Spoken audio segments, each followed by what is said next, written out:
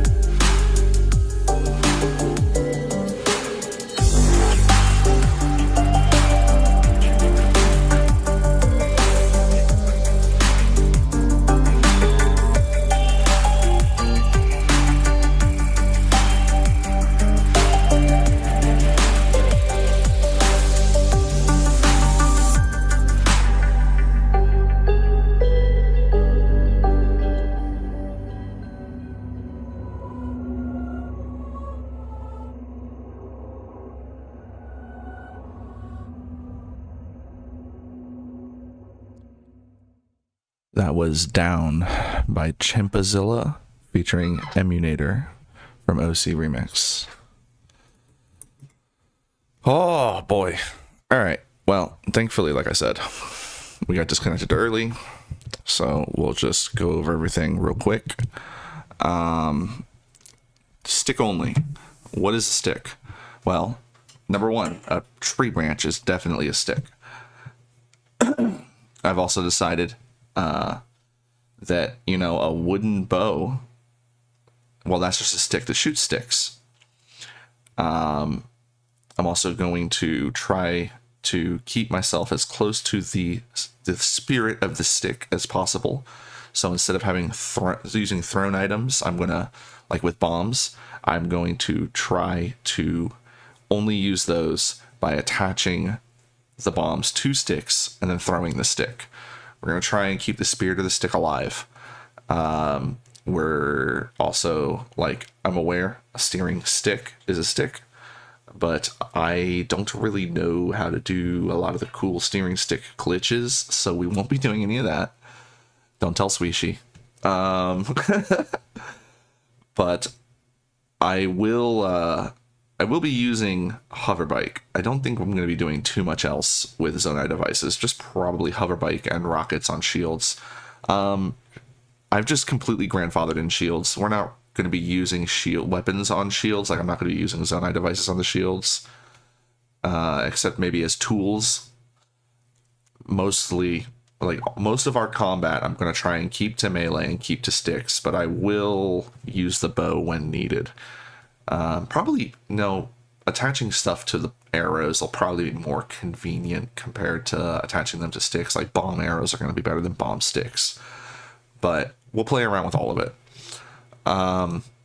The other main thing to bring up is when we go to the fire temple, to solve that problem, I don't know if you guys are aware, but a rod is just a fancy word for a stick.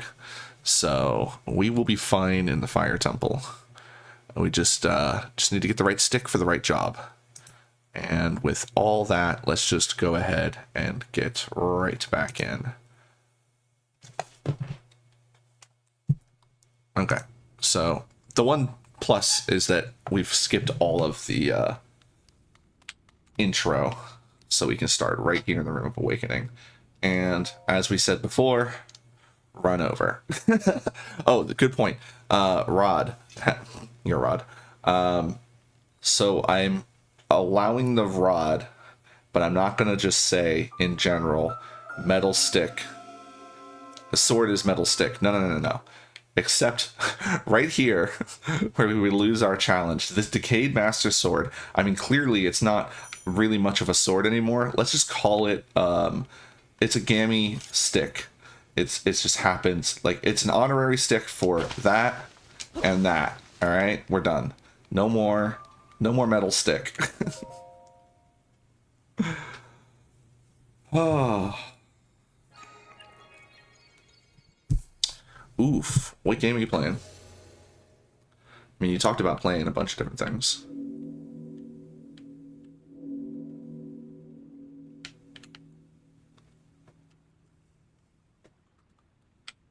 Oh, I forget what I can and can't skip. I guess I'll just have to check every time we get into a cutscene.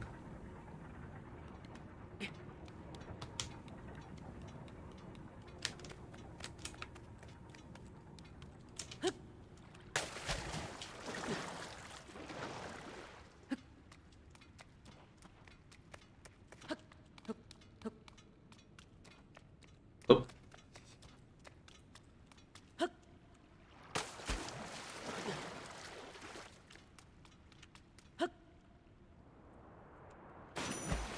I gotta practice my camera controls. Oh. I gotta remember pushing. Sprint is not the left joystick. Oh, yes. Heck yeah.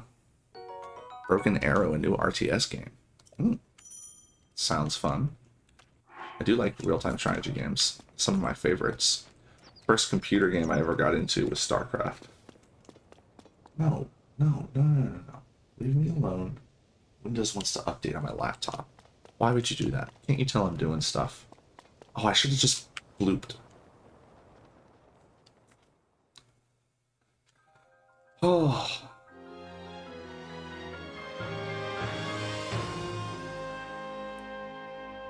Sky Noodle. Love the Sky Noodles.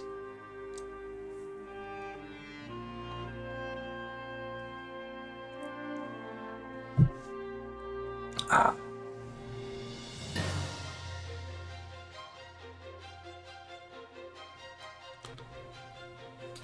I haven't brought it up yet, but one of the other things I'm going to try to do as well is be a little more interesting with the fusions.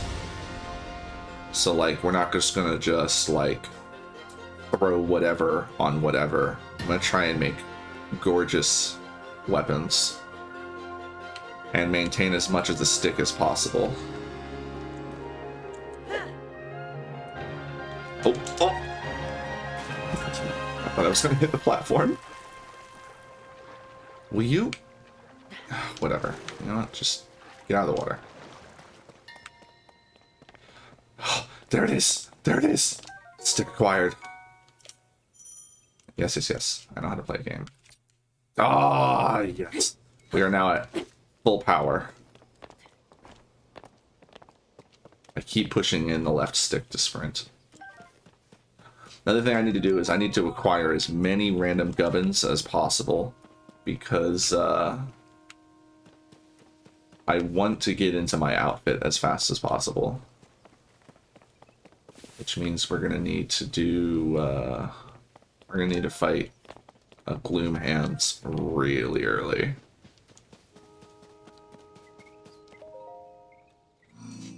I'm also going to, I did mention, like, we're not going to be doing any steering stick glitches, but I will be using mid-air throw dupe a little bit just to cut time. Otherwise, I'd have to go farm up energy cores, and I really don't want to bother with that. But I'm going to try and limit that as a lot. Aside from the charge, the zonite, what are they called again? I forget what they're called, but aside from those cores, I don't think I'll be duping too many things.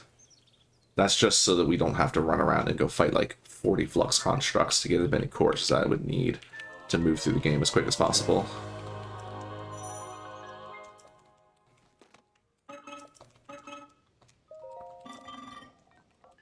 I really wish you could just walk away from people. Shout out to all the games that let you just walk away from cutscenes. It's one of my favorite features in the games that have them.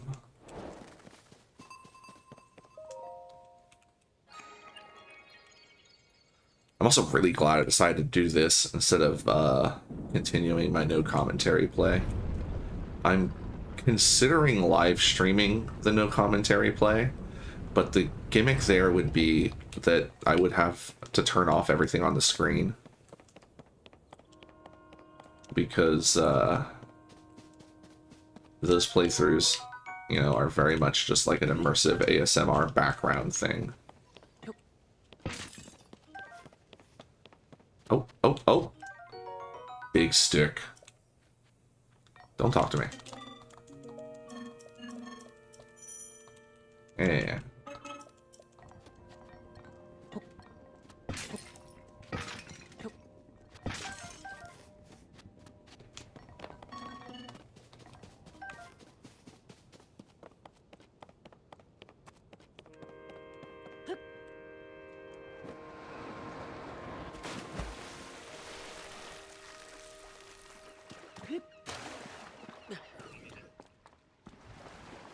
Ooh.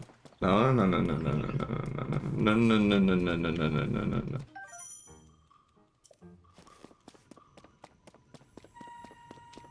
I've heard good things about Lies of Pi. Is it Pi or P?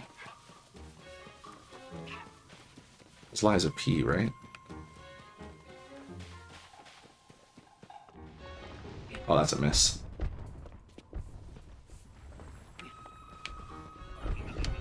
Nice. See you, nerd. Give me your sticks. Large zonite charge, that's what it is. Oh, long stick. We're in this game. No, no, no, no, no, no, no, no, no, no, no, no, no, no. How many slots do we have?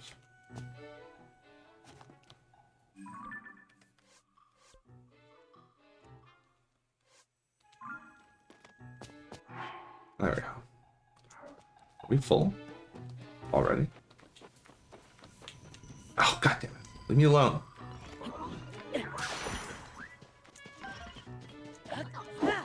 Shit.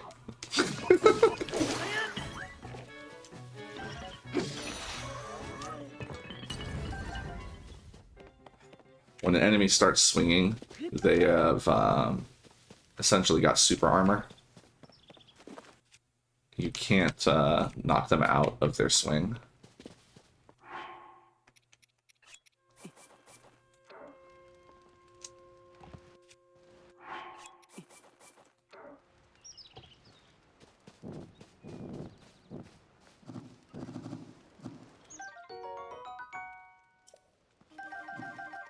Damn it. I didn't try. I was trying not to take his...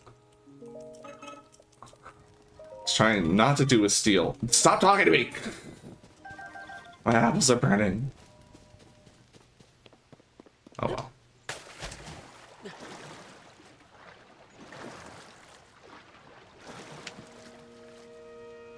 well. Link, thank you.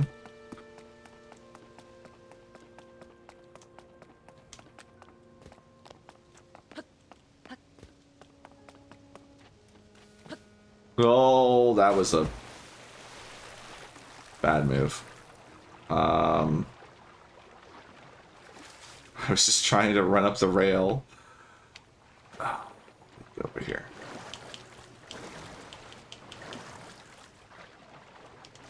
Filthy casual. Oh my god.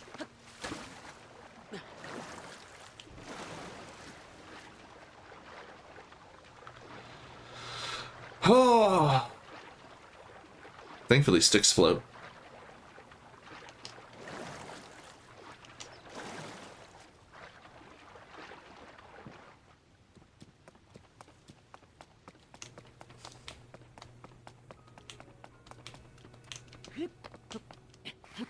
Link, please.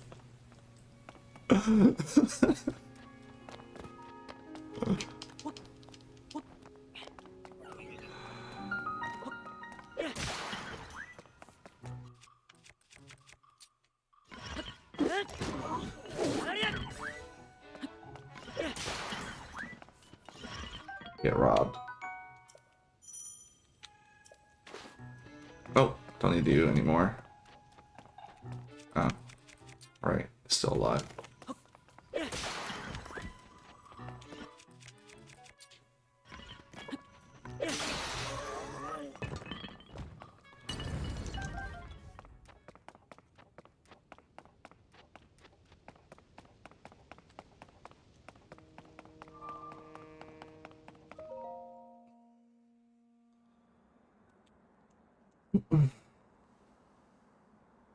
So rusty. Can I skip this one?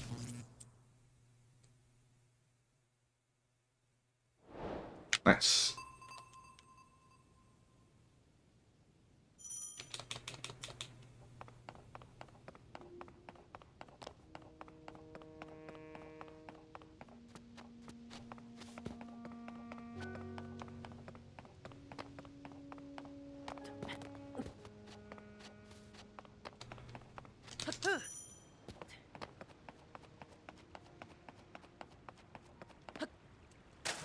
Damn it.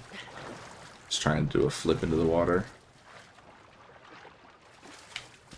How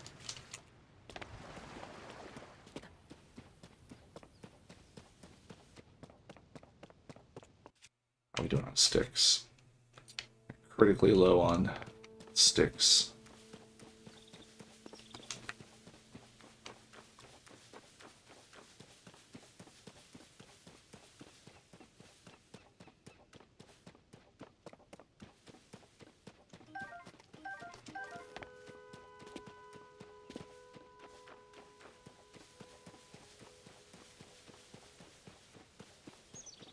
There we go.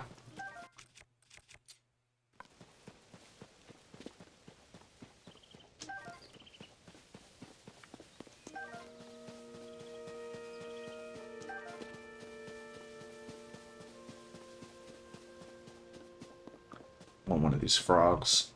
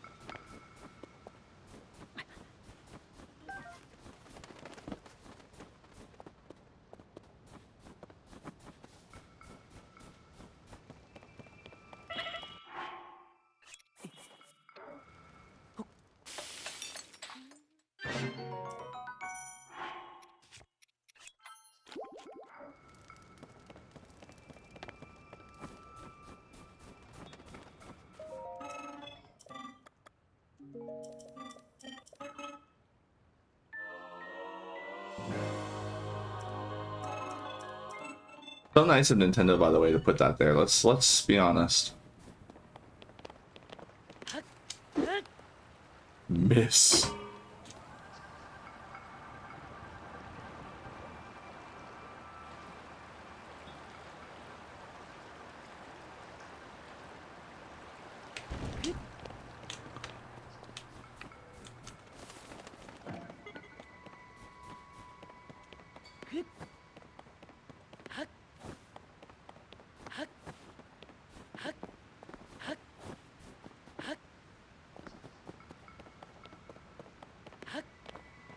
Trying to avoid the snow slowing me down as much as possible. I want to get off this island as fast as possible.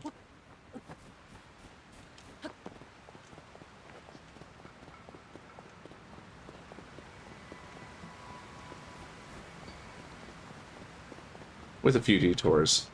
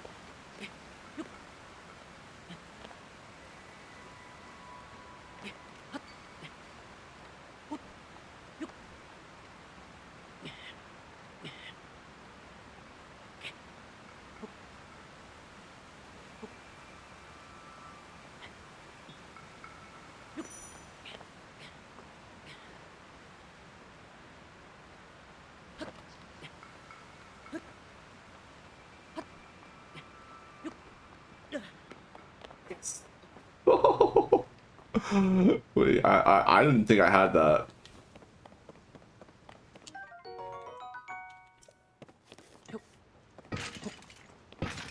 Just looking for arrows.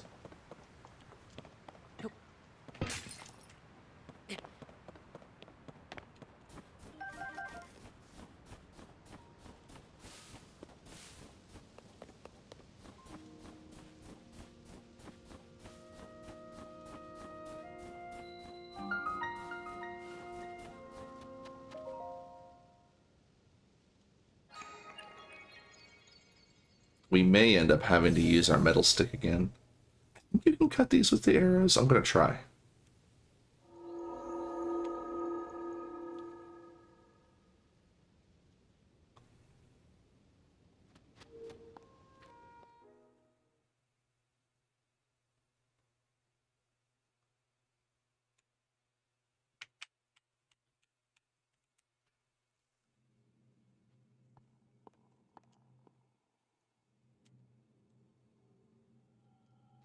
Now this we can't skip. That much I know. Oh. Ooh. Oh.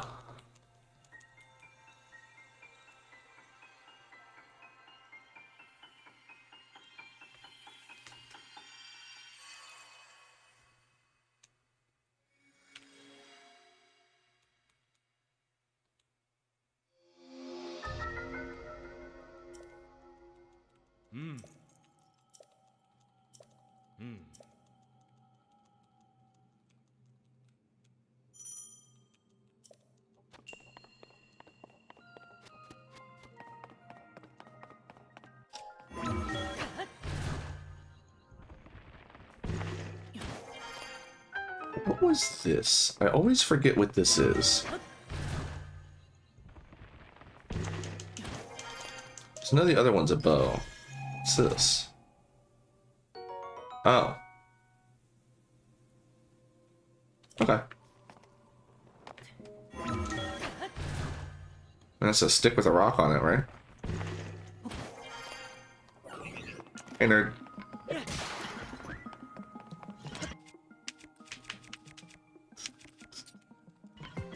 Oh. I was trying to be fancy. Yeah. Do I even have arrows? I don't think I do. No, our quiver's empty. Well, good thing they gave us this, because otherwise we'd be stuck. Oh, you know what? I don't want the bow up there, but there might be arrows in these boxes. You're absolutely correct there, Lynn. However, we're going to try to stay within the spirit of things. And since we're going to be using fusion anyway, I see nothing wrong with Caveman Axe.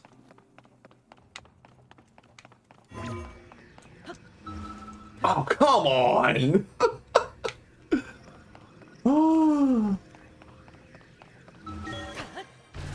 That was perfectly lined up, too. I pushed the button too early, and he was raising his hand like a dork instead of going through.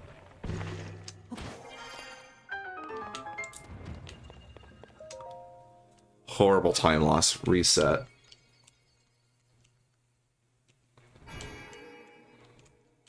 Oh, we can't skip the first one.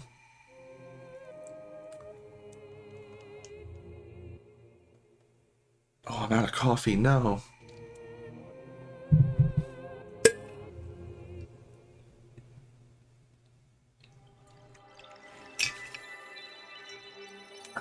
Still have water, though. Plenty of water.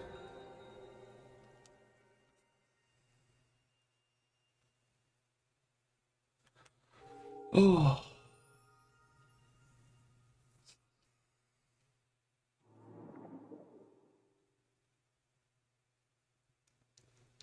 I have yet decided exactly how I'm gonna do the door.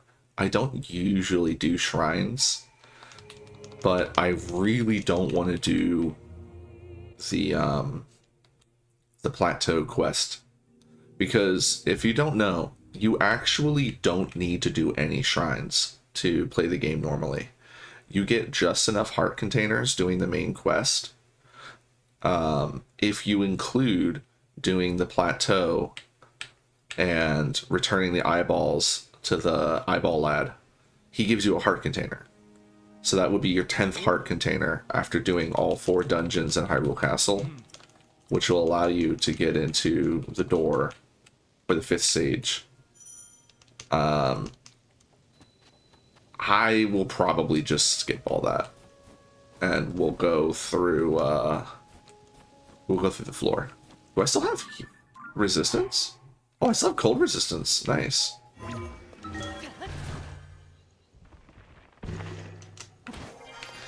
Yeah, I almost never get stuff from containers from the shrines. I prefer playing with only 5 hearts anyway, because that's exactly enough for a fairy to fully revive you. Upgraded pants. Hells yeah. We want to go not that way. I want to go this way.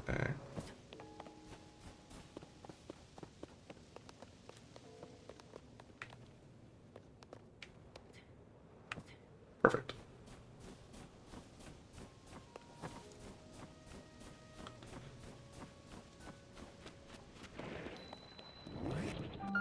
I'll pick up everything that's laying around. Like, all these bright blooms will be fantastic to sell. I can't hear you. Nope, we're ignoring those guys.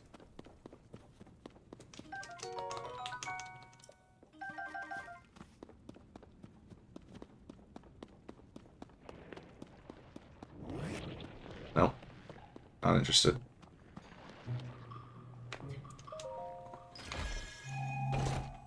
Probably just sell this, because we can get a bokoblin horn to make a knife. We're gonna need a knife for... I don't think there's gonna be a lot of cutting that comes up, but just in case, when we lose the decayed sword, we're gonna make a knife. We're ignoring Bubba Frogs. They are peaceful creatures. There's no reason for us to be harassing them. I want those ice jellies. No, we fucked up. Oh, wait, no. Yeah. Alright, we're out of here. Screw this guy. We'll find ice somewhere else. I didn't mean right now, like right here, but sure. Is he still following us? He is. Alright, we need to lose him so we can fight these guys safely. Alright, he turned around. Oh. Alright, as long as we got one, I'm happy, because we can make more.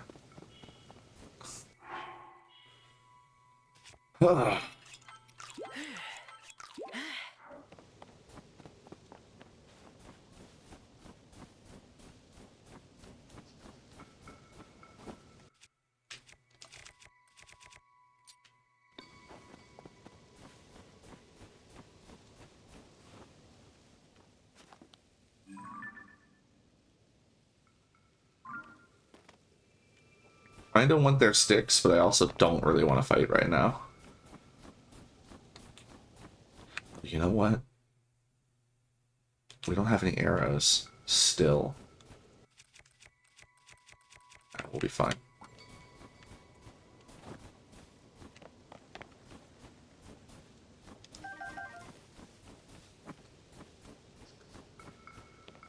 Get to this cave before these keys bite my butt. Nope. Denied.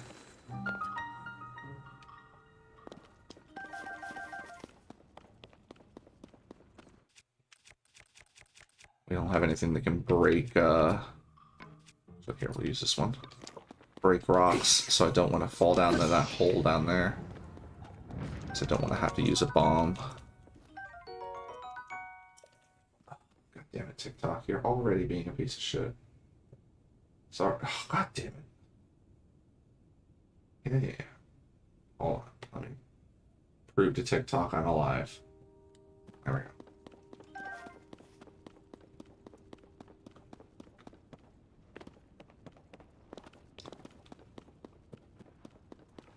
Don't talk to me. Don't talk to me. Don't talk to me. Don't talk to me. Don't talk to me. No. There we go. Oh, you know what? We missed the lad. Wait. Which one's worth more? It doesn't really matter.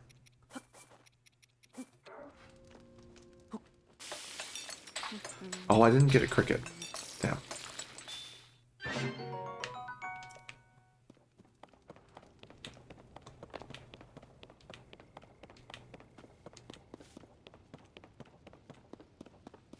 Don't want to bother with this dispenser because it doesn't drop wings.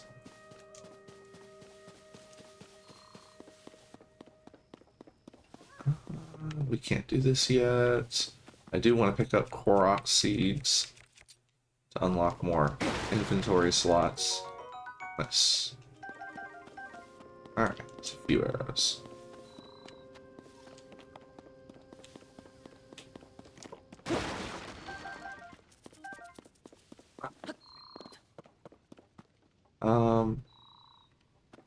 Do I really care about cricket right now? Get some grass and see if we can get one. I don't even know where the next cooking pot is. It's not important. I just like having a cricket on me to use, because like a stamina recovery potion is pretty useful if you ever accidentally blow out all your stamina. You can actually, you know what? This is a stamina elixir, isn't it? And the elixirs you get from chests are usually not valuable.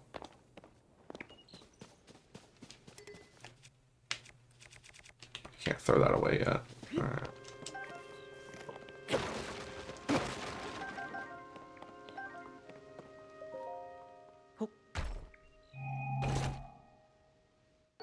Yeah, okay. Never mind. Forgot that was there.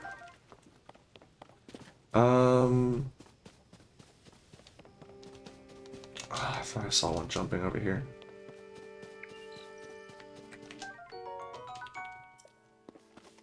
Do we have any fire? Oh, we can't get over there. I always think that that stump over there is on this side.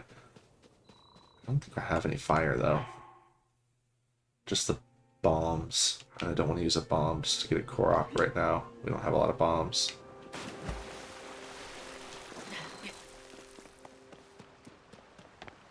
I will take the 3 shots. Let's see if we can get a fish. Oh, that's not how you do that. 1. It's close. It's very close. Oh, it was way off. Way off. Alright, last chance. Oh, there he is.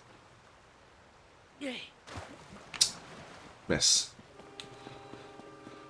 No fish for us. We have failed our fishing.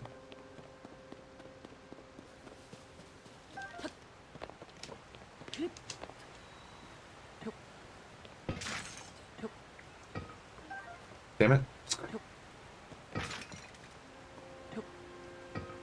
Come on, Link. Drop the pot. There we go.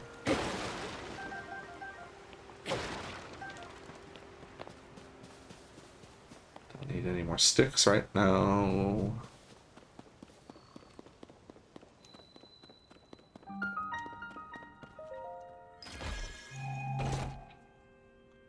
Shirt acquired.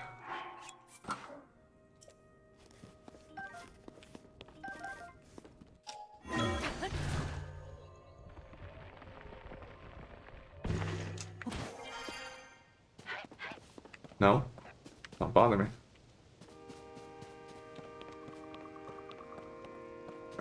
I want to avoid them, but I want their mushrooms. I also don't want to accidentally slide off the mountain.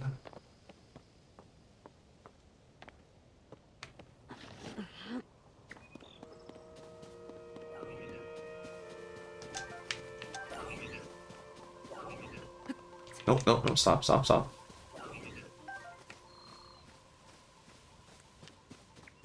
That is not worth grabbing. Nope, nope. Oh, they do have a thing there, though. Cooking pot. Nope, nope. We want these lads to fight the jellies for us. And we will swoop in and steal the jellies.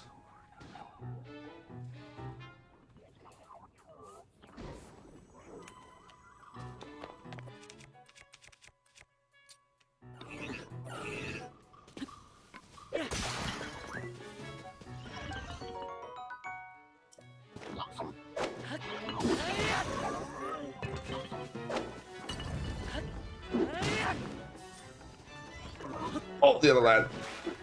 No, my jellies! You dick. I want your shield. Worried about long stick lad. He's busy.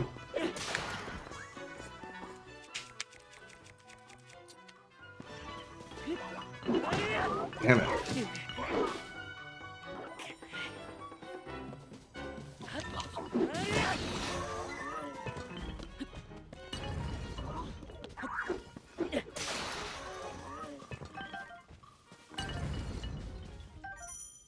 Thank you.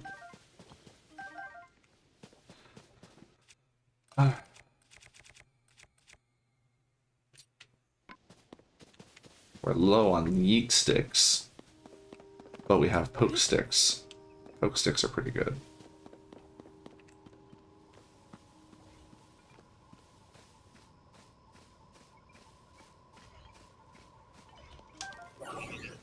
Really?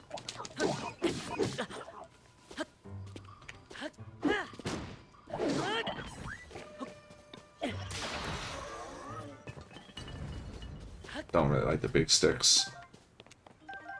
That's what she said.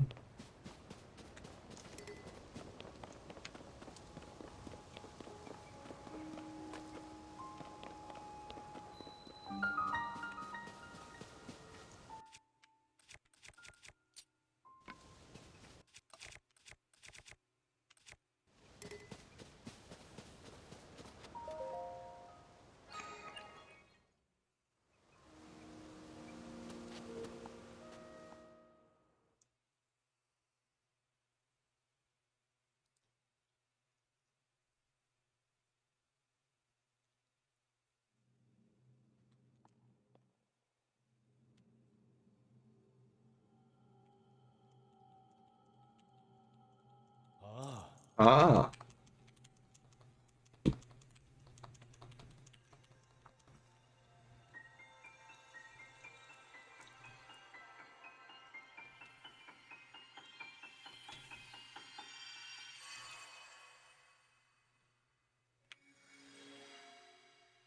Good night, Alex. Thanks for popping in.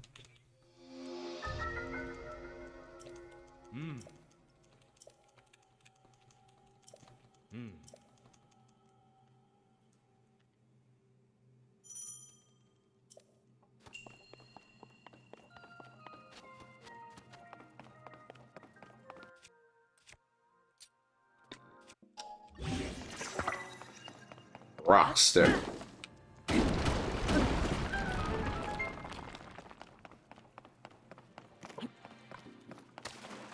Hey, what's in here? It's like arrows.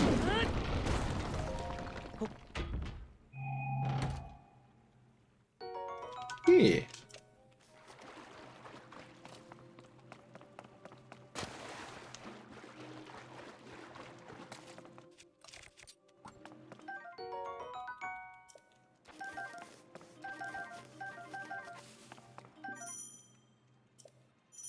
Hey, Draconian. It's been a while. How you doing?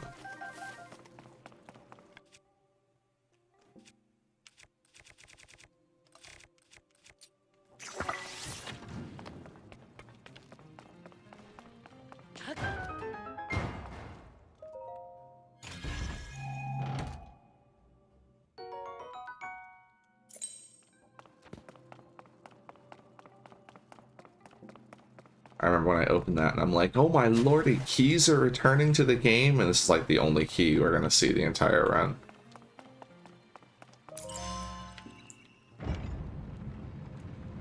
They must have been like, oh well, surely we'll need to teach players about keys because keys are gonna be important, and then switches for bitches all day long.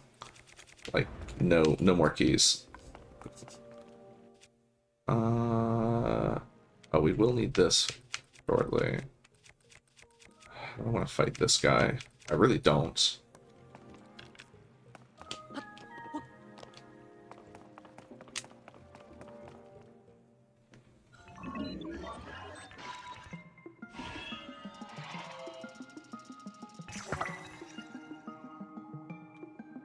Oof, that sounds ridiculous.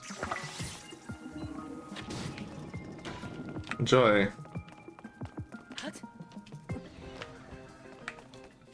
Alright, oh, we need to use this real quick.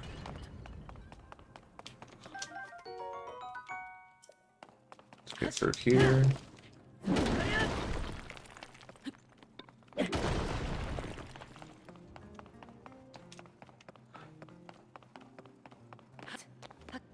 Oh, come on, Link, please. Oh my god, ladders.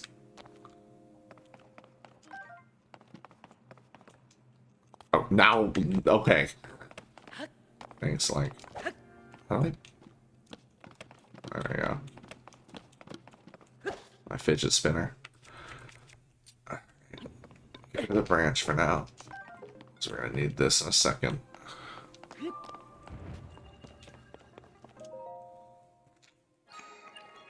Also, how you doing? Please don't shoot. Figured you were back there lurking somewhere.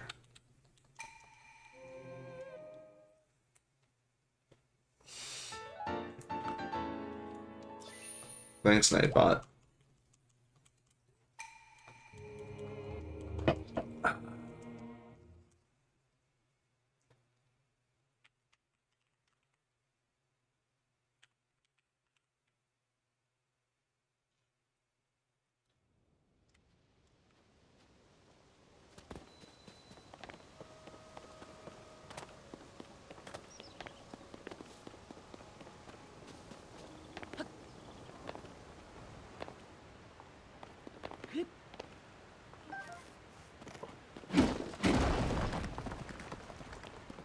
Alright. Don't need this anymore. What's in here again?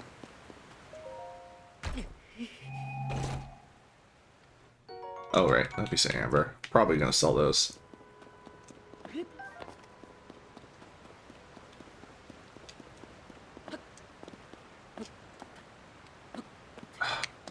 There we go. My micro control is awful right now. Come on! I keep forgetting like there's lots of little delays here and there that I'm just not familiar with. I tested my controllers out while playing Smash Brothers, and I think that was a mistake. So I'm expecting a much finer, like, level of control.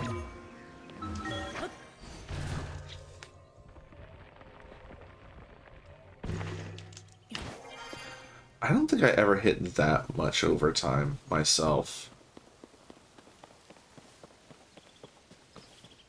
I think the most I ever got was like to 50 hours. But a lot of it was sitting around because it was when I was working at the school and riding the bus.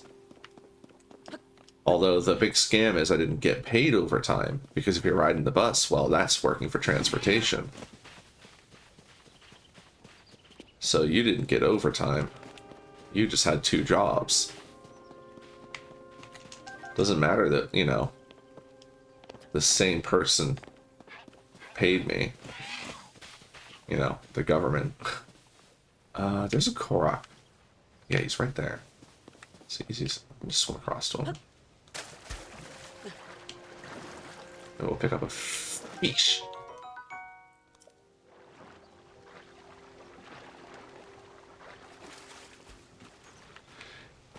Yeah, that was the main thing about it, is like, even though I was clocked in for 50 hours, it wasn't really 50 hours of work, because the job had a lot of downtime, like whenever the teacher was instructing, or riding the bus back after the kids were off of it. Like, you know, I'm still on the clock, but it was way more chill.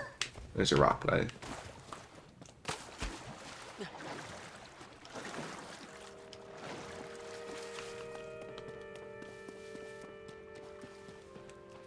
Oh, damn it. I meant to sprint and I pushed in the left stick again. What have I been playing where left stick is sprint?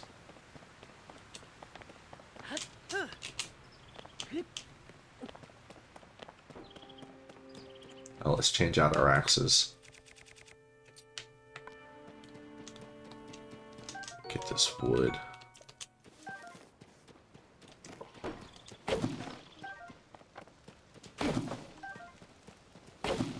Valuable wood. Can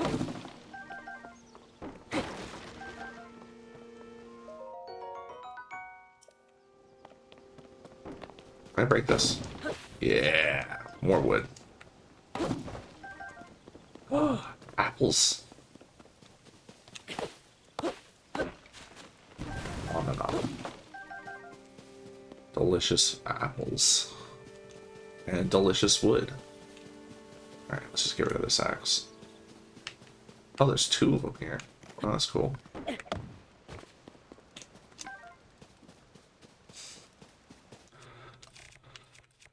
I'm not going to use the bow anytime soon. I don't like having things equipped if I'm not going to use them. Yeah, well, that was the thing, is I did get paid even though I was on the bus. It's just that I wasn't paid overtime because of the BS with the 2 different departments.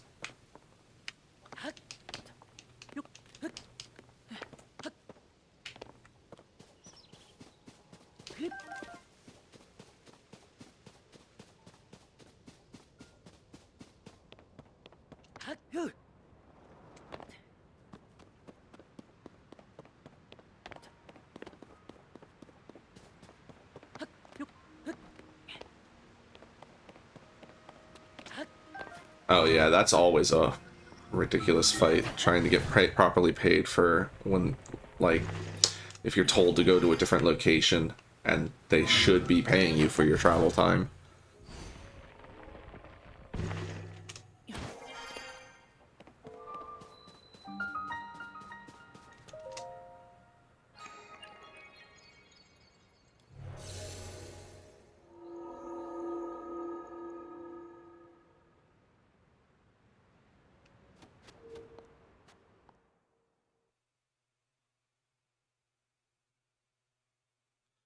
Yeah, It is, and the worst part is like, it's the same boss telling me what to do.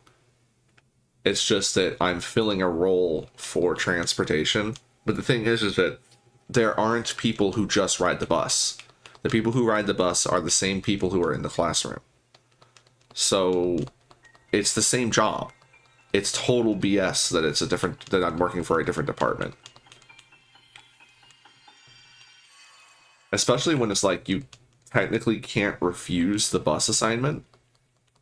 So it's like, it was just a bunch of BS.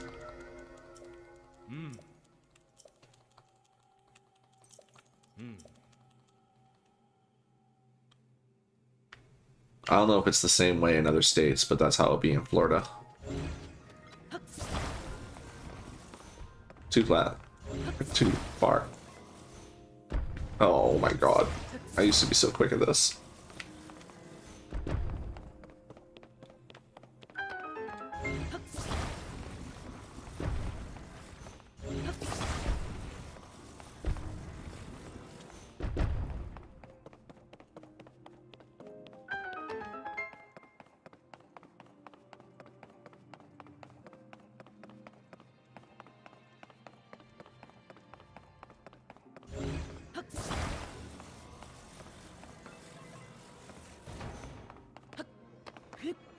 Oh, get on, Link.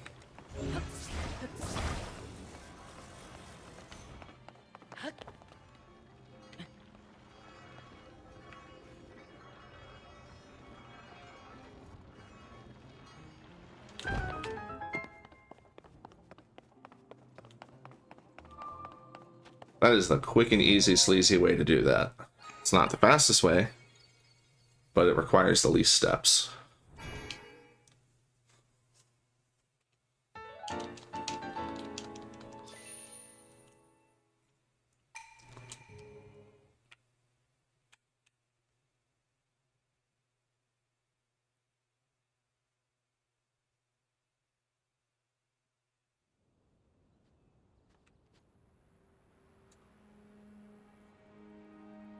Second, I'm gonna just start the TikTok stream. Oh my god.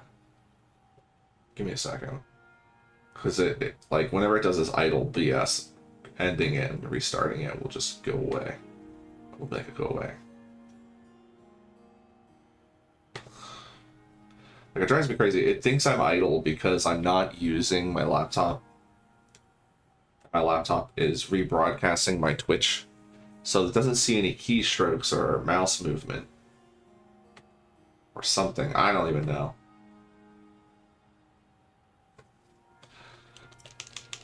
I'm actually thinking of getting like an automated like clicker or something to like I'm wondering if that is what it is.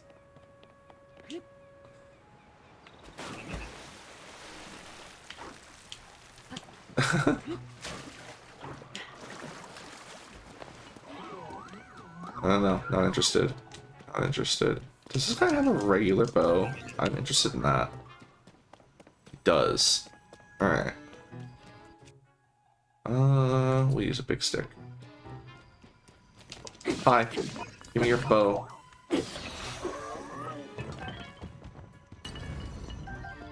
And you know what? Come on.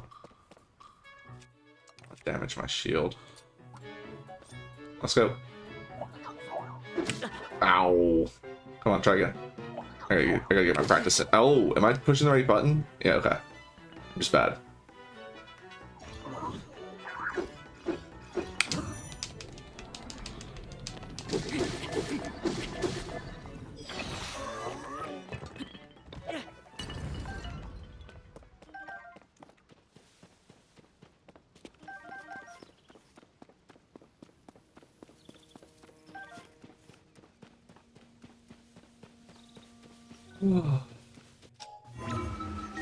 Honestly, I'm not even sure how much the TikTok is really worth it, because I'm doing the landscape orientation, and I figured, you know, with Star Sector, it made sense that I wasn't getting a ton of people watching.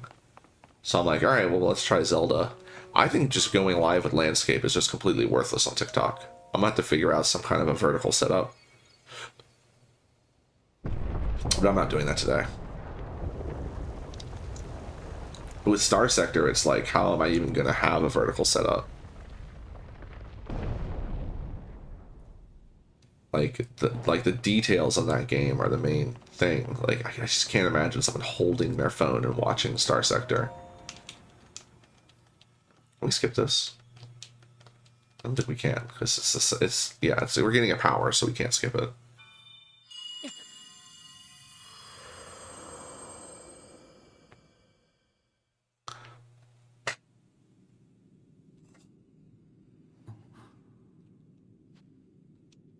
But like maybe with this game, it'll be a little easier. I don't know.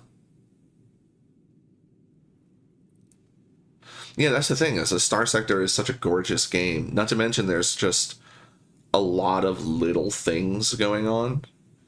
And like, unless I'm in even when I'm in combat, you definitely want to see all the details. But outside of combat, it's like all the little things.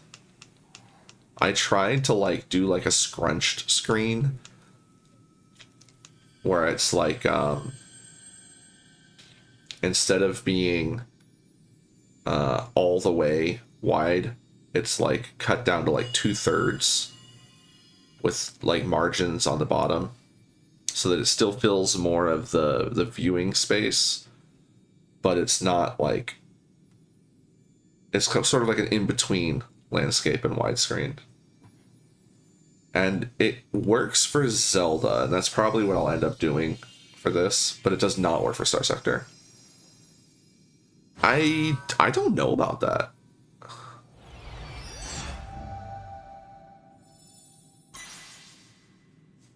Oh, that's a good point. I could do some close quarters frigate stuff for snips.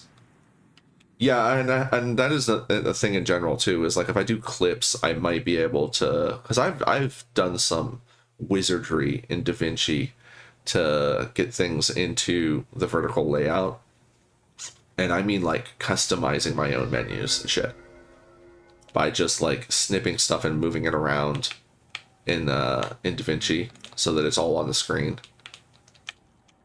Some games it's easier to do than others. Star Sector would be difficult because of the way the menus are. Everything lays out in the open space, so like I wouldn't really be able to easily display the menus. Not to mention that the menus in combat aren't exactly super interesting, but the menus in otherwise, I might be able to do something with them.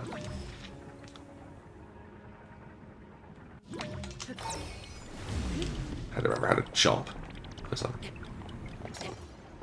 I don't know. Come on.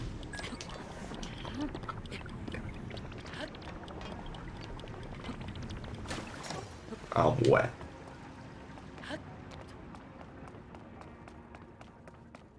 Oh wait, no prey. Only door. Yeah, well that's what I was thinking, but then it's like, but the background to that is like the open space. So anything with a background that's moving will break the illusion of the overall recreation. Like in Quasimorph, it was really it was a bit of a challenge, because the Quasimorph like menu boxes that are on the screen when you're playing are like a bunch of different squares. So I had to actually snip like 5 or 6 different layers, because like as stuff changes, I want it to change in real time. So I think I ended up with like 5 or 6 different layers to recreate those menus in a vertical. Oh, what am I doing? We warp.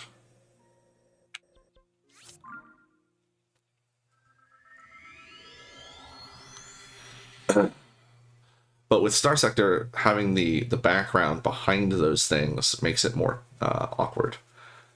I wonder if there's a mod that like shows like that like makes that like an actual like menu or something. But really, like, it's not super important. It also depends on like what I actually want to make snippets of, and if it's just combat, then all I need to show is the ships.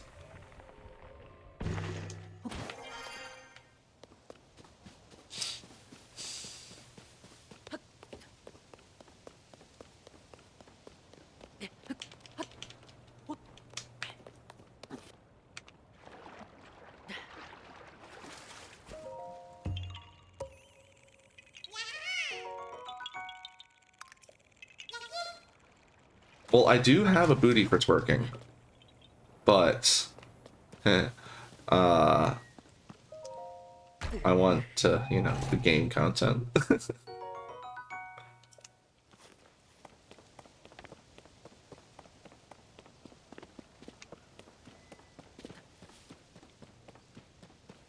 Work is work.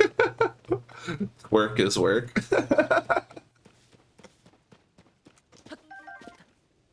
Where's Stamella over here?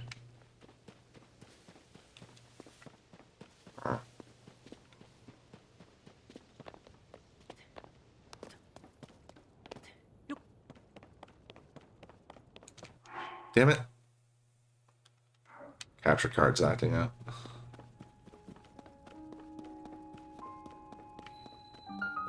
Well, not to dive deep on that conversation, Draconian, but absolutely. Oldest job in the world.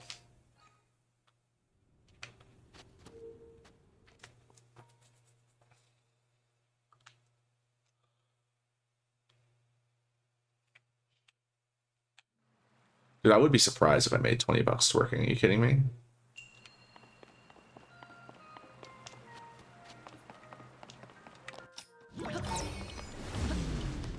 Oh, I almost missed that jump.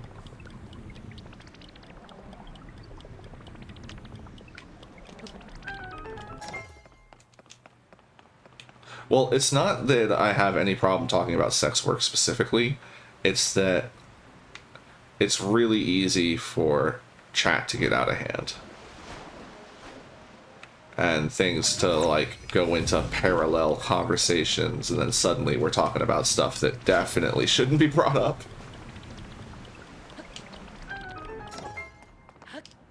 Ugh.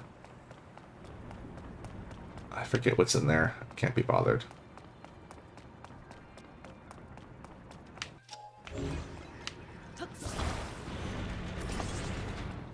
That's the easy trick for that. Such a fun trick. You gotta be careful though, because if you don't line them up right, they won't fuse properly and they'll just snap apart.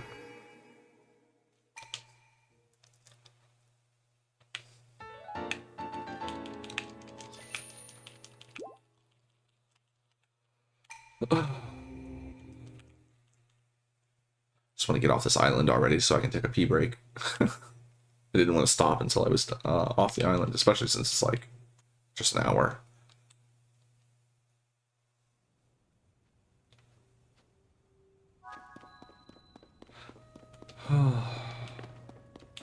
I really would like a Zelda game that doesn't force us to do a tutorial before giving us the open world. I very much miss... Like, that was my favorite thing about the original, was like, you am lad. Go. I mean, you could walk away from the sword. Like, it's so good. Alright, we'll come back and acquire stuff when we have the glider.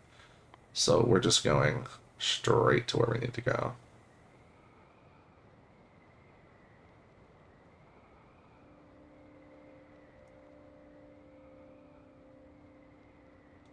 I want to make sure I won't eat rocks.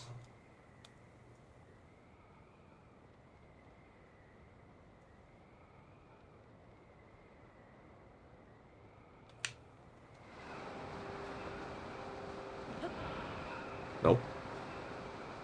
Yes. Oh, too far. I was right the first time. Oh! Almost got a boo-boo. Today change the light does nothing. Sorry about that. That was for when I had my camera. Remember the red camera? That was, because I have a red light in my room, and I could change the color of the light. I mean, if you want to redeem it, I can absolutely still change it. You just won't be able to see it. And then if I'm playing Star Sector, and I have an orbital lamp, you can use it for that too.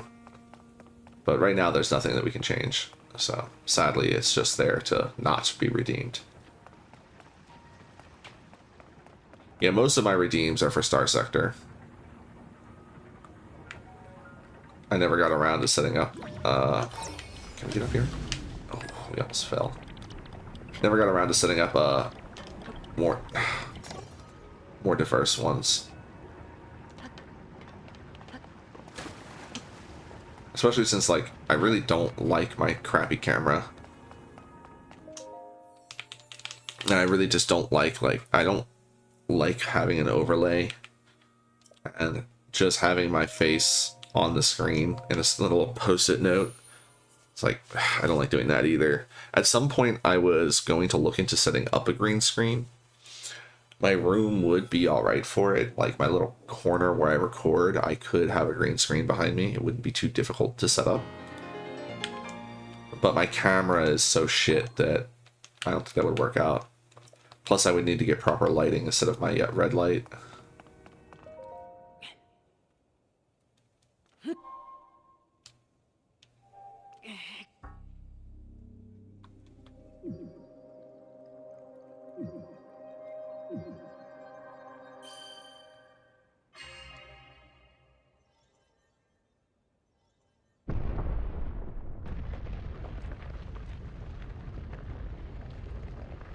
I'm pretty sure my camera is like 15 years old.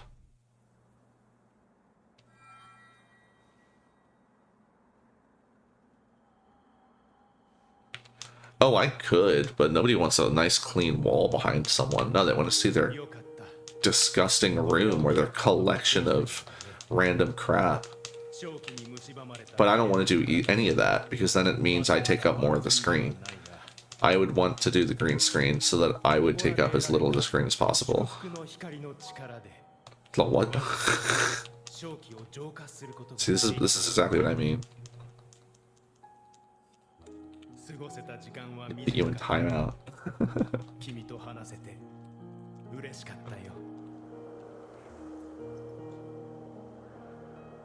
Not my goat. Get out of here. I like the other goat better.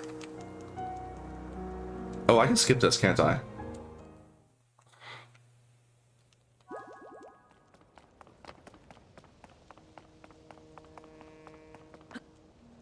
Oh, I don't have my shield equipped.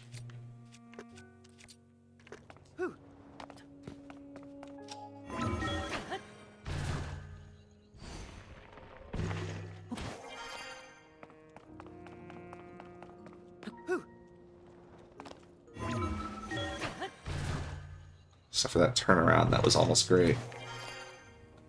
I don't remember if you can make that jump or not, but it does set you up for the ascend.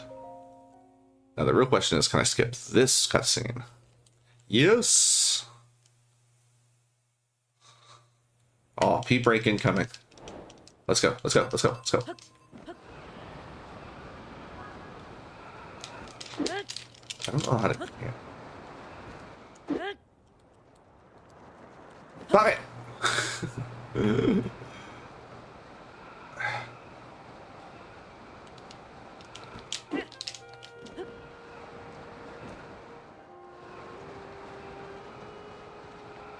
It's...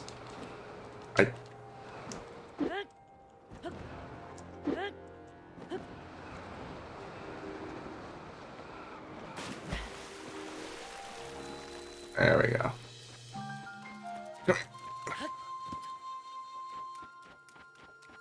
Welcome to the Kingdom of Hyrule.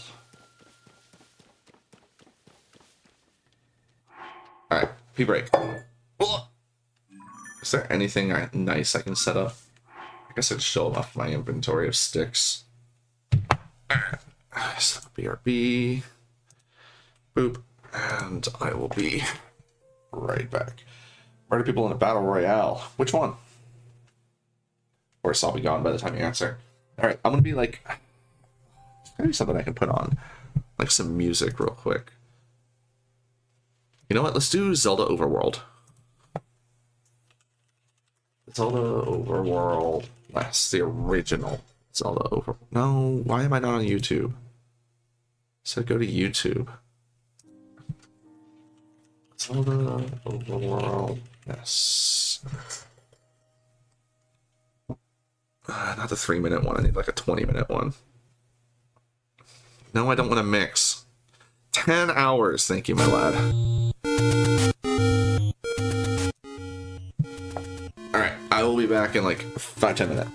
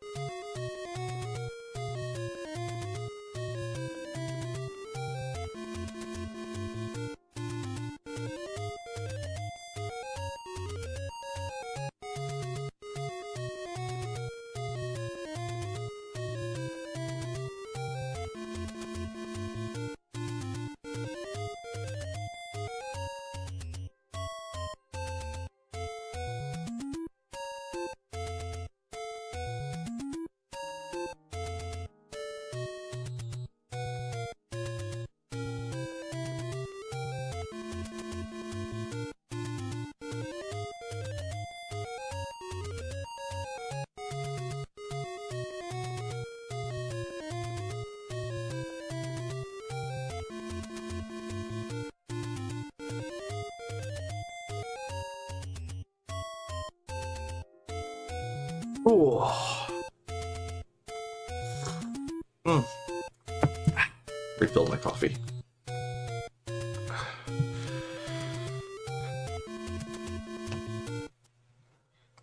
Oh.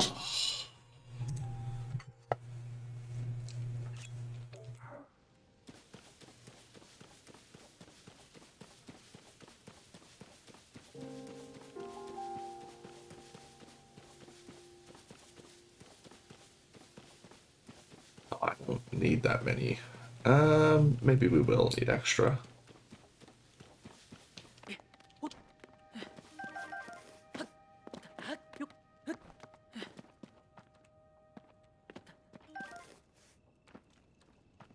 Come on. Hit me.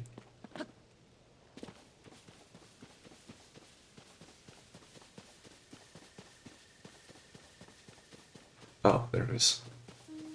Got lost for a second. What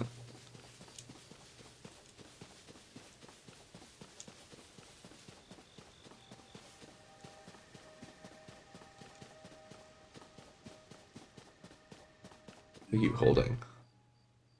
Is that a stick? No, you've got a sword.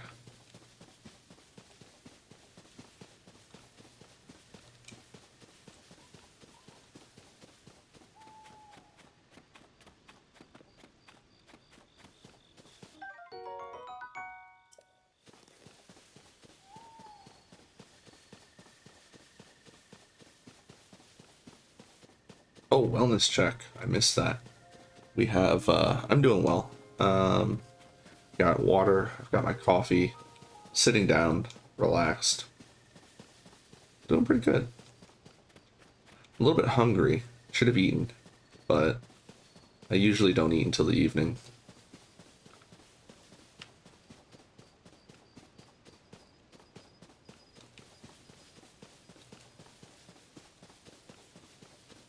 I need to get those Twitch alert redeems so they'll pop up on the screen,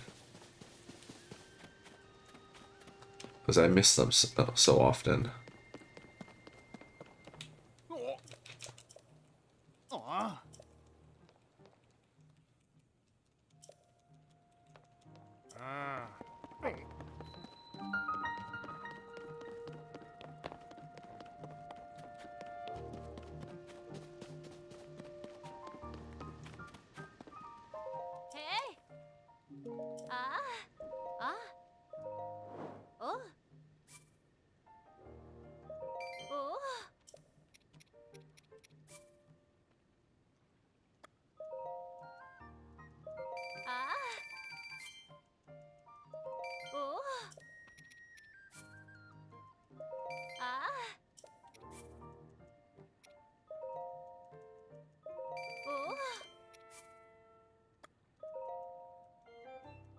Forget how many we're gonna need.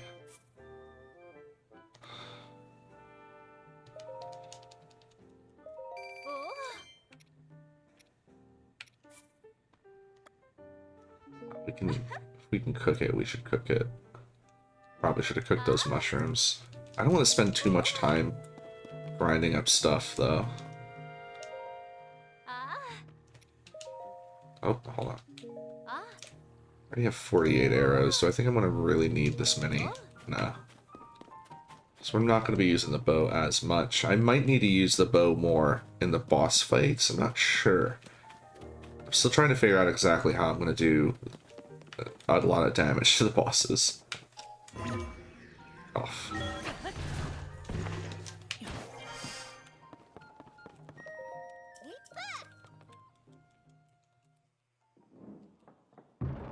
This is the other reason why I prefer the Japanese voice actors, because I am not a fan of her English voice actor.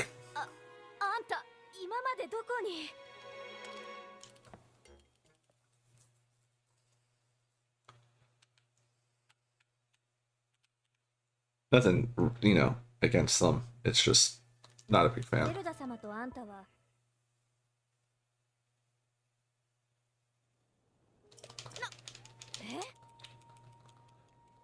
Oh, wow.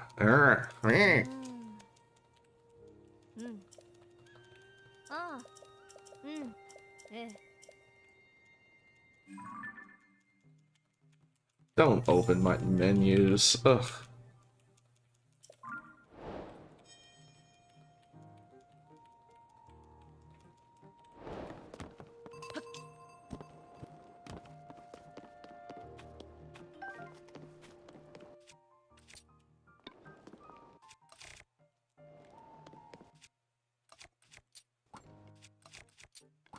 Actually, I might need to jump some more.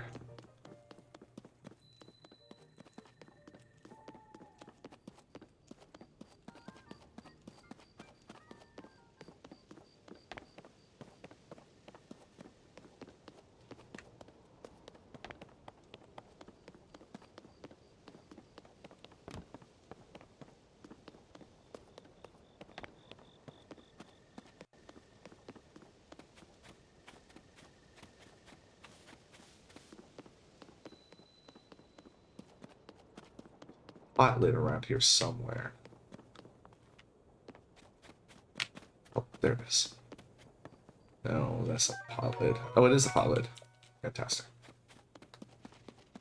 I love the pot lids.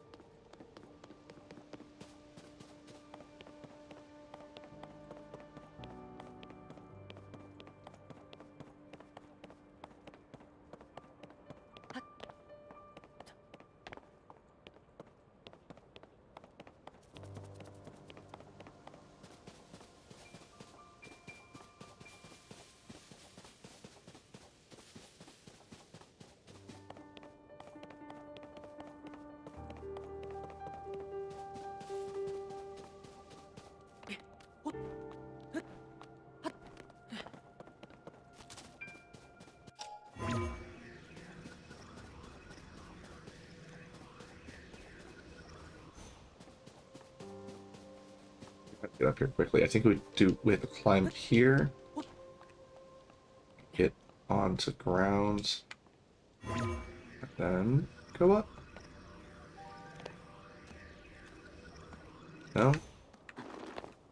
Is it over on that side?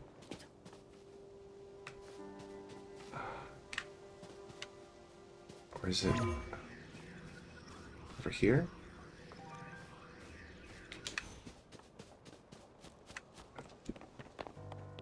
I vaguely remember you climb up here.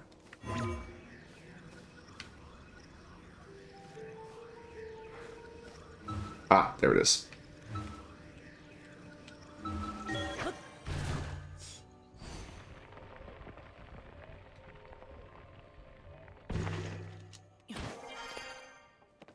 It's not that one. It's that one. I can pick up a few Korok seeds. We're not going to go harvesting them all over the place, but... come on, come on, get up, get, Link! Struggle is real.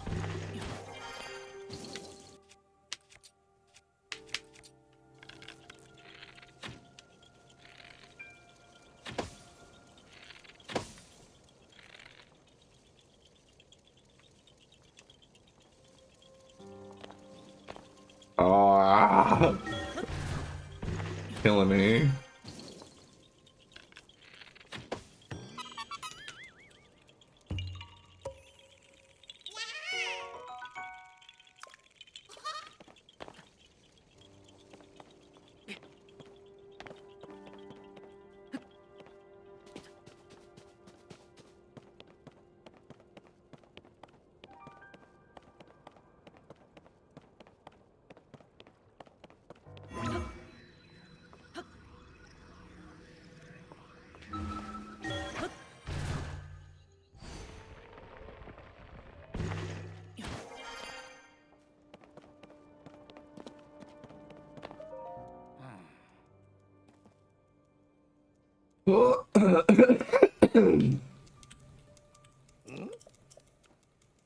Ba ba ba ba.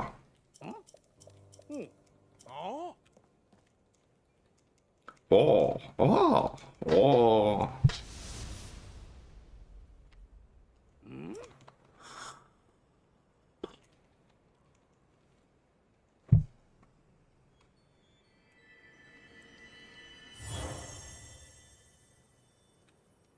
And no worries. Have fun with Uno.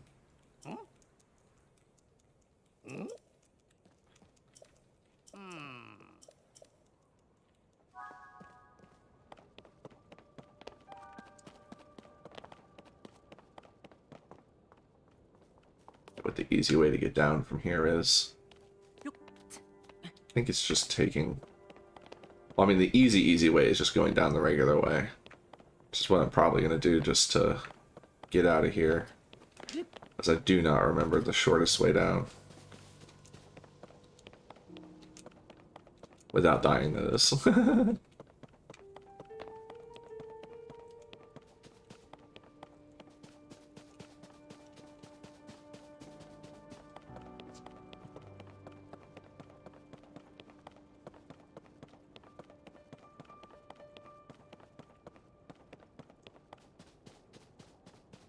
Also... Oh, I don't have a warp, so I don't want to try and go get the shield. So I'll have to walk all the way around. We're just gonna go back.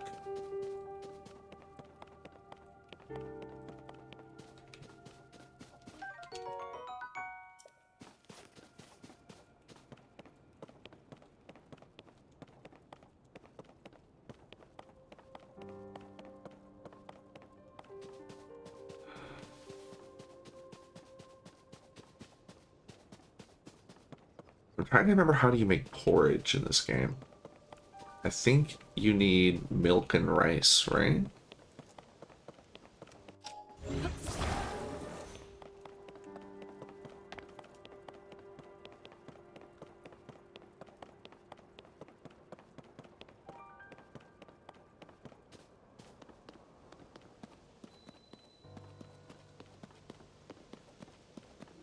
You know what the real fast way would be to get this shrine. I always walk past this shrine because I never want to do the shrines, but getting the warp point there would be the fastest way to get back. So I could warp down from the castle. I need to start incorporating that. Because I'm not looking for like all the speedrun strats, just the like more casual things that you can do. Trade a arrow for meat real quick.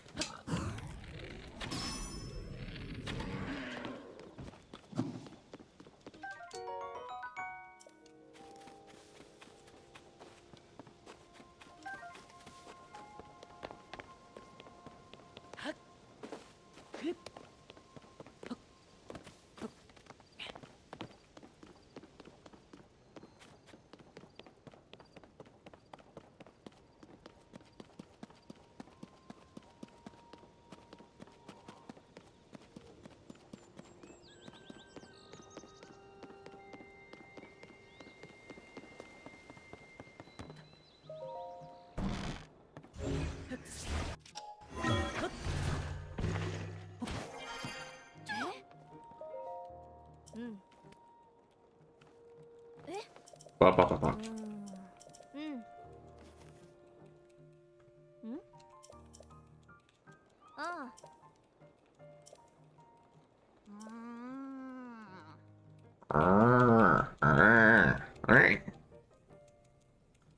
Yes, you've built quite a structure.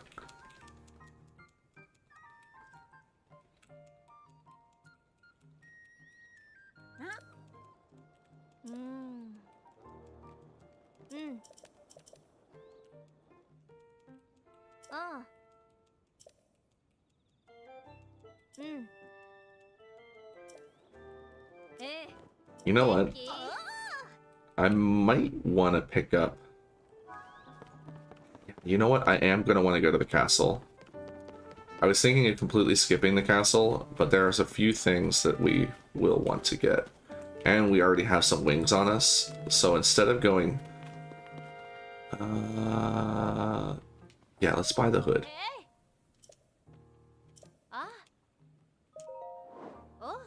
No, not buy my stuff. I want to buy your stuff. Alright, I just go talk to the stuff. Yeah, we'll get the hood. I need to up armor a little bit. Okay. And then we'll go to the castle to get the rest of our starting armor.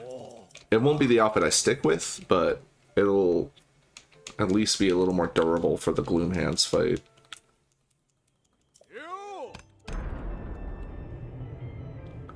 Although I don't actually have to save the Deku Tree. I'm already going to be going under the forest. And it's the most, like, the easiest way to get Hestu consistently is just to go straight to the Deku Forest. I don't think I have to talk to anyone down here. Is there another pot lid? Actually, I'm certain I don't have to talk to anyone down here. Just hoping to find a pot lid. Random pot lids. I need a second one. I already know where my second one's probably going to come from. Oh, I need to move quicker because there's a dragon flying through the sky right now that I need to meet up with at some point.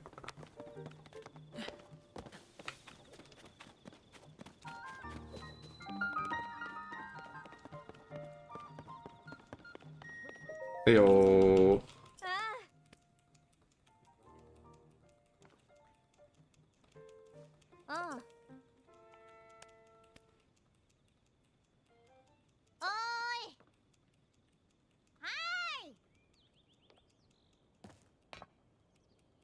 So I will go...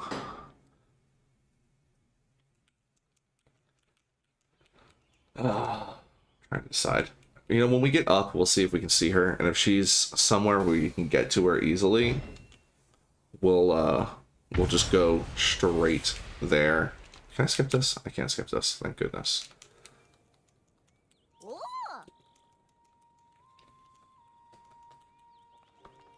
But if we can't meet up with a Sky Noodle, then we'll go to the castle.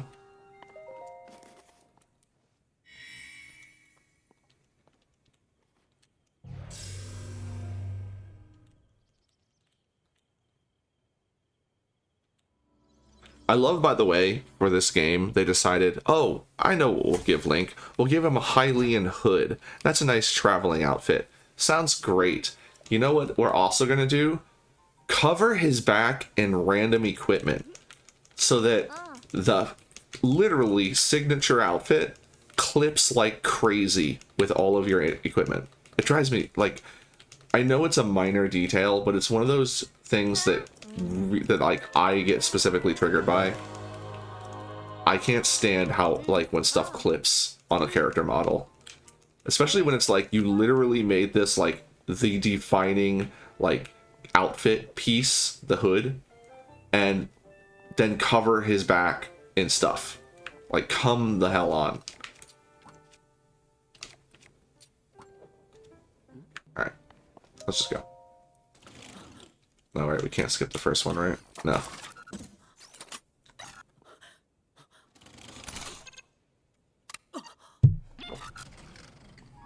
Send me.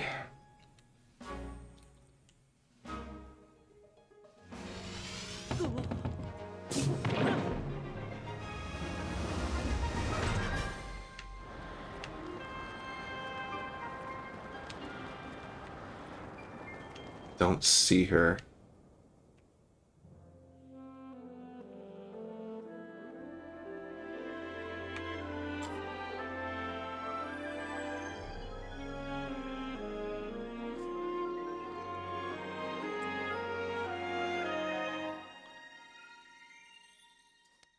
I might still just warp back to the Room of Awakening to check.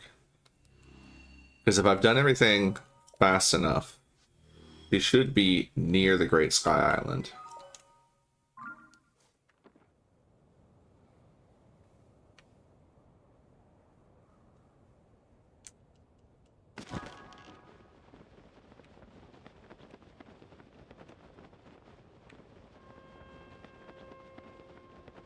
Well, wherever she is, it doesn't look like she's in the render distance. So let's go check.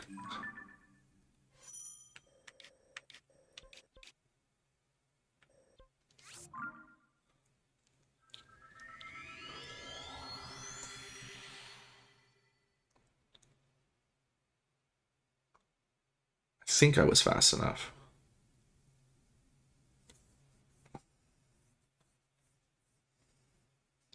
Because normally I spend some time acquiring wings.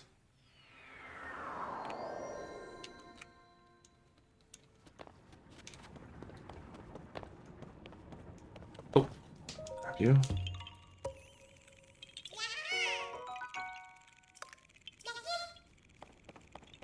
Oh, wrong way.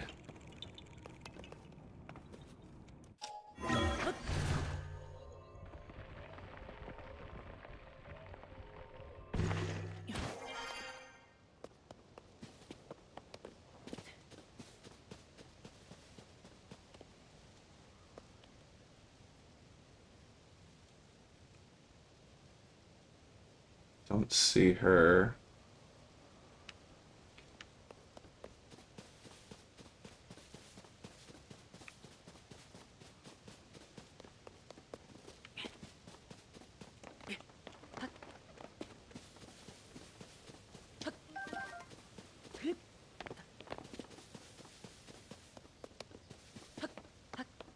You know what? I should have bought those extra arrows because I'm going to use a bunch of them hunting to get resources.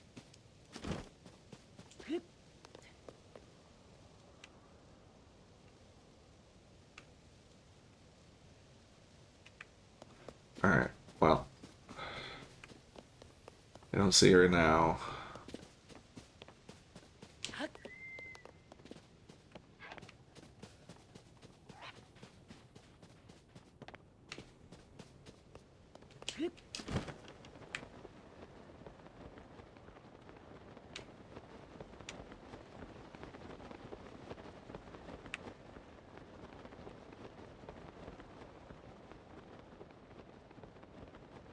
Well, worst case scenario, we do Deku Tree first, but that would be a horrific scenario, to be honest, because we're not going to have weapons.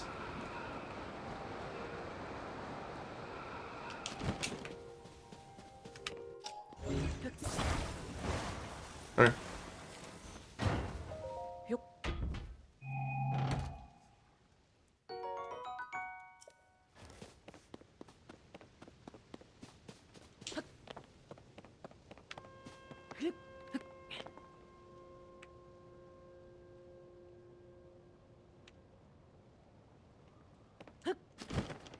I mean, I could just use bombs.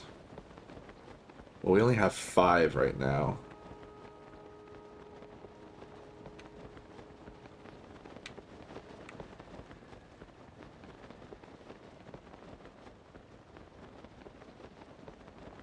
Oh.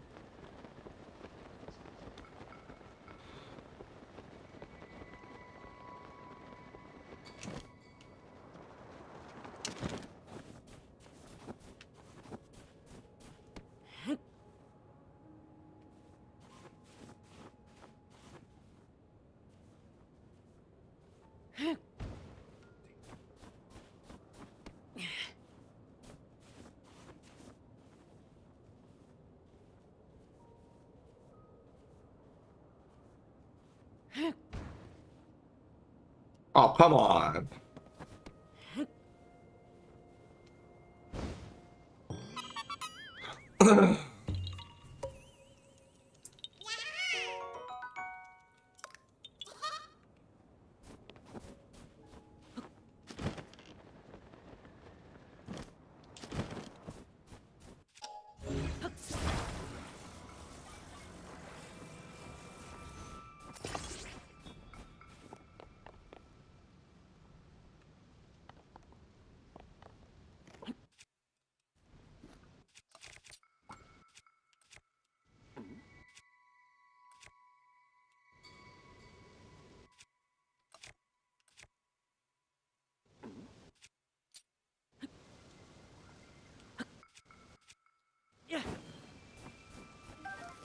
Sit up.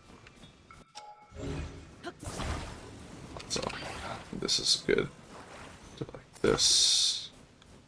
Walk up. Front one.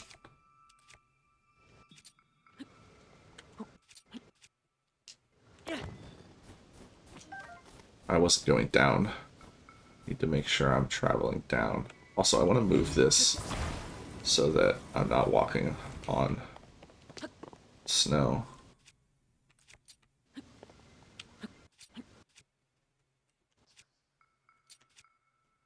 I messed up.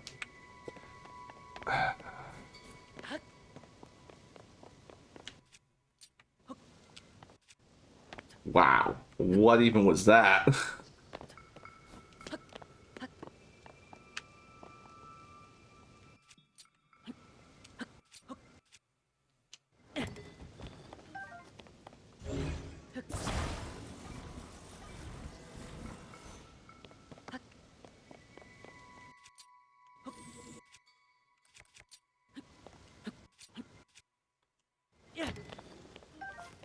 Going too fast.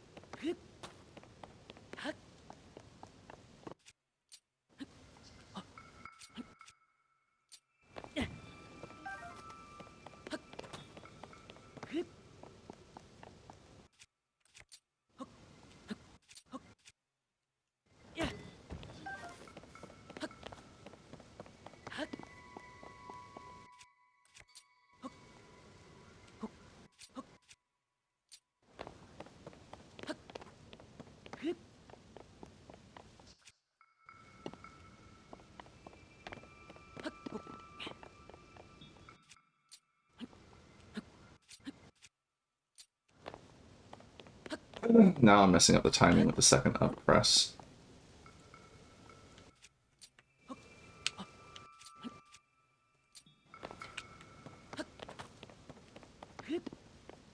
It's like you want to go not too fast, but then not too slow. So really awkward medium. There we go.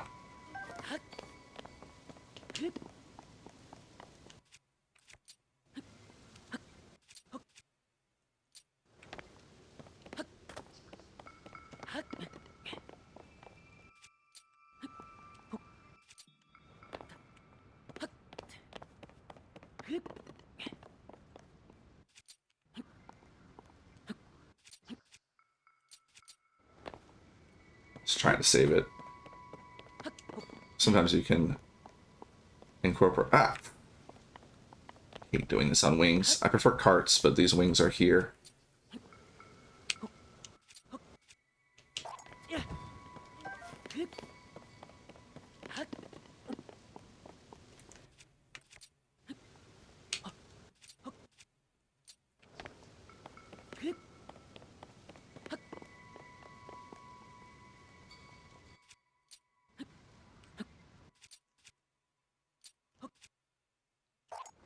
Ooh, I thought that was bad. Nice.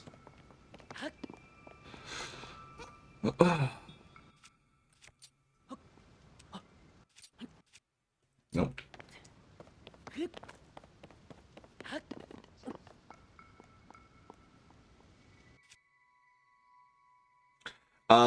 The main thing, Suishi, that I was informed is Link needs to be falling, which means you need to, when you jump up, it's not until you start coming down from where you jumped that you enter the falling state.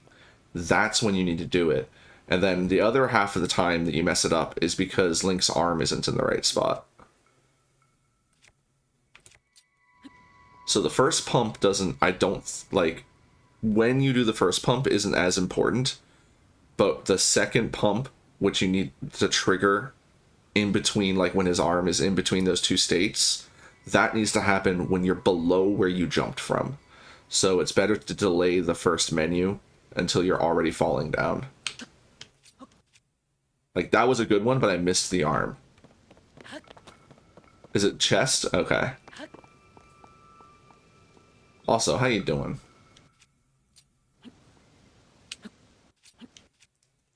That's too slow. See, because I'm trying to get myself in the state of not pushing it too fast, but then it's like, I need to be fast for the second pump. I think that's too slow. Because now it's arm positioning. Good. And then if you've got both of those things right and you're still not dropping, it's probably because you're obstructed. Which is another reason why this little gap in here is helping me out. Because the item wants to spawn behind Link. So you need to be able to poop out whatever you're trying to duplicate.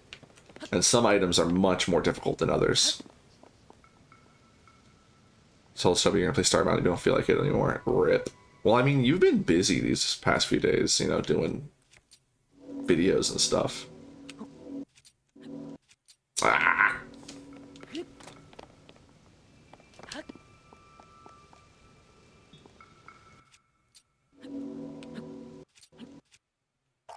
Yeah, that was good. I thought that was too high, but no. Thankfully, I have that little gap right there. It's actually really helping me out. Otherwise, it would be a much tighter jump, and I would probably be obstructed for most of these.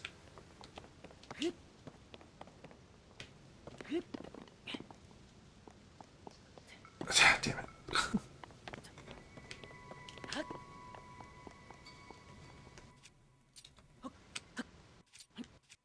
Oh, that was good, but bad timing. I mean, you're more than welcome if you want to just loiter here. Bring you into the chat if you'd like. Chit-chat about random Zelda stuff while I play. This is not exactly the most serious stream. Oof.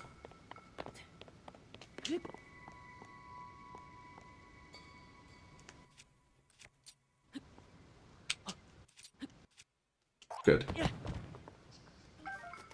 Yeah, this little gap here, like I've never utilized this before.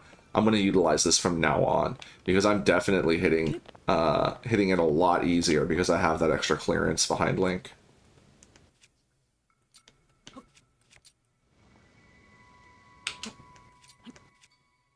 Ooh, that was tight. That was barely, his arm was barely in the position.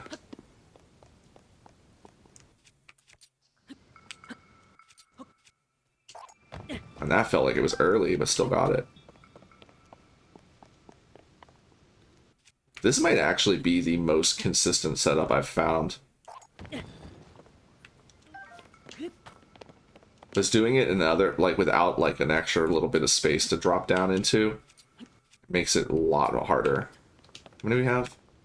1, 2, 3, 4, 5, 6, 7, 8, 9, 10. Alright, we need 10 more. And then we're good. And this will probably be the only time I do this. Because I'm only going to be using them at like 3 dispensers, and then we'll have the extra charges for when we need them. And I really only need like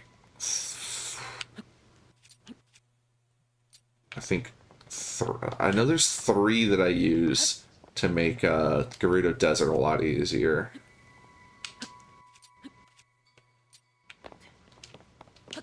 I don't really need one for the water temple because we're just going to cheese our way there.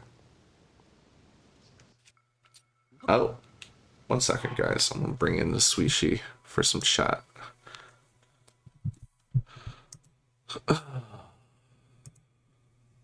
Which means I got to capture Discord as well. Hey, yo. Do I have a Discord capture? I do not. Audio, no, not audio. Application audio capture. I have a Discord set up. Are you there? Oh, hi. Oh, hi. There you are. All right, your levels seem pretty good too.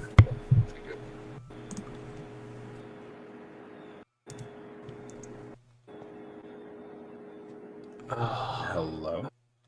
Can you hear me? I can. Oh, okay. But yeah, this is probably the most consistent, easy setup I've found so far.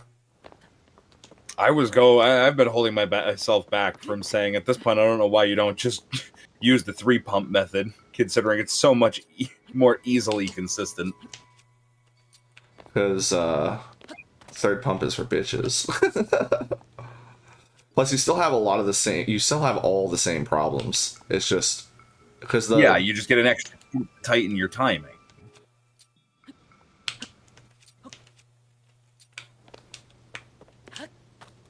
that, and I literally don't remember the 3-pump method anymore. And when I get this down, too high up. It's regular pump, or it's the first pump is normal. Pump 2 is when arm is fully stretched out. Pump 3 is when arm is fully retracted.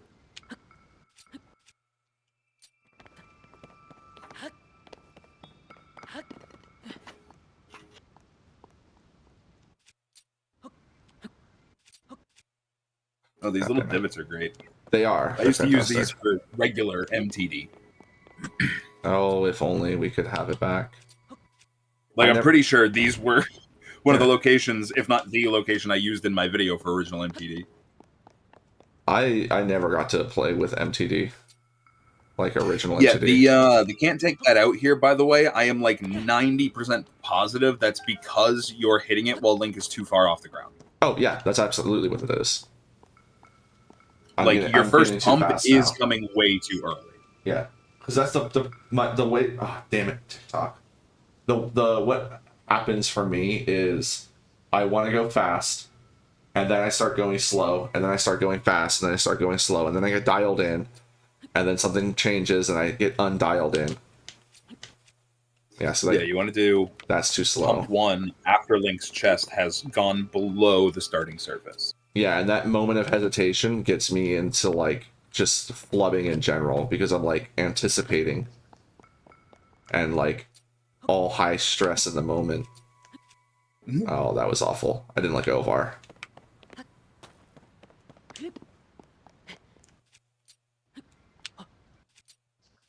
Ah.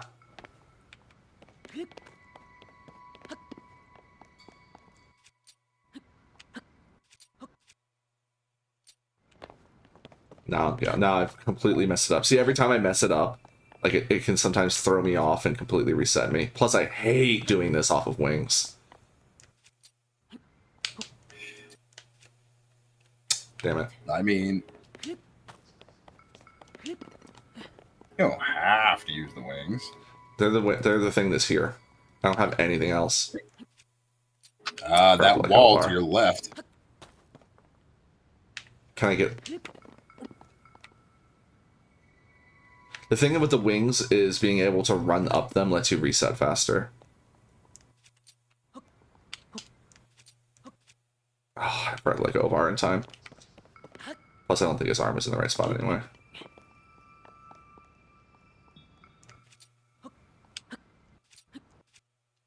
There we go.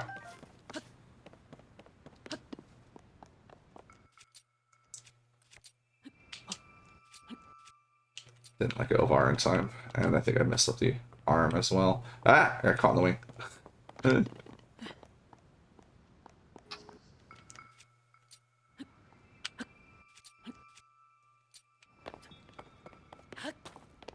Oh, so what are you gonna do next?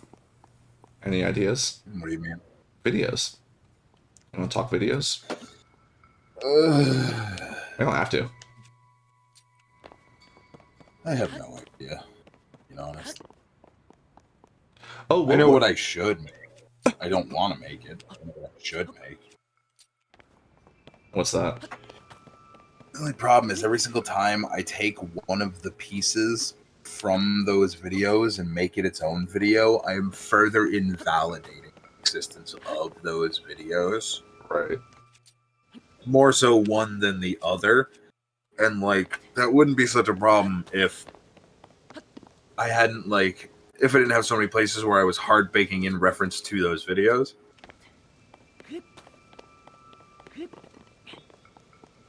Which, the ones I'm talking about are the entanglement and zuggling videos. Right, I figured as much.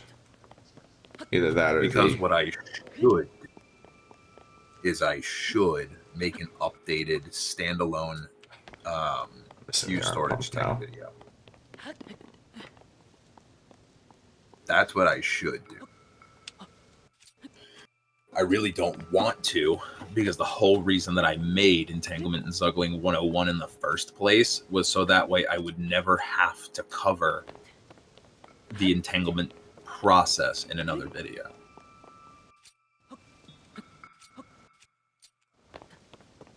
Going too fast. I might be able to save this. Beyond that, realistically and unfortunately, the only things to really cover are things that I have already covered. Like, the videos to be making right now is anything and everything that I could be labeling Switch 2 Edition. Right. Well, by the way, what were those 2 glitches that got patched out that nobody knows about? One of them was deposit storage, and I don't even remember the name of the other one. It was like brand new tech that had just gotten found on 1.4.0. Deposit storage,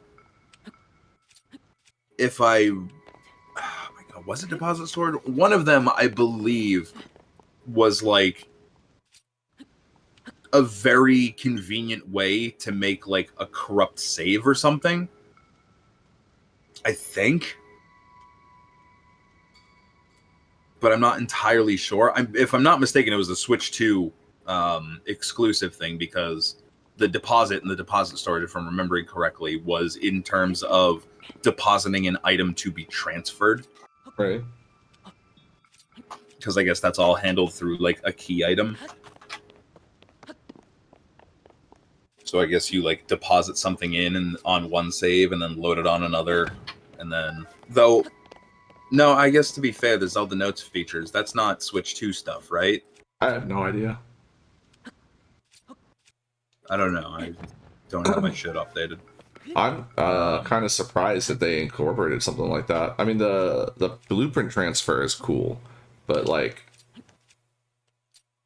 transferring items is, especially like in between the 2 different games, even like that's It's a price justifier. Yeah. They can't justify having a price tag on paying for increased performance that should just come along with the system. They can't justify it. They know it wouldn't be a good justification for a lot of people, so they had to add something. Too high. What does surprise me is that they tried to add any sort of cross-functionality with item transfer between Breath of the Wild and Tears of the Kingdom. Yeah, that's the thing that's really weird to me. But hey, whatever. But from how things look, there doesn't seem to be any ways to abuse that anyway. At least not in any way that would be, like, desirable. Like, you can't get friggin' 800 durability Hylian shields into Tears of the Kingdom. Because it does have an internal check. Right. And if the item has illegal stats, it will revert them. Tears of the Kingdom doesn't have the same check. They seem to be way more concerned about WMC. Which, I mean, fair. Or not IST, whatever the fuck it is. Like, they're much more concerned with that, which, I mean, very fair. WST doesn't do anywhere near the kind of thing that Breath of the Wild could do, as far as item stats.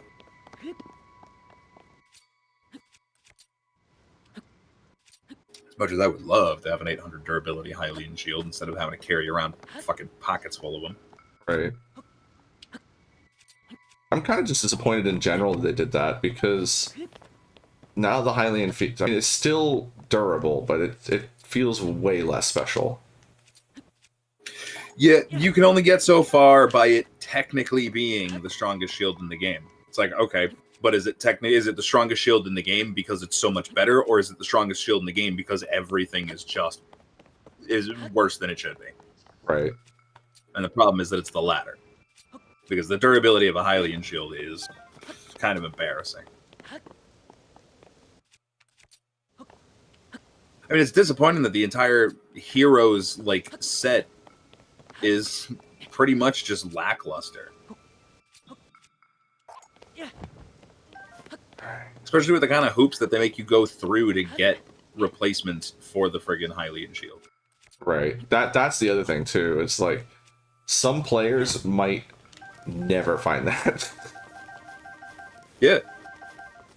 There are plenty of people who probably still aren't even aware, like even in Breath of the Wild, aren't aware that you could just get a replacement once it's broken. I have no idea where you get it in Breath of the Wild. In Breath of the Wild, there's a merchant. Once you've rebuilt Terrytown, there's a merchant there who will sell one. Ah, okay. Yeah, I never did that. But he'll only sell it if same thing with buying a new one from CC in Tears of the Kingdom. Only sell it if you do not have any like checkable possession of them. Right. And that includes mounted shields in Link's house. It checks the house storage when you try when it's determining whether or not you're allowed to buy another one. Right. So the fact that I have the seal plushie shields in my house means that unless I get rid of those, I'll never be able to get a quote unquote new Hylian shield. I'm trying to decide if this is going to be enough wings. Wow. Which is why I make sure that the ones that I have saved in my house are full durability. God forbid I ever mess up in my inventory management and don't maintain a pristine Hylian shield for duping. Right. That's the oh shitment. Can you feed the Hylian shield to the Octorok? Yeah. Okay. So he'll refresh that, at least. As far as I'm aware, at least.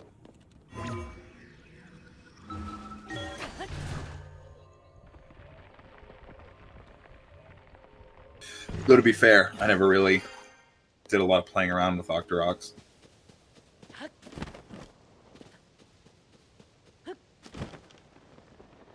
I spent as much time as it took to get attack up 10 once, and then WST'd it for every other use I would ever need. Go figure. Why am I going to waste my time? No, it's faster and easier to just WST that stat onto whatever else I need. I have a base weapon that I keep in my house with it. I'm pretty sure it's a stick. That's funny. It's my don't make me tap the sign stick. It's my I am tired of hearing Royal Guard's Claymore is the thing that you use to get the best damage when upgrading the MSG. I was so friggin' sick and tired of hearing it that it's my do not make me say it again stick. Oh, really? People think that that's how you do it? Like, that's... Because when all of it... They used to. Because back when everything was new and less established, all of the channels who had no idea what they were talking about when they were making videos going over, archaic forms of WST with the MSG, all of them were using Royal Guard's Claymore because they thought that the blue text effect of the weapon that doubles its crit, doubles its damage when it's in crit range, would also apply. So everybody was going around spreading the information that the Royal Guard's Claymore is the one you want to do because of the effect of making everything stronger when it's on last hit. So everybody thinking that was transferring and that was the weapon to use. So I said, no, that's not how this fucking works. And I'm going to use a goddamn tree branch in my video to prove it to you. I'm going to use the literal weakest thing you can get your hands on, and I'm going to show you there's no fucking difference. And that's what I used in my MSG WST video, the original one. Was I just used a tree branch.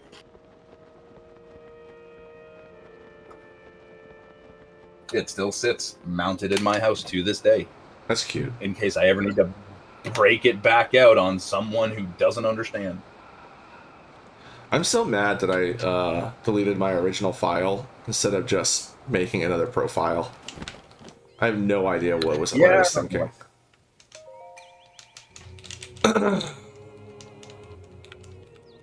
Like, because now I have like 5 different profiles.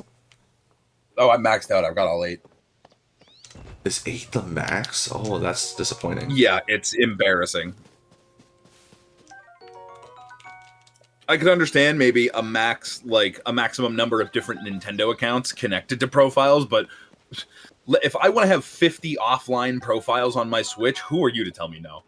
Yeah, not to mention there's some games especially when you guys have such a well-ingrained habit of limiting the number of save files in your games.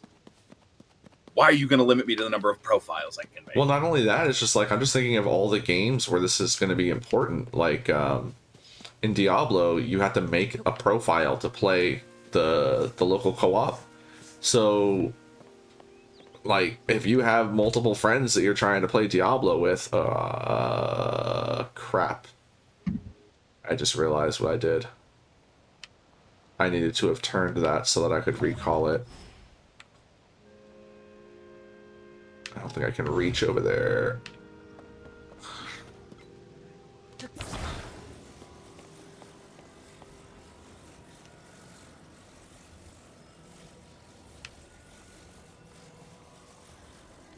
Yeah, no, you're not reaching over there. No, we're fine. Are you kidding me? Yeah, but pull it down. Is it actually over it? Because I don't see a mark. Oh, no. We're not doing that. Oh, you're talking about recalling it so you can grab it. Yeah. Okay.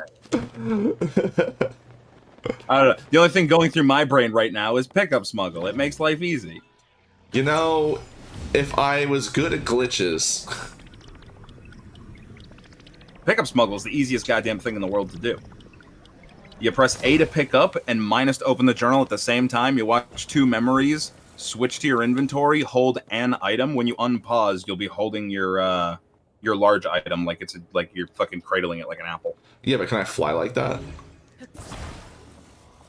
No, can you fly while you're holding items in your hands? That's what I mean. Like, that's part of the thing I needed to be able to do. Oh, it just sits right on the edge. No, you'd need ABCs for that, and that ain't happening on your version. Whatever, we'll just leave it there. Welcome back, Lynn. Because now... Actually, hold on. Do not fall off. Pretty sure I can reach that from here. No, I cannot. Whatever.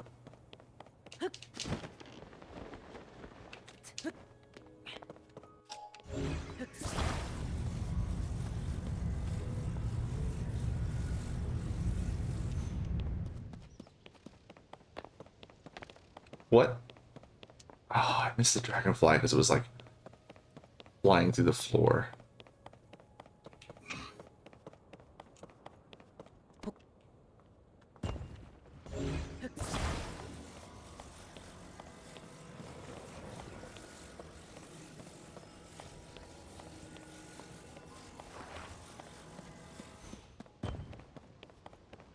I almost broke these. Oh my god. Come on.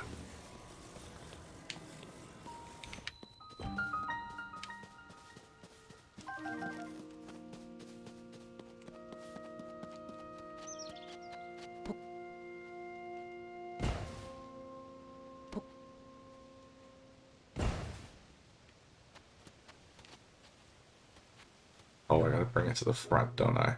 Oh, no, there it goes.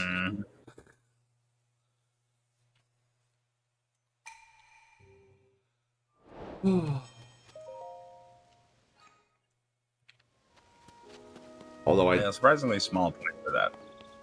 hopefully don't have to come back here. But there is a significantly high chance I will run out of rockets at some point.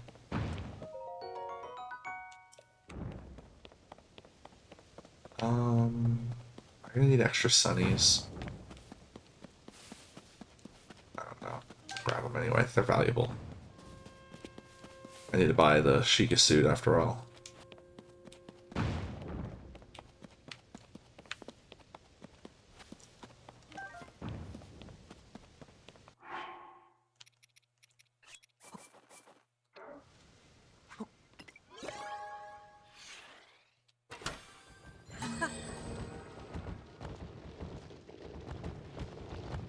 Ooh.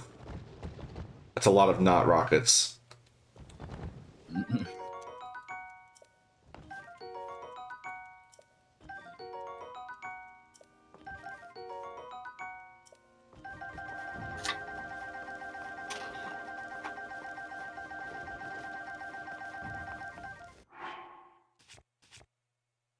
$16.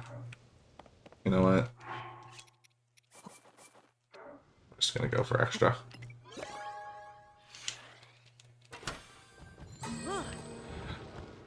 I can always just dupe any charges I need on the spot.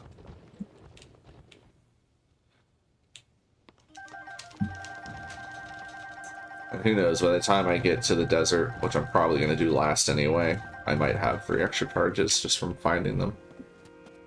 Because I'm not looking forward to fighting Queen Gibdo.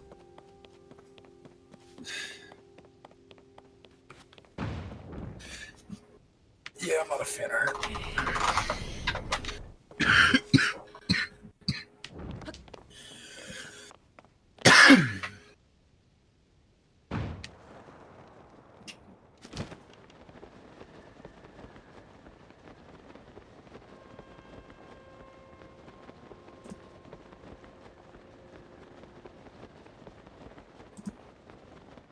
I can get a magic rod here.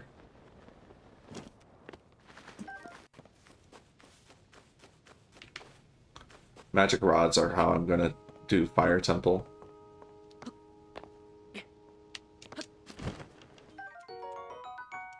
Hover bike is how I do Fire Temple. No, I mean, like, I have to fight the Marbled Goma. Oh. No, I'm not going to be fighting practically anything in the temple.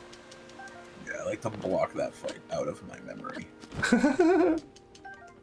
I gotta keep it a buck. I don't like most of the boss fights. That's fair. The problem with Marbled Goma is it's so easy on the refight, and the temple fight is just frustrating. I just don't. I don't like the mechanics of that fight.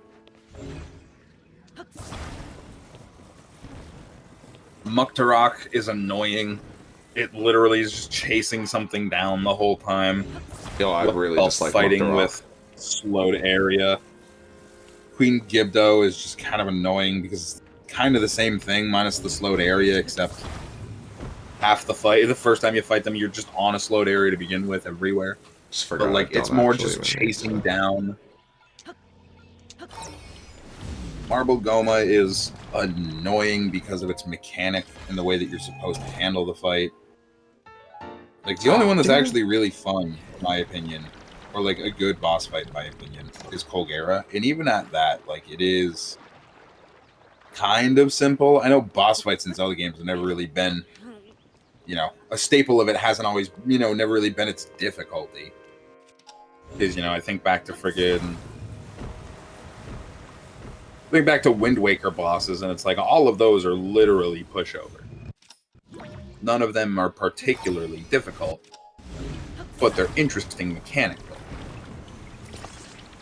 And at least Colgera was interesting mechanically. God damn it.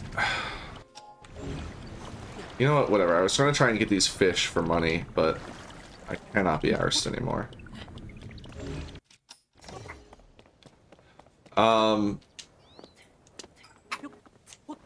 We're good. We're good. Lynn's talking about the Breath of the Wild bosses as well. I did not play enough of Breath of the Wild to fight any of the bosses. I was way distracted with just running around. Which chat is that in? Oh, YouTube.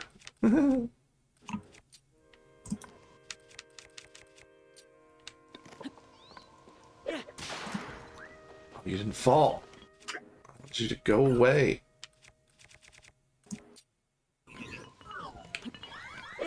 Go. Go away.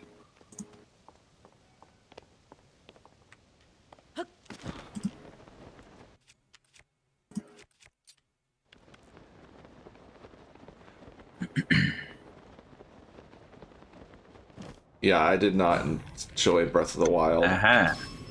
Yeah, no, the Breath of the Wild boss fights were literally all garbage. Not one of them was even worth calling entertaining.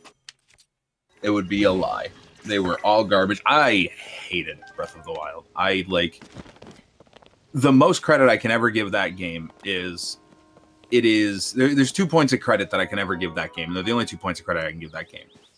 It is an entertaining experience for the most part, the first time you go through.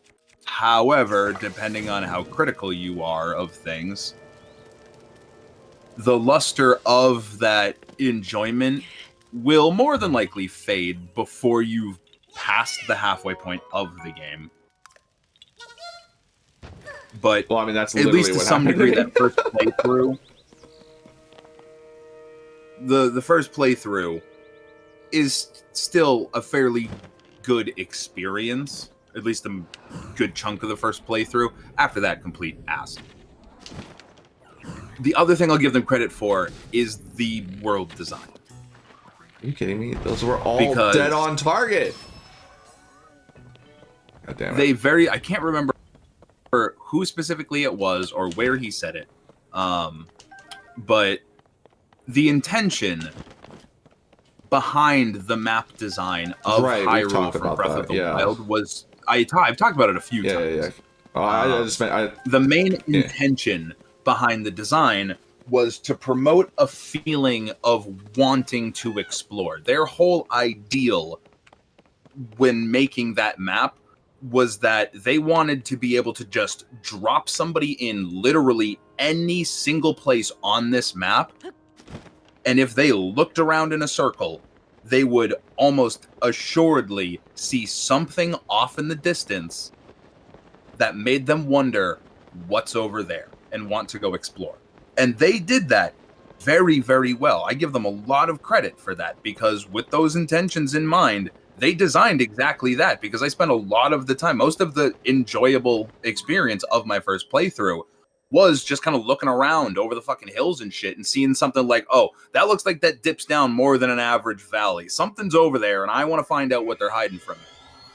Right. The problem is that only lasts so long, because the answer to what's over there is always one of two things. And it's either a shrine with a lackluster puzzle that, for a lot of people who have prior experience with Zelda games, just makes them think about how much more fun it would be if it was like a regular mini dungeon.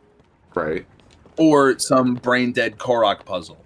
Both of which, every single time, no matter which one you're doing, are going to give you the exact same reward that can be used for the exact same thing. Yeah. And that was the problem, is like, with this game, having the extra element of the Zonai devices alone at least adds more to how you can interact with the game. Enough that I was far more interested in doing that exploration in this game than I was ever in Breath of the Wild. The problem that gives is, and this kind of goes back to what we were talking about with Timber the other night, or the other week, where having all of that added freedom of mobility is a great thing, but in reality, it did kind of just end up biting them in the ass. And you can see the places where they very intentionally tried to go out of their way to limit how freely you could explore with this stuff, in what I can only chalk up to being an attempt to slow down the pace of how quickly you're going to realize that there's not a whole lot to find in your exploration. Like, everybody, we all wonder why wings only last a minute or 30 seconds or whatever. Why fans only last like 90 seconds. Because if they lasted any longer, it'd be way easier for you to burn out on your exploration by flying around the map and realizing there ain't a whole lot to discover. Anything that's worth discovering is few and far between, and you've probably already seen it. Because if it's worth discovering, chances are the game tried to push you in that direction someday.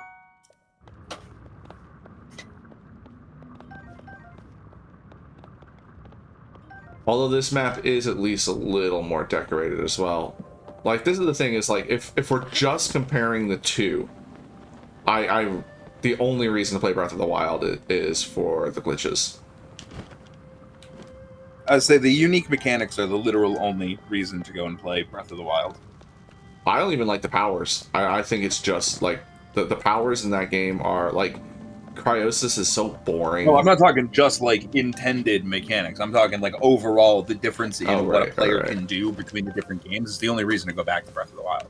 I almost got zapped. And yeah, that is the point that I was getting at, is that the maps are just wholly empty. And the more exploration freedom, the more freedom of exploration we have, the faster we can figure out that they're empty, and the less we want to go around and keep exploring. Is there anything I want to grab while I'm down here? Go good. I can look for some bombs. Don't even get me started on the depths. What is that? That is... Oh, I'm trying to remember what spot that is.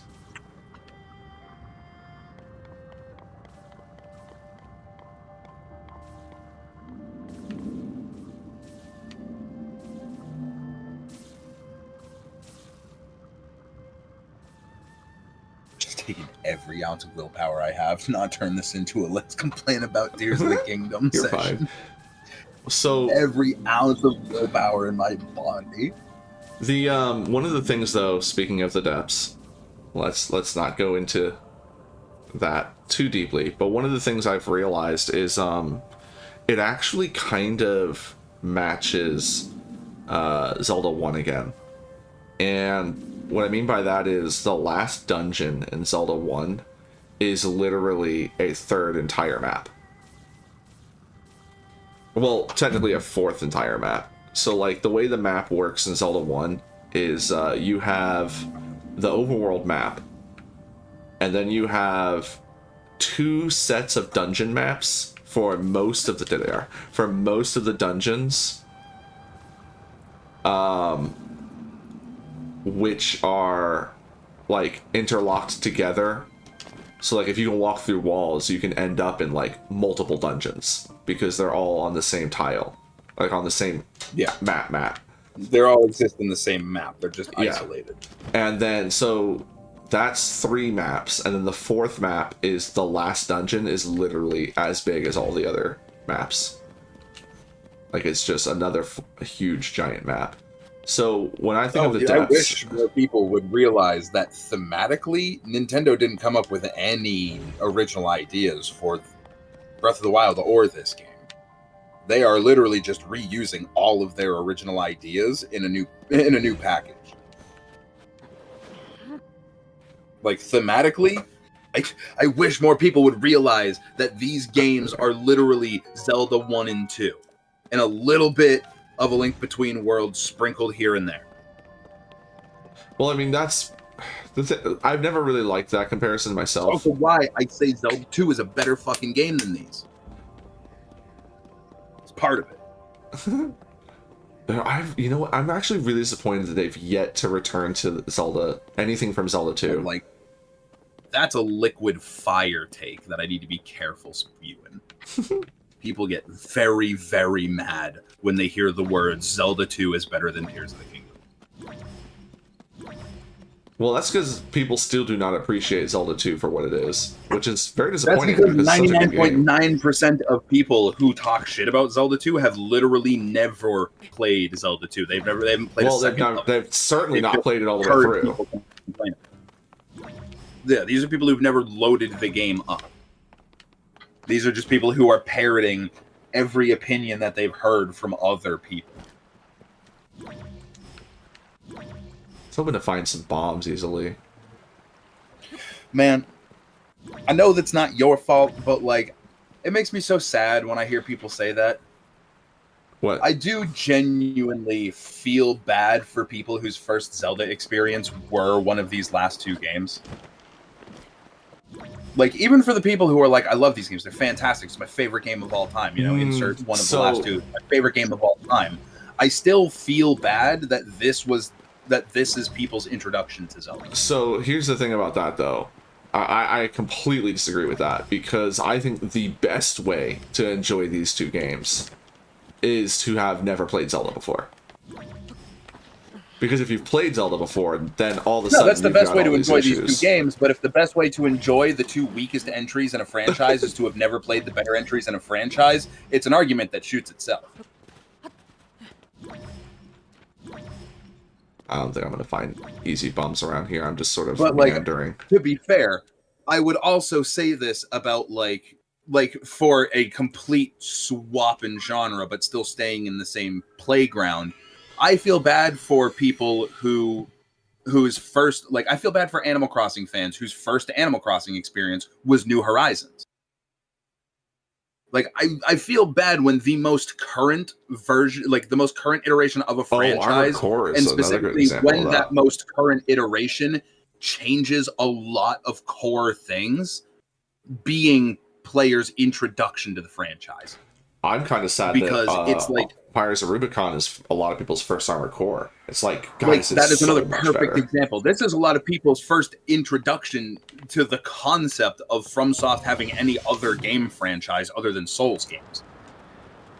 And it's like, and this is the one that most people are going to discover Armored Core for, and it's very upsetting because it's the worst one. It's not the worst one, but it is. It's the worst. It's the game that here's the thing. Formula. If you're looking for Armored Core, it's the worst one because it's the least Armored Core of them. Yes, but like the early ones were rough, but they were also on older consoles. So it's like, you know, Armored Core, the original, is not as good as Rubicon as far as the gameplay goes. But right. The thing is that you're playing a PlayStation game. It's one of the best PlayStation games of all time.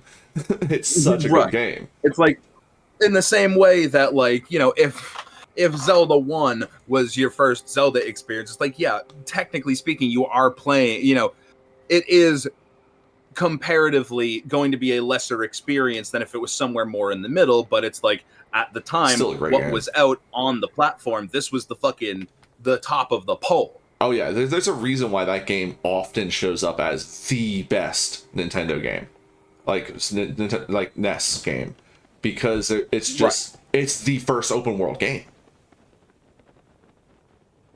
Like there may have That's been also another fantastic example. Sad when most people's first Monster Hunter is World. World was my first Monster Hunter. And even as someone who's not well ingrained into Monster Hunter, it's not even something I would call like a preferred franchise. I can still feel the effects from things I've been told from friends that are bigger fans. I can still feel the effects of a worse or lesser entry in the franchise being my first one and how it was not a beneficial thing for me. Yeah, I started Monster Hunter, thankfully, on the 3DS, and very happy with that. Like, I've been enjoying Wilds significantly more. Oh, that's good to hear. To be fair, it is still not a game that I would pay $70 for it. I cannot possibly overstress enough that the only reason I am playing that game is because Capcom gave it to me for free. I would not have spent $1 on Monster Hunter Wilds. But that's because I wasn't an existing customer of that product, of that franchise. Drop these. I have to actually. You know, the same way that I wouldn't expect someone who has tried and not really been the biggest fan of Zelda games to go out and spend full price on the newest Zelda game.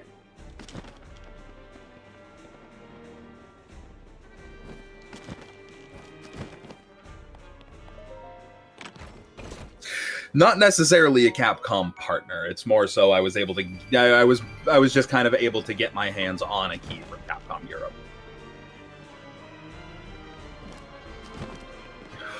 More of a convenient circumstance kind of thing than anything else. Gonna head out. I'm getting late. I have to wake up at 4 a.m. Have a good night, Draconian. It's good seeing you again. Bye-bye. I'll be streaming Star Sector on Monday or Tuesday if you're free. Yeah, it was still good to see you. It was one of those things where my agency was talking to that, like my agency was getting a handful of codes from the company, and I was able to get my hands on one of those. Lucky bastard. Yeah, it was very much a luck thing. It was very much a lottery. I'm kind of mad at that too. We've got X amount, or we have X amount of them. You know, whichever of you want them, let us know, and we'll get them to who we can. Stick. I tried to get a code for fucking Metaphor, so I wanted to try that. Didn't end up getting that. That's the real bummer too. Is like that being a game you actually would have like really gotten into probably. I was very interested. I was very much interested in it. Hi, Link. Zeltic theory is canon. Which theory is Zeltic's theory? Zellink, not Zeltic. That's what I it says thought it was at Zellink? first, yeah. Is that the link that I know? Is that the link that be showing up on my channel? Oh. What's the Zellink theory?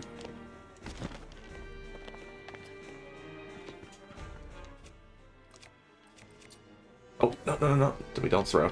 We use sticks. Has to do with Tears of the Kingdom, then chances are I probably don't, but that's because I have my own theories with this game. Or rather, I have my own theories that I believe are more likely or more plausible. So then, like, what do you mean by them being together? Like, Oh, no, absolutely not. No, like romantically together, no way. like as a ship, or No. They are friends. There's just nothing in these games to hint at even the slightest bit of romanticness between them, and I'm sick of people at absolutely trying to most. see it. Breath of the Wild Link, who I will maintain is not the same Link.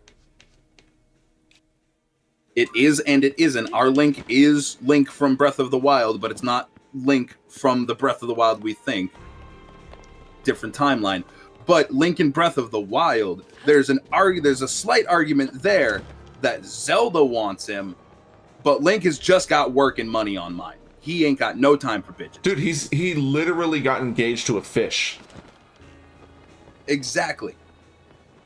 Like No that's time for that's bitches. my man canon has lady a in Breath of the season pass Wild. for the aquarium. That's No, where he spends his all his only time. in my opinion, his only interest in Breath of the Wild is Mipha, and there's nothing between him. Honestly, like that's the thing. There's nothing better between choice. them. Better choice anyway. Oh, for sure. But the other thing too is Get like you someone who cares and isn't just gonna use you. I'm gonna be real. I don't think I ever knew that this passageway was here. yeah, free spike.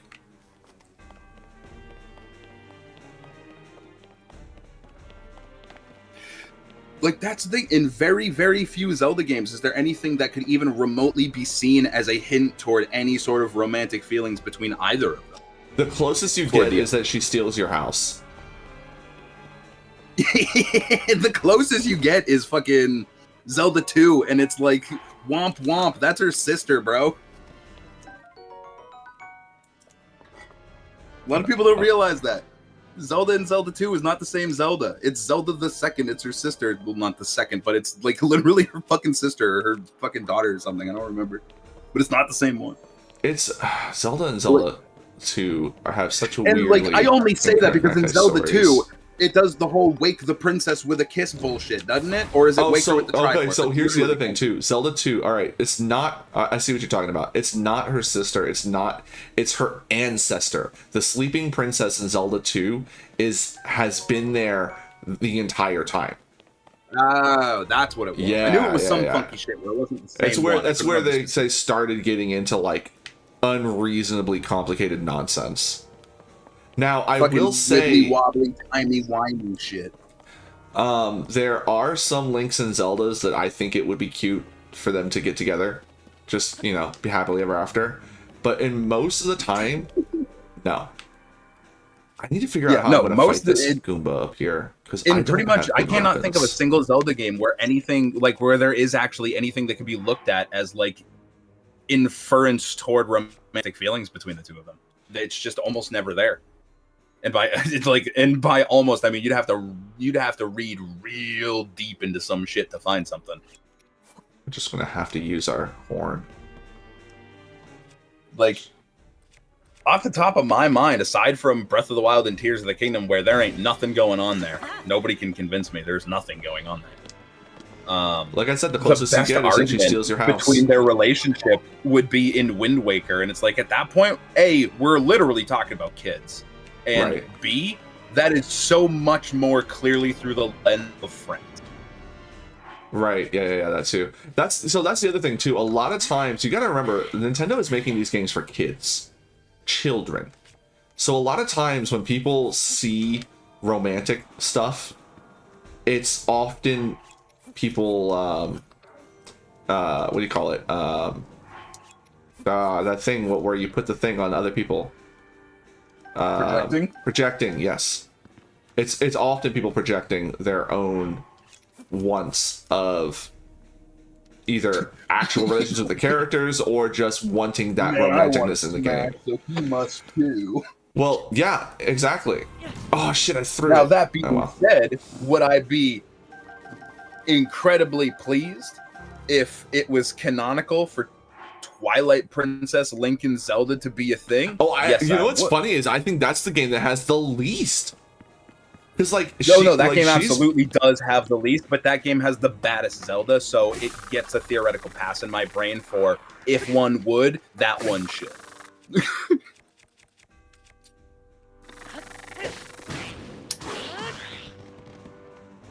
Because objectively, Twilight Princess Zelda is the baddest Zelda in the franchise.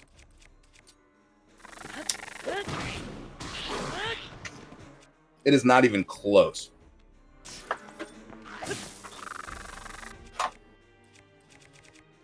Breath of the Wild Zelda, not even close. She doesn't even make top 5.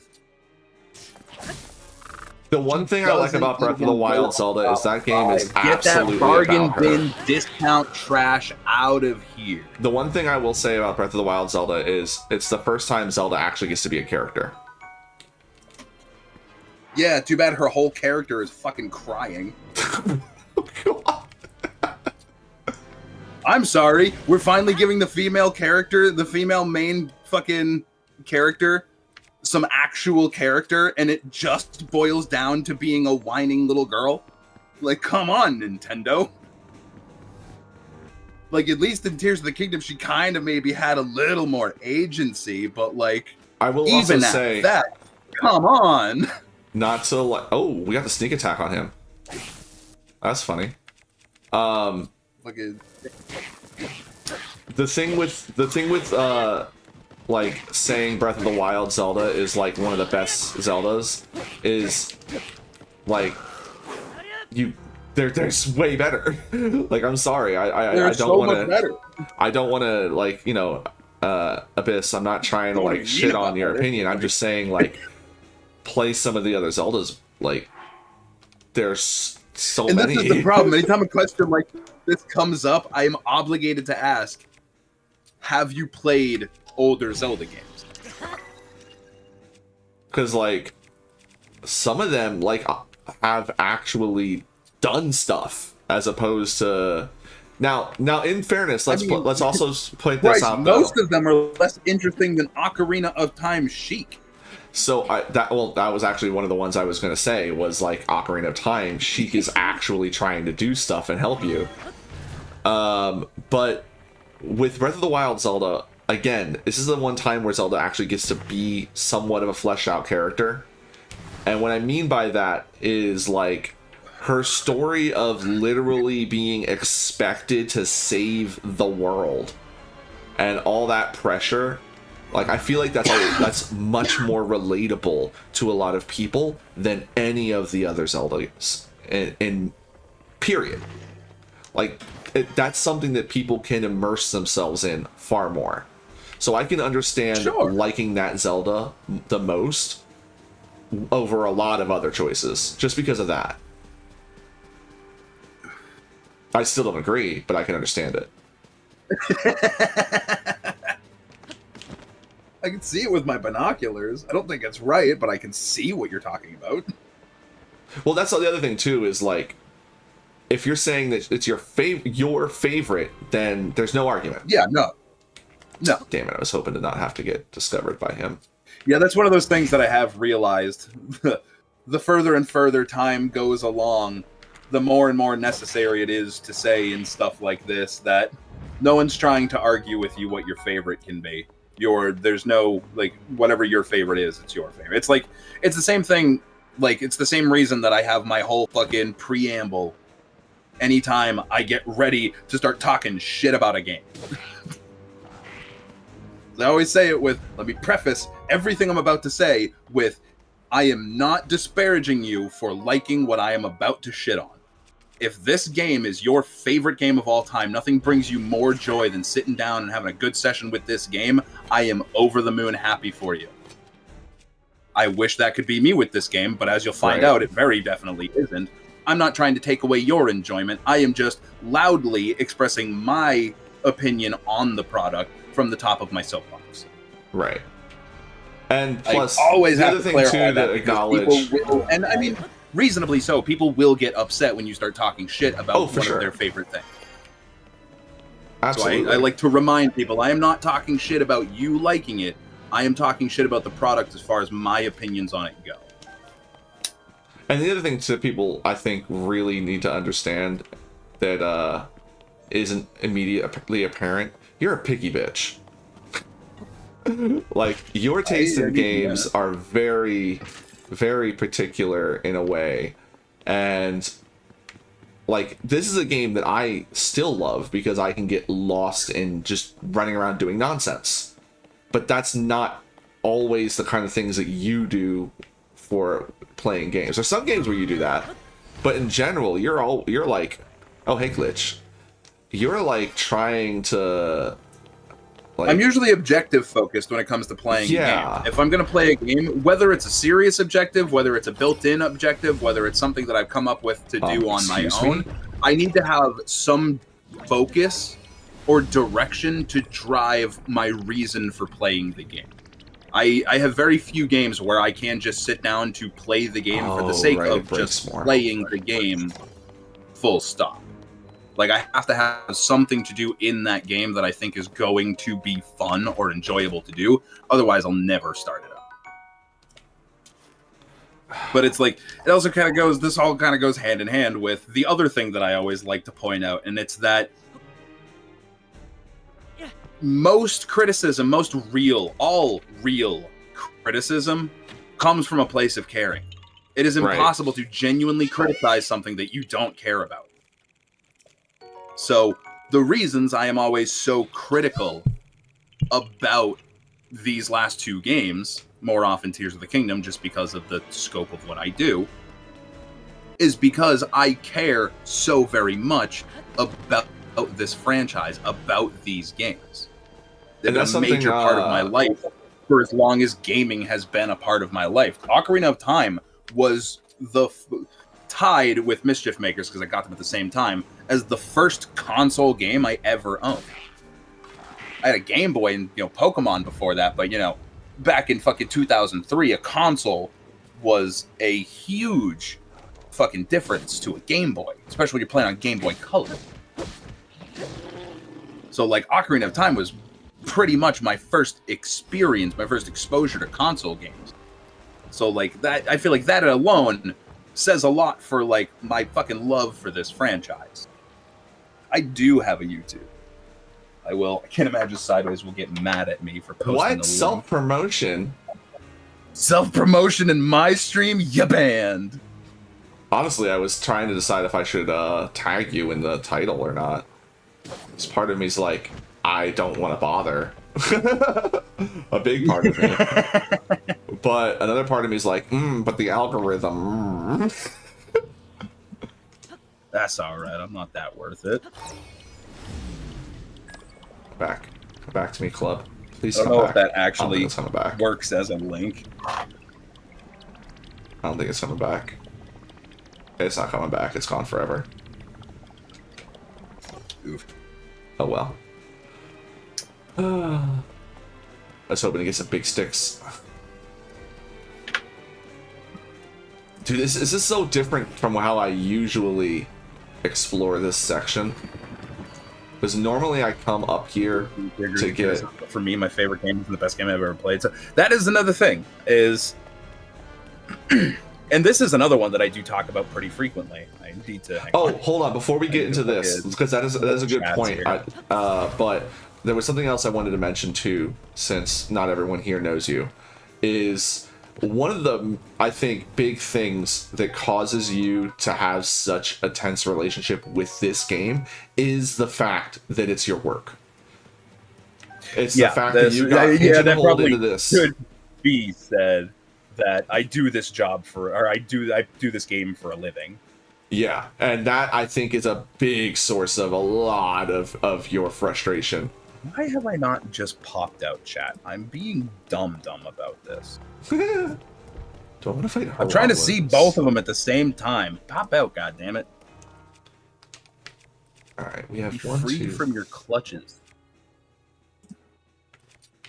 Let's go fight some Horoblins. You son of a bitch. But yeah, what Glitch was saying, absolutely. Like, your favorite game doesn't need to be objectively the best game of all time. Yeah. And usually So yeah, what I was isn't. going to say is, the thing that I wish more people would recognize is a game can be your favorite game without being the best game ever. Hell, a game can be your favorite game without even being a good game. And the same thing goes for TV shows. I explain the same thing with TV shows and like movies. You can love a show or something that is certified, rated shit. It's okay. I watch so much, like, take fucking anime just as an example. I watch so many 3, 4, 5 out of 10 shows that I have plenty of a good time watching because I'm not there. I know I'm not there looking for the greatest experience in the world. I'm just there for some dumb fun. Nope.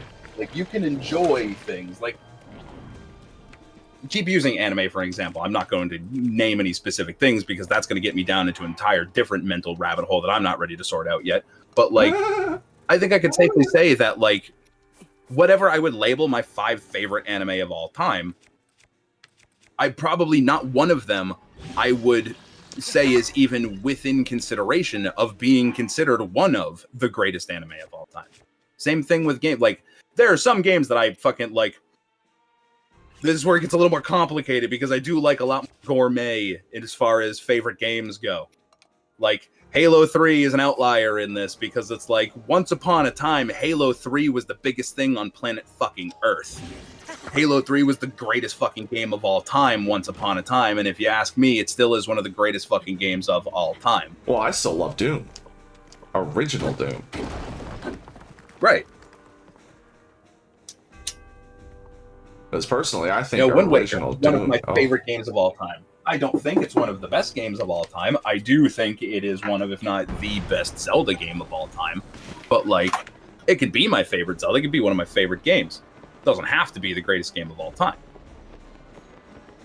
You know, Stray. I love Stray. It's the only game that I actively speedrun because I love it so much. Right.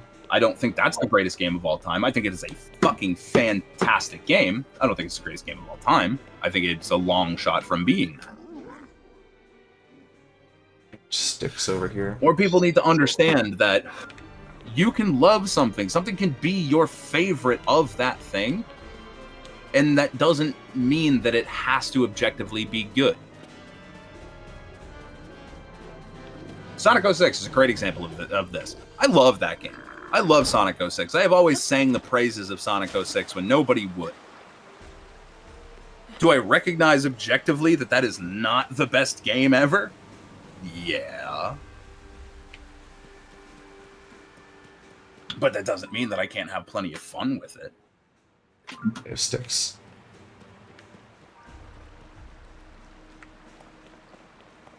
And the inverse is also true. People can recognize that people should.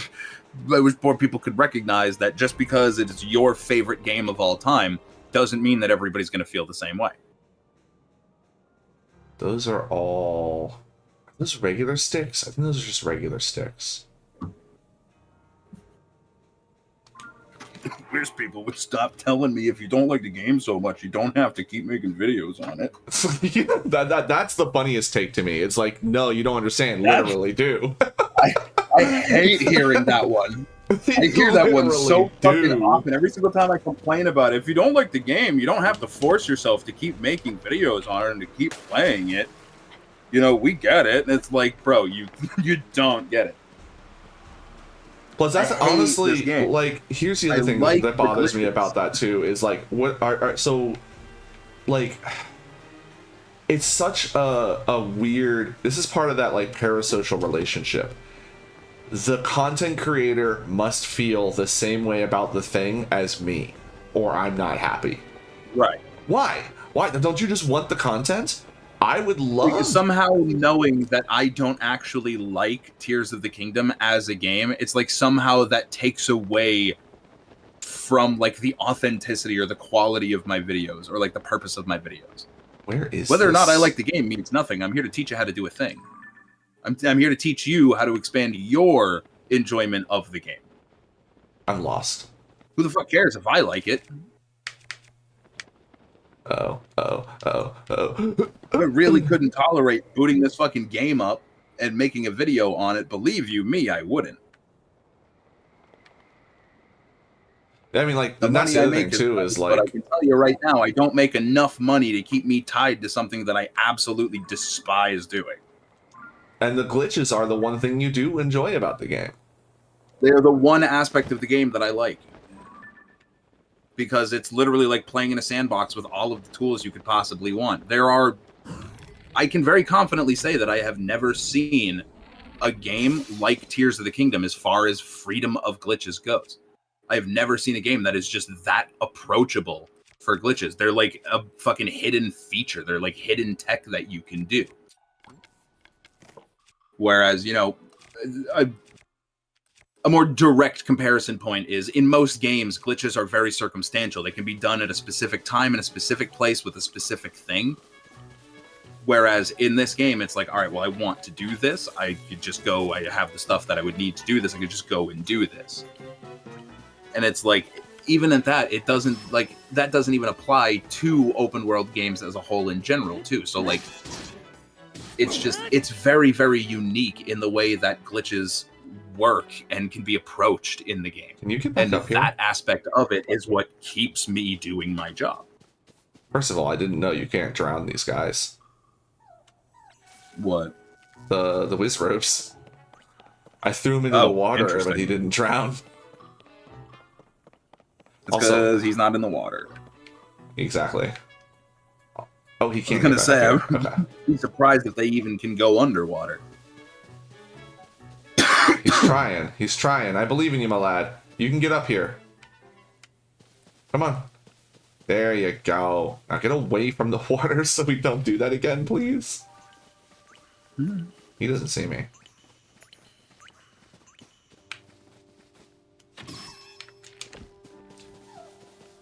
I'm just very, very hopeful that Nintendo actually means it when they say that they are done with this style. I think that they are, but that makes me a little worried about what's next. Yeah, that brings in the concern. Are they going to try and change things again? Or are they going to go back to what was working?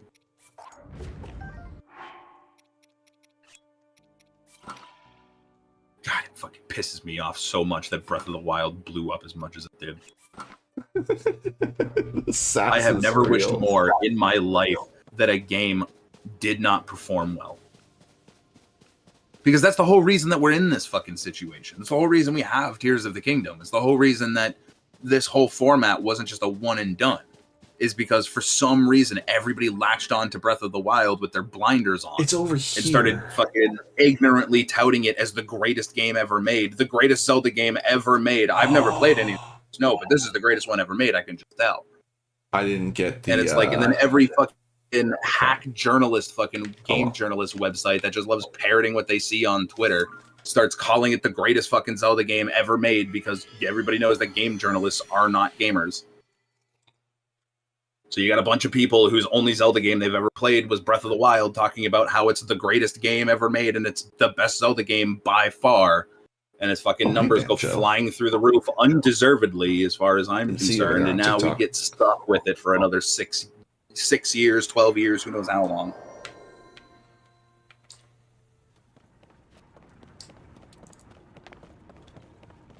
I regularly play Wind Waker more often than I play Tears of the Kingdom.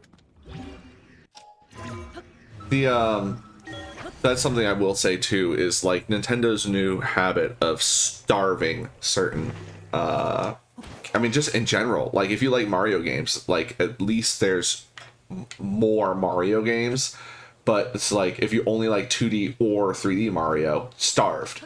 If you only like Zelda, starved. If you only like Metroid, starved. Like all these fandoms have been getting starved of games so long. I will still maintain to this day, I am waiting for anyone to point at anything in Tears of the Kingdom that justifies the 6-year development time. Oh, I'm not going to take up that challenge. I'm still waiting. No one has ever been able to point at anything in Tears of the Kingdom that justifies a 6-year development time. because the only thing that anyone ever points at is the depths. And my response to that every single time is, that's if a joke. you are saying that the depths took 6 years to make, that is more. So I that feel says like more bad shit about them than what I'm saying. No, so I Like, feel that like says if, worse if, if about them people than say me. that, if people say the depths, it's because they don't understand programming. They don't understand anything about how you actually put together a game, because the depths is literally like you get people familiar with the stuff with how to put together a Zelda game and like the system and everything. That's not a long project. That's not a long project at all. The entire topography it was already laid out for you. The best reason I have ever seen for the development time of Tears of the Kingdom is specifically like the fine details of getting Ultra Hand and Fuse to properly work. More specifically, Ultra Hand to properly work. I know that was quite a challenge, understandably so, but I'm also feel like pretty safe in saying it didn't take them 6 years to figure that out. That can account for some of it, but it doesn't account for 6 years. Where'd the rest of it go? Who dat? Which noodle is that? You can't tell me the entire team was working on fucking making Ultra Hand work. Highly doubted. That's the kind of thing that you put aside. There, you set up a team and delegate it exclusively to, so it's the only thing that they're focusing on.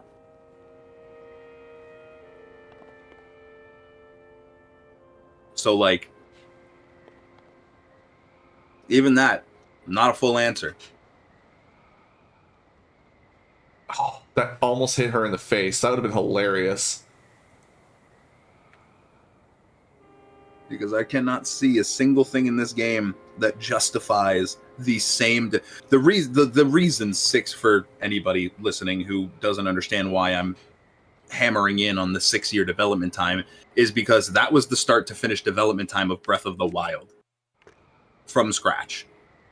Right. Tears of the Kingdom, just based off of the number of reused assets, reused mechanics, clearly reused code. The game shouldn't have taken. There is not enough new features in this game to justify an equal development time to Breath of the Wild when they were already starting with when their starting line was already so far ahead.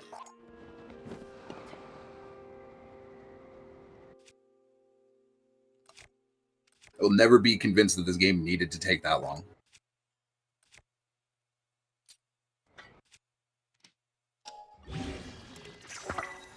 Now, if they were to come out and make some sort of announcement saying that they have been developing the next installment in the Legend of Zelda series in tandem with Tears of the Kingdom, and that they basically started working on both of those games at the same time and split the team in two to do it, and that is why the Tears of the Kingdom took 6 years, because they were working with a smaller team so they could be working on 2 games at the same time, that would perfectly justify it. But unless that happens, which I doubt it, I doubt we'll ever hear anything about that because I doubt they did, nothing can ever justify to me that this game took 6 years to make.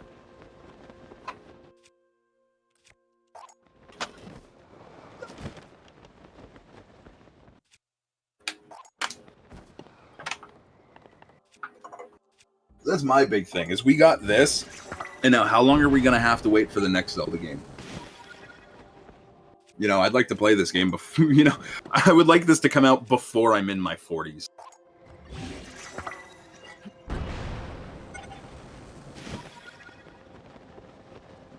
You know, Christ, at this rate, I'm not even convinced that I'm going to be around to see GTA 7. The rate that fucking development cycles go for games nowadays, are you kidding me? I am fairly convinced that GTA 6 will be the last new GTA game I see in my lifetime. Well, hey, if we're lucky, maybe it will be, because the company will go out. Can you imagine that game being a huge flop? How fucking, no. Oh my god. It's physically impossible. It is literally physically impossible.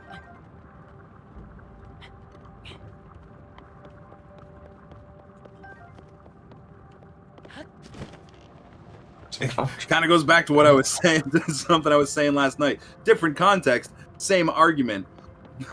For that game to flop, Kanye would have to have no career as of right now.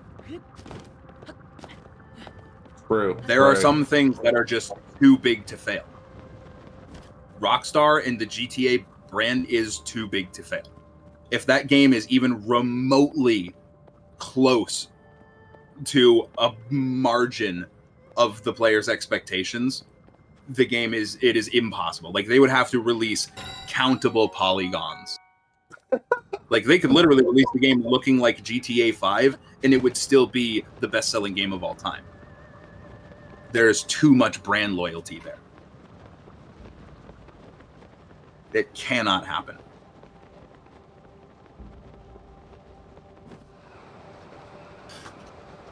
But no, you are absolutely right, Lynn. Fucking every single game nowadays, well, every single AAA game nowadays takes way too long and fucking way too much money. And the problem with the money is most of it, there's no fucking way that it's not just unnecessary bloat, that it's not money just being thrown in places where it doesn't need to be. Well, a big part of the problem is the fact that the teams are getting so egregious big. Bonuses. Yeah, well, yeah, the teams are getting. That's a big part of the bloat, is the fucking size of the development team. I can highlight why there is some justifiable price increases. However, they're only justifiable if you don't think about it. The first one is the size of the teams, which they have been getting really, really big. Which, okay, that's a justifiable little expense, except for the fact that the games aren't exactly all that much better for having these larger teams. And just look at some of the best games that's come out recently.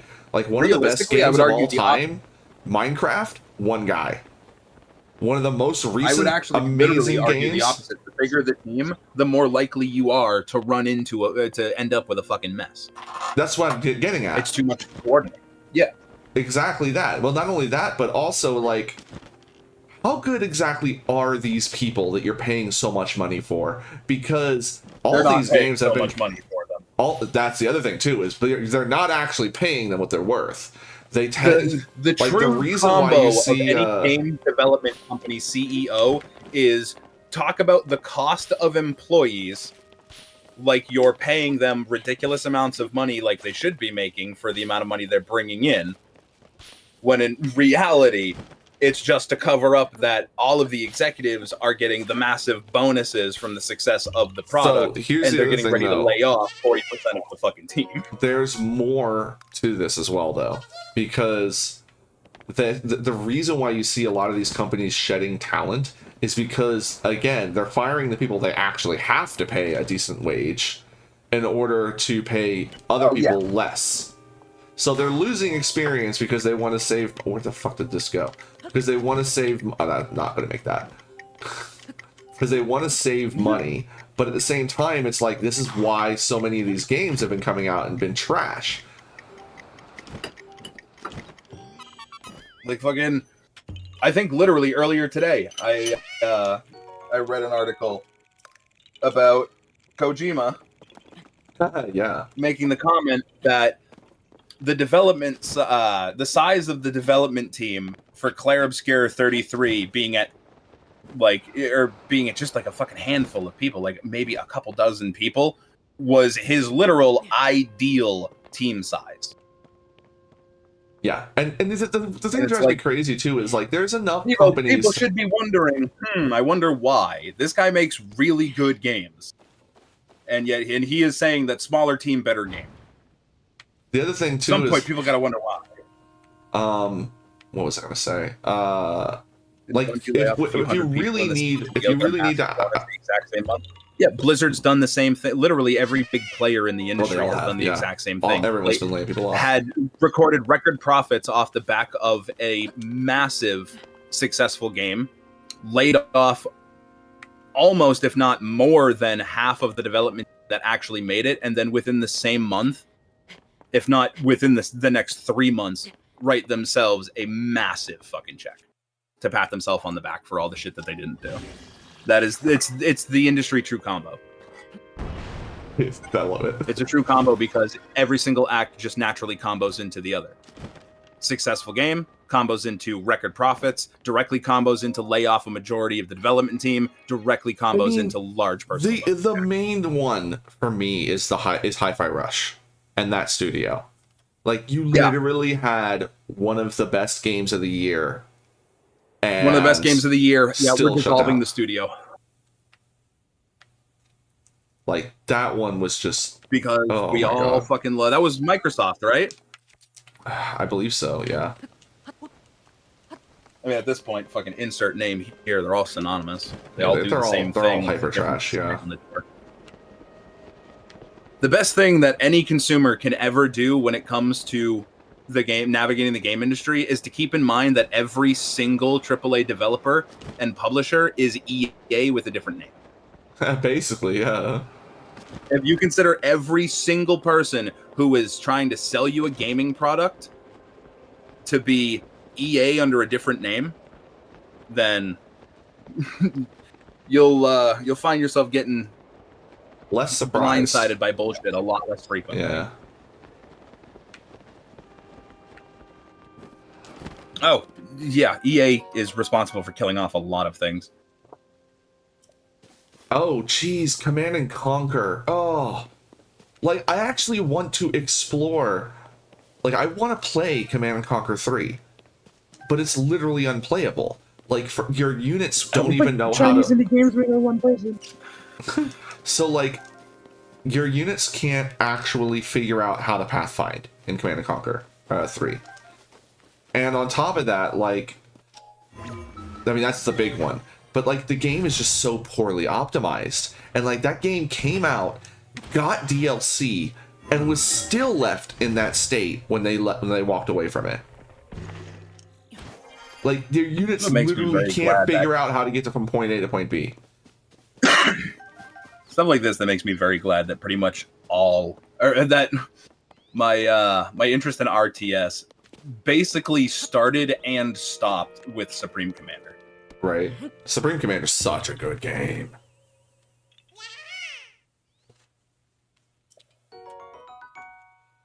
Oh. I mean, this is a thing that a lot more consumers are starting to recognize, and I'm very, very glad that it's happening.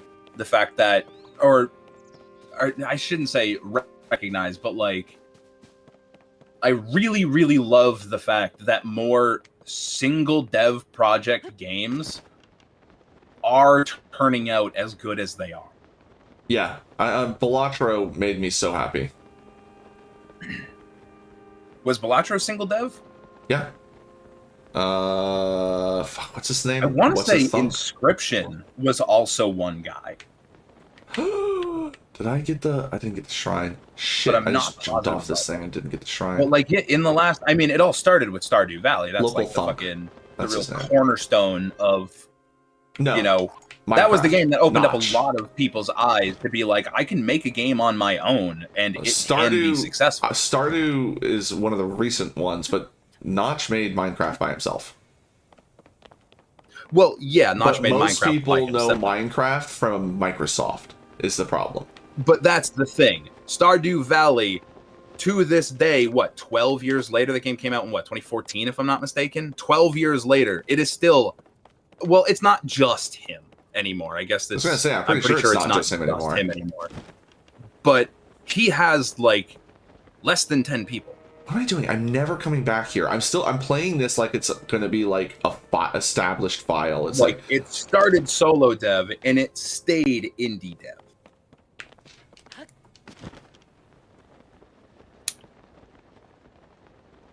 But yeah, that team Stardew is still was small. like the one that really opened most people's eyes to the idea, like aspiring game designers, to the idea that I don't need to go and get a job at some big fucking company to make a game. I can just make a game on my own, and there is a possibility. Like, it is possible to make a game by myself and have it be successful.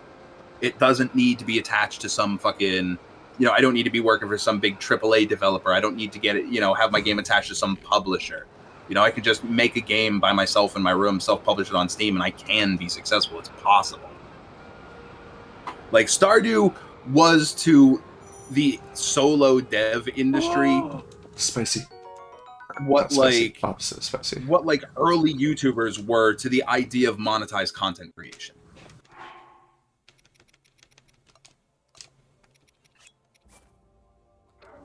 And like now we're seeing so many more games blow up from single independent developers. Schedule 1, fantastic example. That game went fucking exploded when it came out. It's unfortunately lost a bit of its traction because of the pace of updates. Yeah, that one's kind of breaking my heart. Well, honestly, I'm indifferent. Because realistically, the only extent that I care about how popular this game is to the extent of relevancy as far as content related to it goes. I mean, beyond that, I will continue to play forever. It's such a fun game. I always had full expectation that updates were going to take a little while because it is one guy and it's still one guy. So I never had any expectations. I never had any expectations that that game was going to be like pumping out content. However, what I will say about Schedule 1 is that it is the literal perfect poster child example of why early access is not a fucking trap that every developer should fall into. I think it was genuinely a mistake to release that game on early access. Despite how much fun I've had with it and how much is in the game in its early access state, the fact that it is just him still. Why am I still near you? Get away from me, Noodle. I don't think he should have released that game in early access.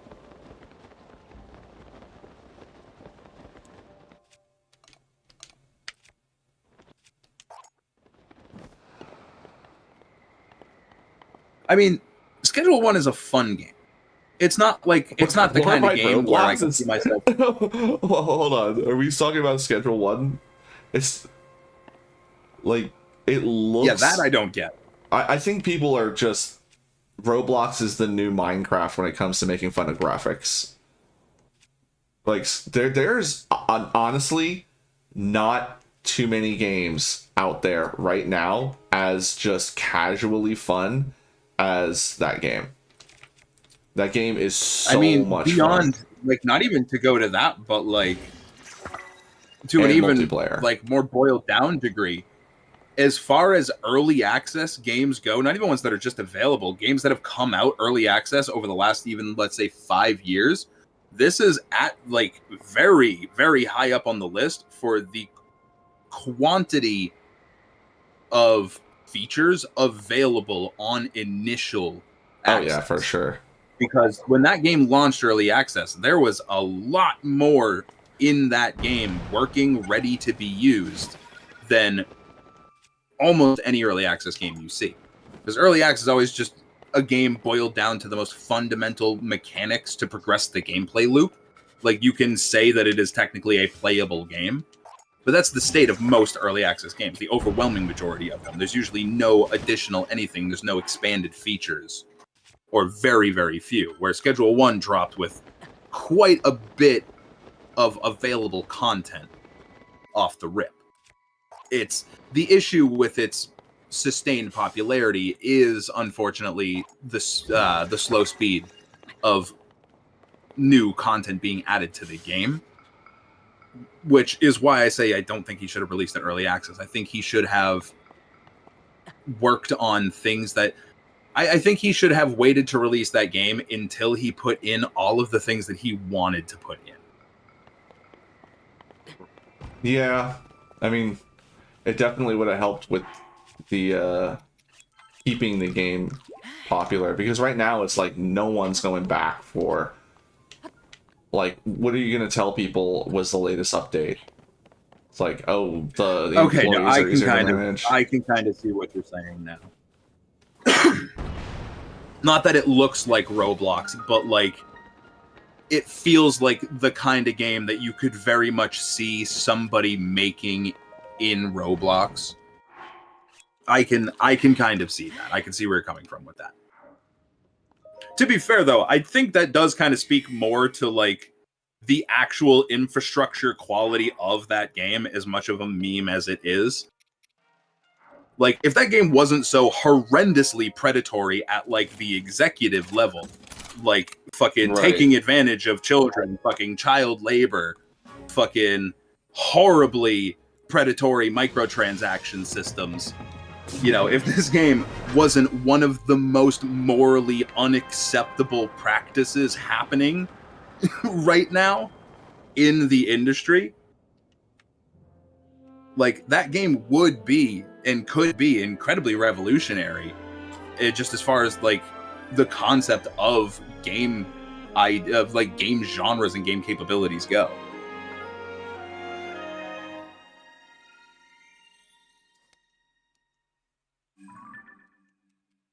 Because they're releasing stuff so slowly, there's a trickle-down effect. You're going to have the largest chunk of players in the game.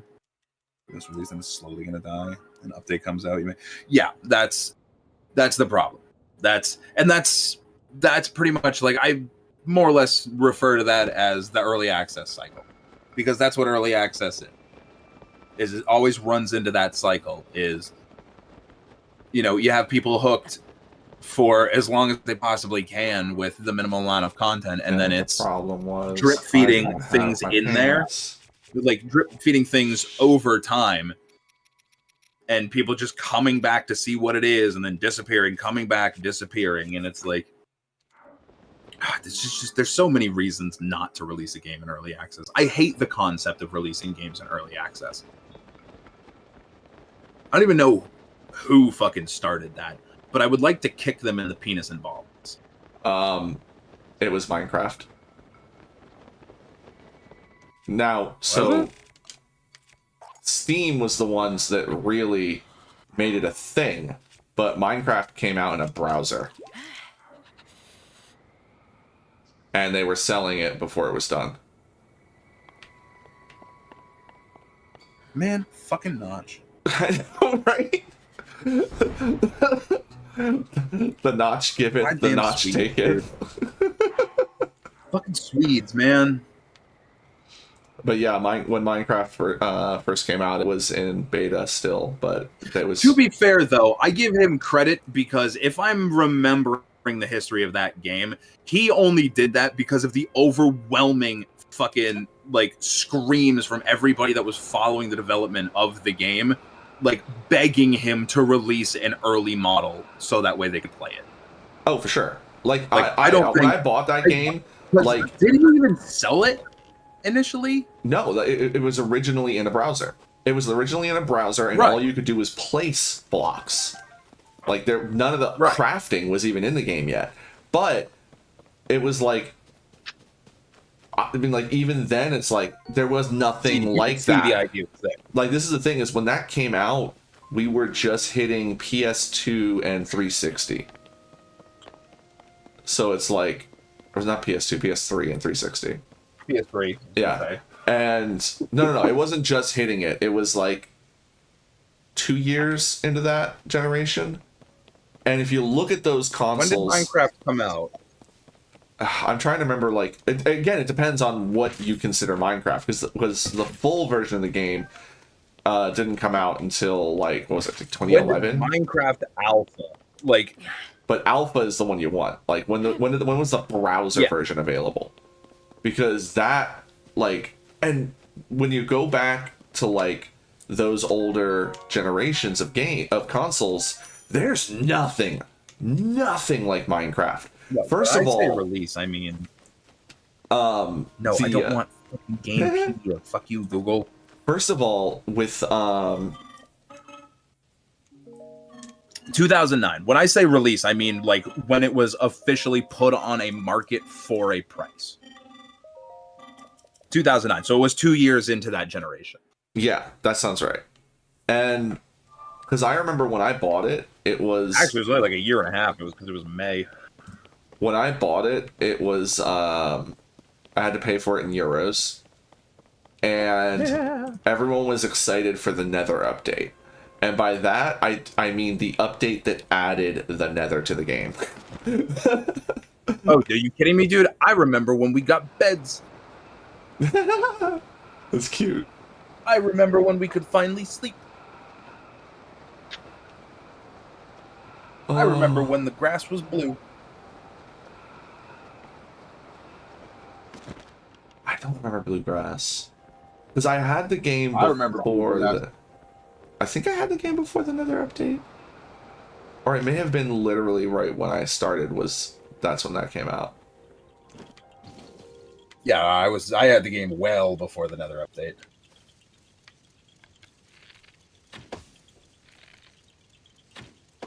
Also, keep in mind, I don't know how old you are.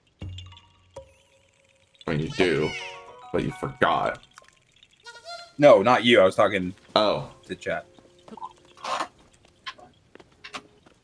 Lynn was saying they only started playing Minecraft after Microsoft bought it. Which, a lot of people, that's going to be the case, but for, I argue, the majority of Minecraft's player base, they were born after Microsoft bought it. Well, that was the thing, too, is like, Minecraft wasn't easy to get until Microsoft bought it. Yeah, keep in mind, I'm 30 and he's older than me.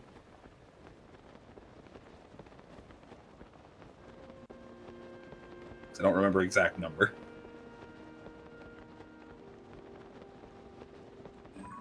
It's just a bush. I thought it was a thing. Oh, you terrorists. There's a garage. Like, I fucking... Sky I paid... I paid, like... God, I think I paid, like, $10 for Minecraft. I paid 10 euros. That's how long ago I bought it? If you bought it before me, then you definitely had to pay for it in euros. Very likely. You might just be forgetting it because you were a wee lad at the time. Fucking ancient times. Yeah, back in the memory machine doesn't work that far back. 1900s. No, it wasn't. The crazy thing, I can't remember. I can't remember as vividly. 20-aughts. Fucking getting Minecraft, but I remember Halo 3. Well, That to was be honest, at the time, Minecraft was like mid. Like, it was groundbreaking. Well, yeah, that's what I'm literally. saying. Is like, it was so early into it that the game was only $10. It was a small thing. It wasn't a fucking cultural phenomenon.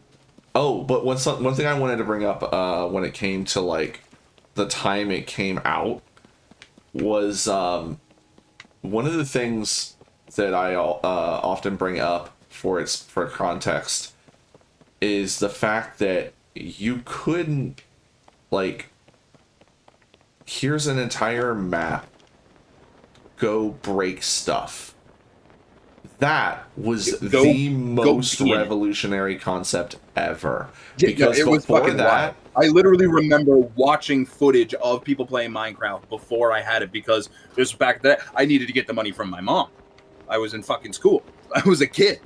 My mom had to pay for it, and she wouldn't give me $10 to fucking. She wouldn't give me the money to turn into euros to buy some fucking block computer game that she didn't understand. So, like, I'd be watching fucking video back in the old days of YouTube. And like 10-minute days. Just the concept of, like, seeing people digging through the ground was fucking, like... So it was like a kamikaze to your brain, dude. There are 2 games that I'm aware of that did anything close to that. Not counting breaking blocks in, like, Mario or Zelda 2. Red Faction and Red Faction 2 were on PS2. Yeah. And in those, they had like really flexible, destructible environments. Red Faction's gimmick, you could call it, was the fact that it had what could be called a sandbox destructible environment. Pretty much, if you could see it and you wanted to break it, try hard enough and you'll break it.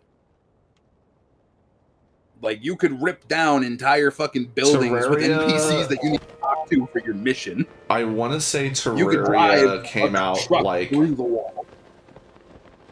Terraria was 15 years 2013, ago? I think. 12 years. Okay.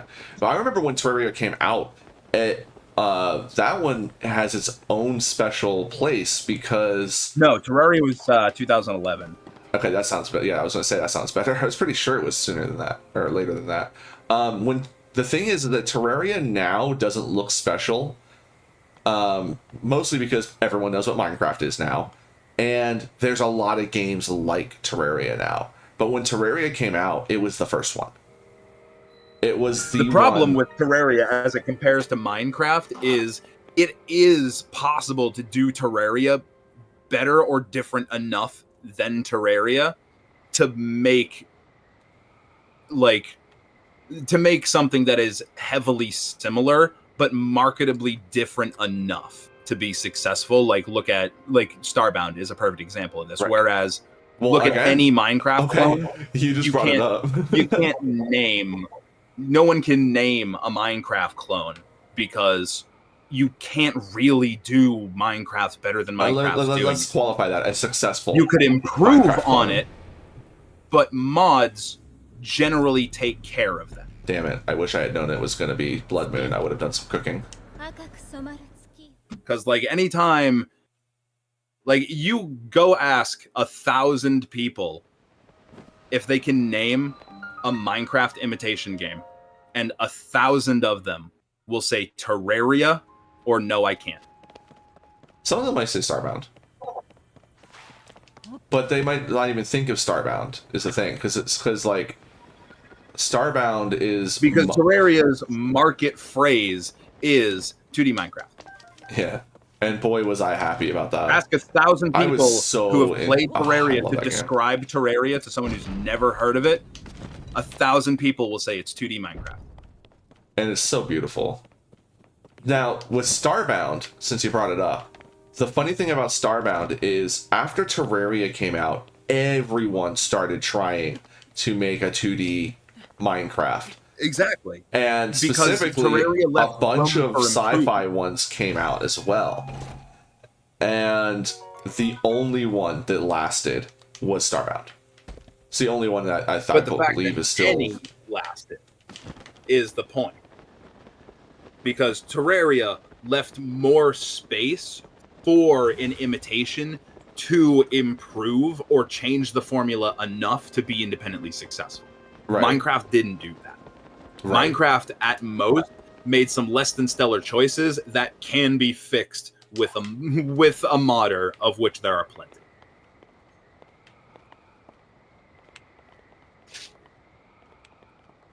And it's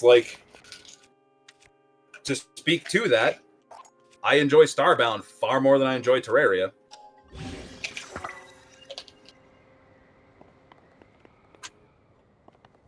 I can tell you which one, off the top of my head, I can tell you which one I have more hours played. I can tell you which one I have installed on any computer right now. Right. But that's very much a personal preference thing because I love Terraria. I tolerate Starbound. Yeah, but that's the point. Is Terraria left enough room for that imitation to come in and change things enough that they created a clone that was different and that was differently appealing enough that there are players who would prefer what you could call the imitation over what you could call the original. I'll tell you this though, if you played Terraria when it first, or not Terraria, Starbound when it first came out, you would not have loved it. That game was I tried rough. Starbound years ago.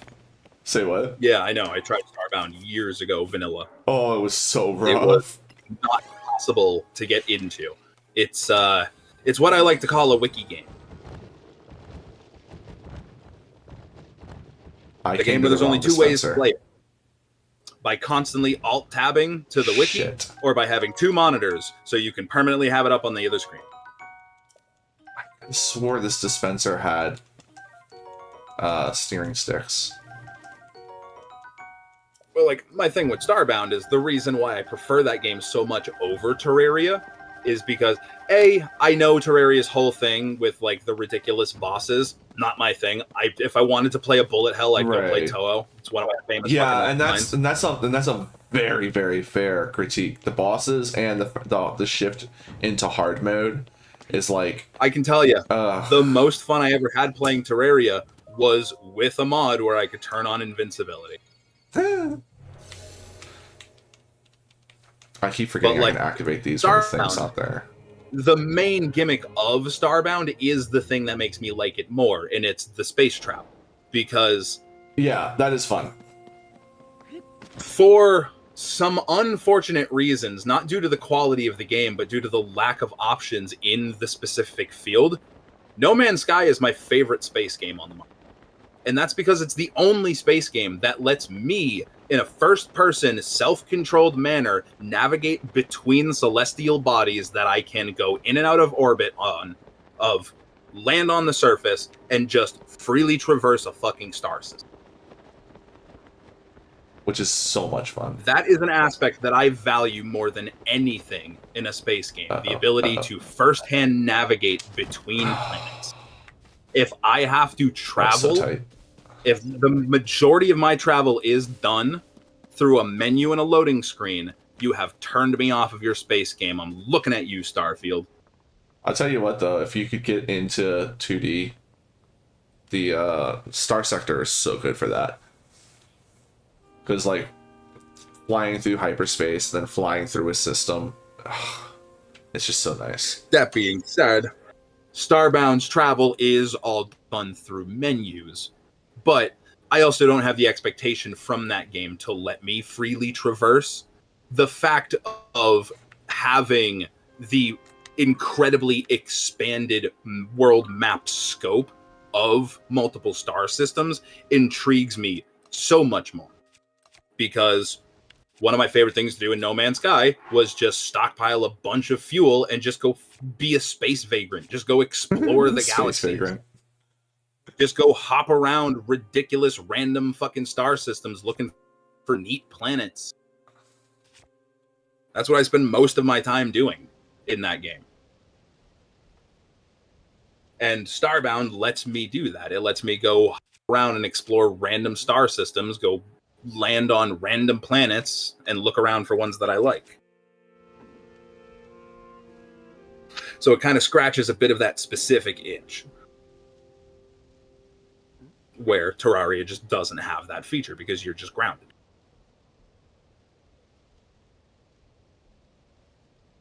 Also, I will be right back. I gotta use the bathroom.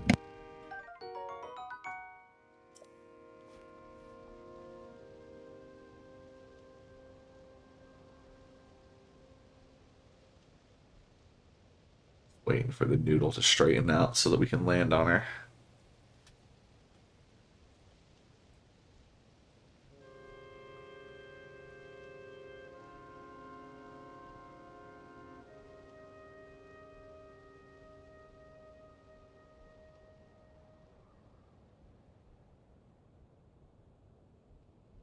I like how this started with, oh, I'm going to beat this game. And then quickly realized I just wanted to have fun. Probably going to go for at least a couple more hours.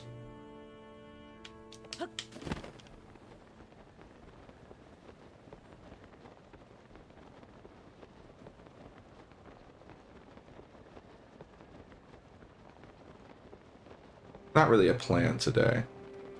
I was late getting on. Woke up feeling like hyper trash. Alright, this is gonna be extra dangerous because we do not have fire resistance. So I want to land right where I need to land.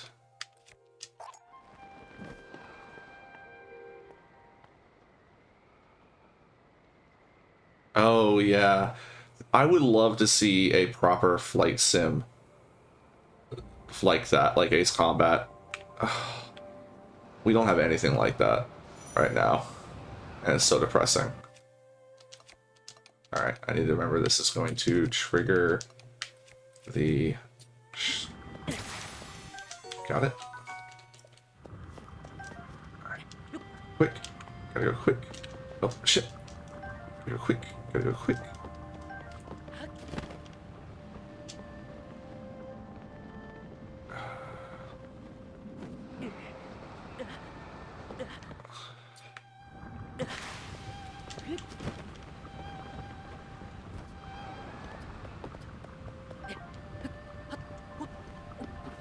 Damn it!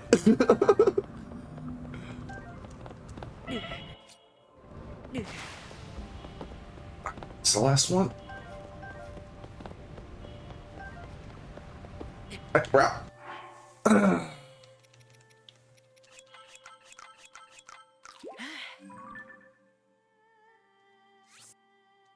Error. Oh, I do hope for one though, because I can like go back to playing Ace Combat 3 Electro Sphere so many times. Yeah, I don't even remember when the last one was that I played and enjoyed. Because there's a huge gap in my play history.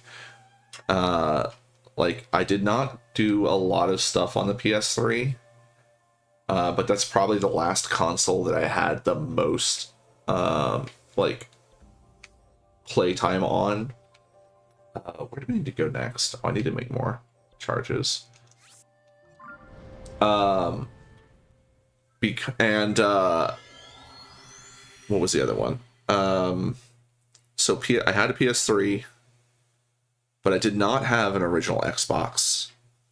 Then I got a 360, but it was basically just for like a handful of games. I did get a lot of good time with Dead Rising, which was nice.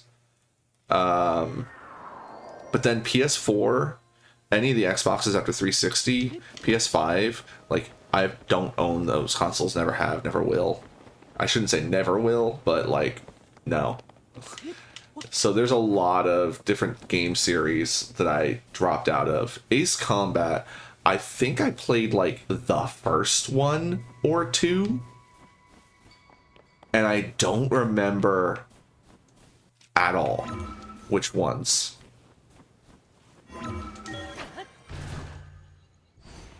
It may have even been 7, because when I had a PS, I don't remember when I played. Maybe that was one of the ones I did play on Xbox, because I had Game Pass for a little while when I owned a 360. Welcome back. I need to get that. What's that? Wanna, What? but I need to get that. What?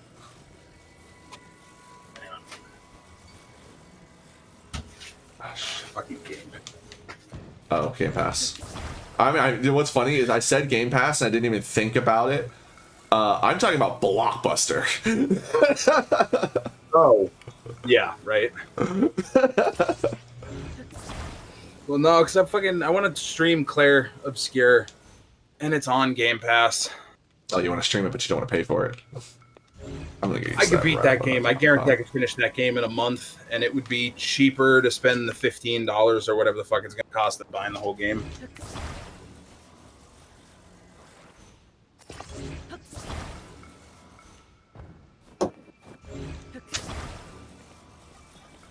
Which one is that? Man, I need to go swimming around in the old fucking brain vault. Which one is Claire Obscure?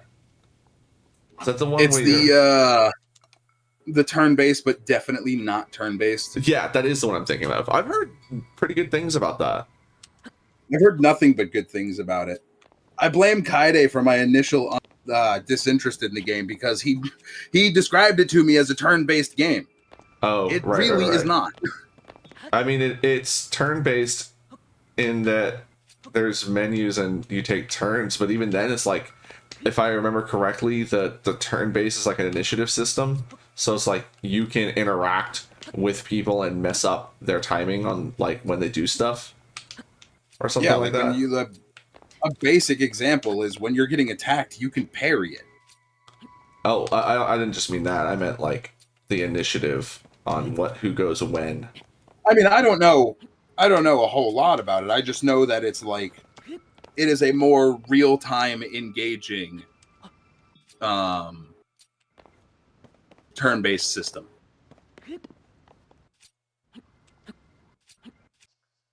Really glad I never set up a timer for this. Yeah, see, that's my issue, is I don't fuck with turn-based games. I have spent plenty of years of my life playing them. I'm over the format. I like direct feedback combat. But So- everything I have seen about this game is it is turn-based in a sense, but you do have freedom of like interaction when it's not your turn. You're not just stuck there locked watching what's happening. You can do things and you can respond to things. Like it is a much more real-time engaged combat system than I think just one of the press a things button. for turn-based games, let's clarify. We're talking about turn-based RPGs. Specifically, my team versus your team on either side of the field. Because think turn-based strategy traditional games, I Final fucking Fantasy. love turn-based strategy games and will never I get tired of fucking them. hate turn-based strategy. Well, yeah, but I mean, like, I don't want to lump those two things together. Because turn-based strategy games are very different. Playing one game. Say what? Oh, no, I'm not. You're Like, never going to catch me playing Fire Emblem. you won't catch me with Fire Emblem either, but front mission, especially the good ones. Love that front mission. I really hope they oh God, I'm almost tempted to dig out front mission just to play front mission again. This is what I'm talking about. I need to try and remember all the fucking old amazing games that I've absolutely forgotten about. What we need to do is start doing that series where we just play a random fucking game and talk over it like we're doing now. Yeah. Start up Mr. Show on Mr. Who's going Channel. to be the Danny? Well, that depends on the game. Right now, you're Danny. Because if you're looking for an Aaron, I can very much be the Aaron. I'm good at screaming about games. I'm well aware. But it's so here's the thing: is that if we're talking about personality, yeah, no, you're the Aaron, I'm the Danny. I've got to try and balance the toxicity constantly spewing out of your face. But if we're talking about who's playing game, that depends on the game. Right.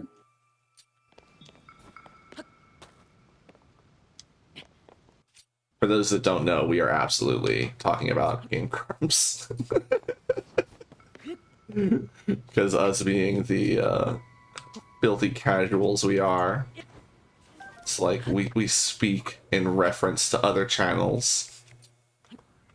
I speak in reference to everything. It's how I communicate. Right. I said I was only going to do this once, and here I am again. But this will be the last time. Yep. Until the next time. I was going to say, till the next time. Yeah, I really do want to start doing shit with Mr. Channel.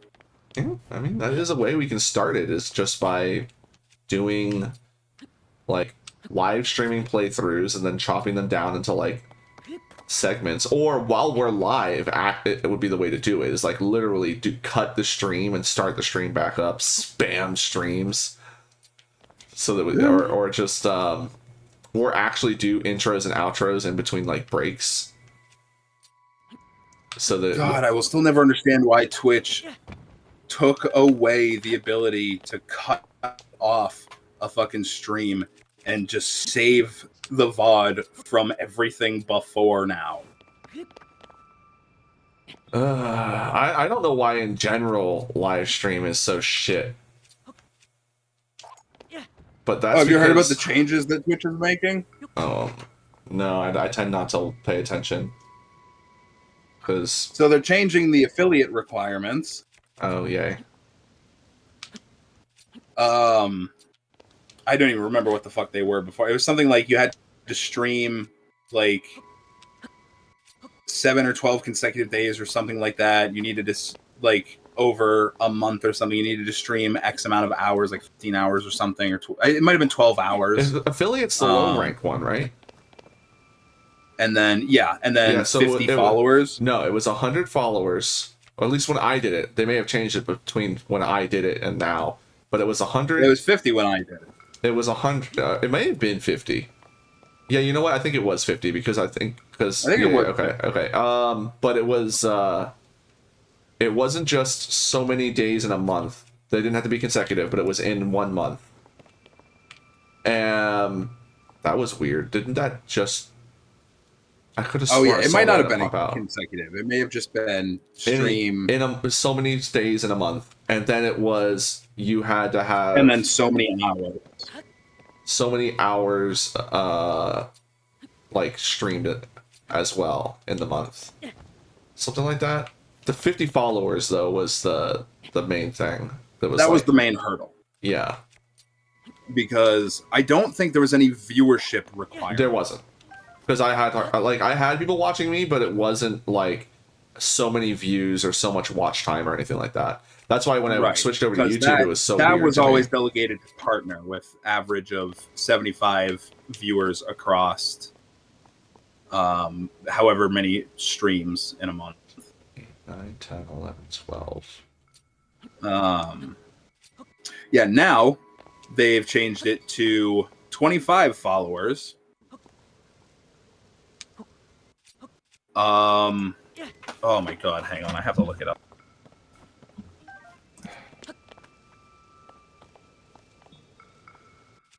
What are the new Twitch affiliate requirements? I keep accidentally... Previously, streamers needed to reach 50 followers, stream for 8 hours across 7 different days, and maintain an average of 3 viewers within a 30-day period to become an affiliate. Oh, the average of 3 viewers, I forgot, but that's because that, like, if you've got 50 followers, that shouldn't be an issue. No. Shout out to Now- Please Don't Shoot. Yeah. No, dude, him lurking, like, definitely got me over that line.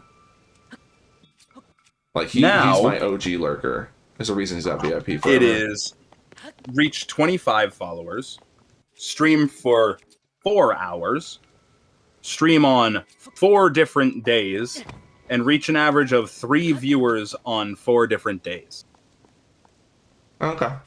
That's also, so, like, here's how it, like, I'm not so bothered by it, because, like, what they're doing is they're trying to get it so that more people will have ads on their streams.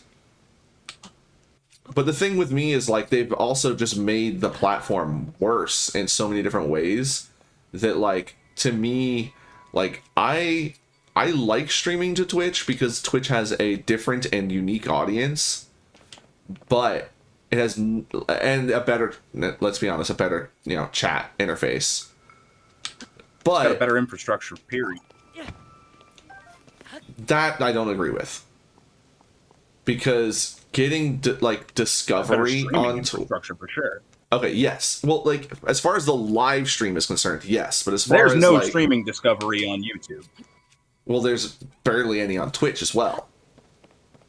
Yeah, no, it's an equal null out for both of them. Neither Right. of them have any real stream discovery. But what's really YouTube has all the means to do it. They just couldn't be fucking bothered. But when they changed like how much stuff I can have backlogged, like Yeah, most people are not happy about that. they deleted so much of my first playthrough of Legend of Zelda with that decision. Mm-hmm. Like oh god, it pisses me off so much. Oh yeah, fucking speedrun.com and fucking shambles in a lot of spaces. Oh, I didn't even think about that whole. That was the first thing in the speedrun Discord that we were talking about. I was the one who put forth the when we make the announcement about this, we should probably encourage anybody with a leaderboard time go and back up their VOD or their highlight to a YouTube channel. So that way it cannot be lost. Oh man, That was the first thing that I thought of. Oof. Just think about how many, like just think about. Well, let me put it. I actually argue that Twitch has better discovery as far as live streams go than YouTube. YouTube, okay, you are so, incapable hold on, of finding a live stream if you don't already follow the person. I think by discovery, I'm talking about something different. By that, I mean like the way they push channels, because they kind of don't. Like it's basically just the people on top and that's it. But when As it far as comes to streams go, like YouTube's not pushing either. No, they're not. Again, you're completely right with your whole nulling it out because they both suck. But I'm not comparing them. I'm just griping.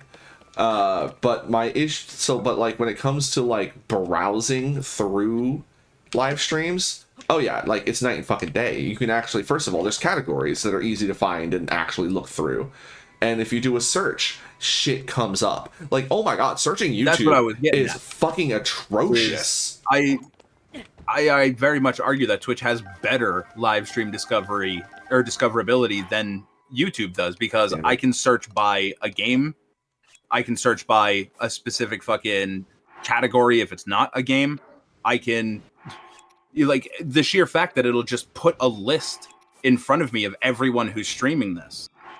Yeah. I can sort through that list in different filters. Like, YouTube doesn't do that. YouTube does not have a place where I can just go and, like, YouTube should have a video arm of the platform and a live streaming arm of the platform. On the home page, I should have the ability to click over to the YouTube live half of the platform where they're just curating me live-based content.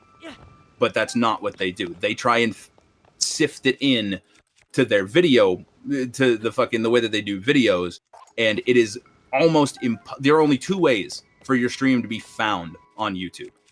And that's by existing subscribers seeing it and being interested, or one of your videos showing up in a recommended, them noticing the little red circle with the live under your name under that video, and deciding to click with zero context to it whatsoever to see what you're up to. Those are the only two possible ways for your stream to get discovered on YouTube. Shit, I had another point. Now I've completely lost it. And yeah, Twitch absolutely has been spiraling since before Amazon bought them. Like, Amazon, there should be no space, or not Amazon, there should be no space for other people to compete with Twitch. They have been in the game so long. They've been so far ahead of every other platform that has tried to do it. There's no reason why there should be anything to compete with as far as they go.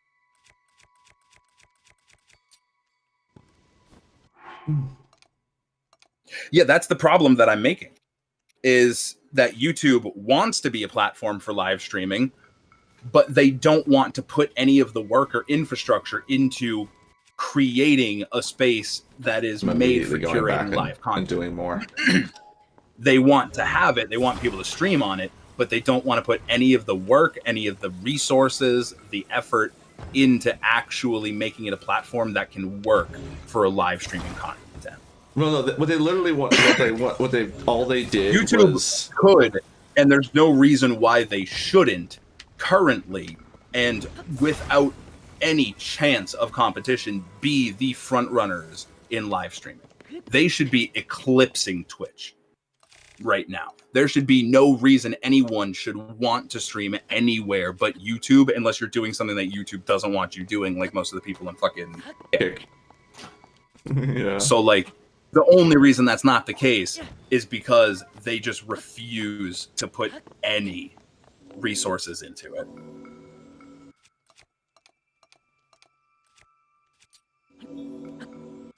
Yeah, no, that is, yeah, most people who are trying to stream on YouTube are doing it with an existing audience. Like, I get what you're saying. You're saying that the majority of people streaming on YouTube are not looking for external discovery, whereas the majority of people streaming on Twitch are hoping for some sort of external discovery. Usually when someone makes the decision to stream on Twitch, or on YouTube, it's because they already have that audience base and don't need to worry about being discovered.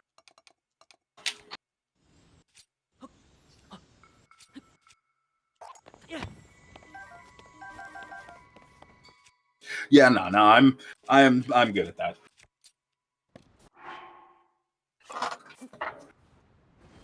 Yeah.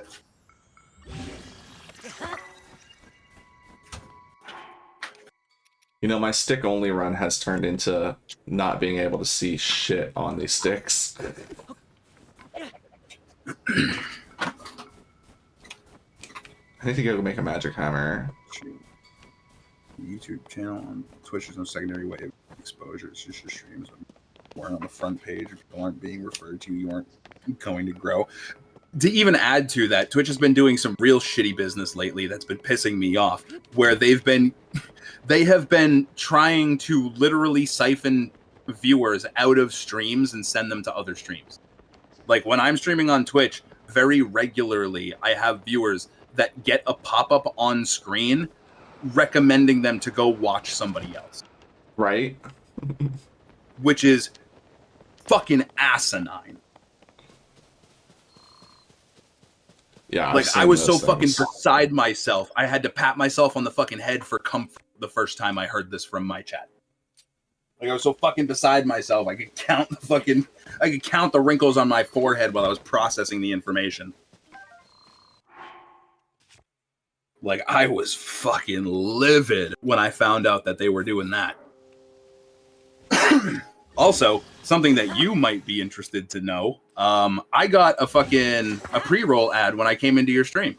What? Yeah. No. Yeah. So I can't turn those off. Do you have 3-minute ads running? No, I don't have ads running at all. Oh, okay, that's why. Yeah, because your tags still say 3 minutes of ads. They do. I need to stop that tag or turn the ads back on. Yeah, I turned the ads off because I was just sick of like working around them. Honestly, I need to turn them back on so I can, get money.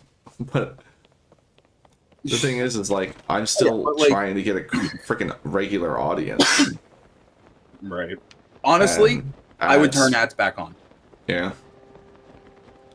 Because I've been experimenting with running mid-roll ads on Twitch, like in that direct interest, and I have seen much better retention having 3 minutes an hour versus pre-rolls. Well, you heard him, everybody. I went to take a break anyway.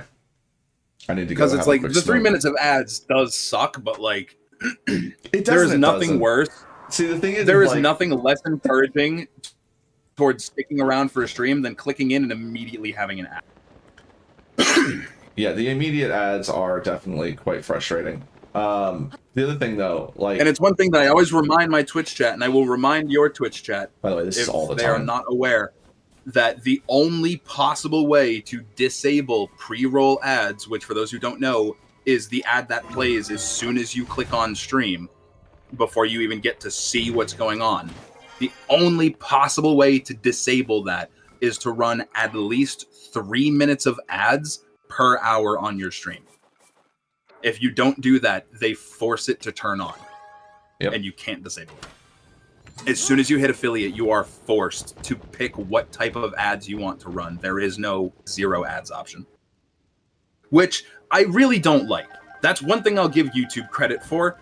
They don't force me to put ads. If I don't want to monetize my stream, no one will see a single fucking ad on my stream. Now, I will say, to be fair, I only have that benefit as a YouTube partner because I have control over monetization in my videos as a partner. But like, just even the accessibility to say I want 0 ads playing, this is not something where I want my viewers to deal with ads, is an incredible quality of life. It's one of the things that drives me a little bit crazy about all of this is also the fact that like people like they want their streamers, they've gotten really good at worrying about their health, worrying about them not getting burnout. Now, it's obviously a bit motivated by the fact that if their streamer gets burned out, then they won't get more streams or content as creators in general. But at the same time, it's like they've gotten very good about that. But here's the thing, if you want more content, you also need to embrace the ads. Because that's the thing. Part of the reason why I don't get to play so many different games is I ain't got no budget for games. Like, I was able to play Armored Core because I had my Twitch money. I was able to play the Zelda game. I can't remember what it's called, Echoes of Wisdom, because my Twitch money paid for that. There's Right. like a lot of times when I get a new game, it's because I do work on the side and I'm able to justify a small purchase. But a $60 game, like, I try not to do that because, like, I would be mad. It's too much for so many people. Well, no, I would feel bad if I got someone to pay for, like if I got those games. Like, I feel bad about Baldur's Gate because I hardly ever, like, I've never played it since. And Let me say I can at least help alleviate some of that as far as I'm concerned, because I am the exact same way. I am not the most comfortable when people buy a game for me because Oh, I know. I feel like I have some level of obligation to play it so much. Otherwise, they're going to feel like they wasted their money. So when I buy someone a game, I go into it fully understanding that I am buying you this to play as you see fit. If you play it for a couple hours and you don't touch it again, whatever. That wasn't contingent on me buying it for you. I bought you the game. Do with it what you're going to do with it. how many wings do I have? 25 wings, 19 rockets. We're okay. All right, so I'm gonna go have a smoke Perfect break. example. I bought Shelby the fucking the DLC for A Hat in Time years ago. I'm pretty sure the fucking thing to redeem it and actually add it to his account is still sitting in his Steam inventory to this day. That's funny. I don't think he ever actually activated it. But that's the thing is, like, when I get people something, I'm not. Well, it also depends on the context. Like, when I got you, Like, I get someone something because I want to get them. I got you Split Fiction for a variety of reasons, and Right. one of those was that we would get to stream it. But it was also because you wanted to play it, and it was your birthday. Like, it was a birthday gift. So it's like, I don't care if you never touch that game again. It's Right. I gave it to you as a gift. Done. I think we got our money's worth out of that, or at least got our entertainment worth Honestly, out of that. the funny I'd thing be is, lying if I said I was the most pressed to go and finish it. the funny thing is like, we should absolutely fucking finish it so we can properly talk about the game. But at the same time, it's like, I think it's funny that we stopped where we did, because I do feel like that's either like right when the game starts getting better, or I will it's say, literally I have peaking. seen a couple of things here and there. There's one thing for that I later know we content didn't that do. we didn't get to. Yes. Does it have to do with a bunch of fucking lasers? Yeah, exactly. That is Yeah, I've seen the that. challenge. That's the hardest challenge in the game, and that was like one of the things that I really wanted to take a crack at, because if anything, that's what I want to go back to play more than finishing the story. Right. Because, like, I ain't gonna lie, I was watching that and thinking, man, this doesn't look that hard. That's the thing. So I haven't even looked that hard at it, but it's like, remember when Armored Core came out and everyone was like, oh my god, the first boss is so hard, and you were I think you died a couple of times to it even, but it's like, I got a couple of times to it, but like, but that was because I remember saying I think you were that, bucking. like, this is a very aggressive fucking first encounter for a boss. Right, but also you were like, part of the reason I had such an easy time with it was because I watched you playing it, and I saw you with the realizing the stagger system is basically required to beat these bosses. But like, that wasn't that bad once you got the hang of it. Now, the one that definitely was justified was Balteus. Balti was the casual filter. Balti round 1. Oh my god. Yeah. That thing was fucking awful. Holy shit, was all that griping justified for that one. Didn't help that I'm stubborn when it comes to that game. Well, my biggest issue was I still hadn't figured out if I wanted to use the keyboard and mouse, or if I wanted to go with the controller. Oh yeah, I remember that. Yeah, I haven't I still haven't gotten past I I think I beat the Patrick Starfish, but I don't think I did anything after that because Patrick Starfish is guarding the FedEx railgun. Did you even get to that part, or did you stop like after Balti? I think the second chapter was the furthest I went. But did you get to the FedEx railgun? Where it's literally like the big fucking where it literally launches you across the fucking the world. It's like that's how you travel is by FedEx railgun. No. Yeah, it's so silly. It's like it's great. It's like, how do we ship you across the ocean? You're gonna use the basic. You're gonna smuggle on board a cargo container, and we're just gonna send you. Okay, cool. How do you send me? Airmail. Cool. In a plane? No. Bullet. The air. Fucking FedEx railgun. And they launch your ass. Oh, what are you transporting me in? The air. Wait, what? So, Lynn, important question. Was this your first Armored Core? Oh.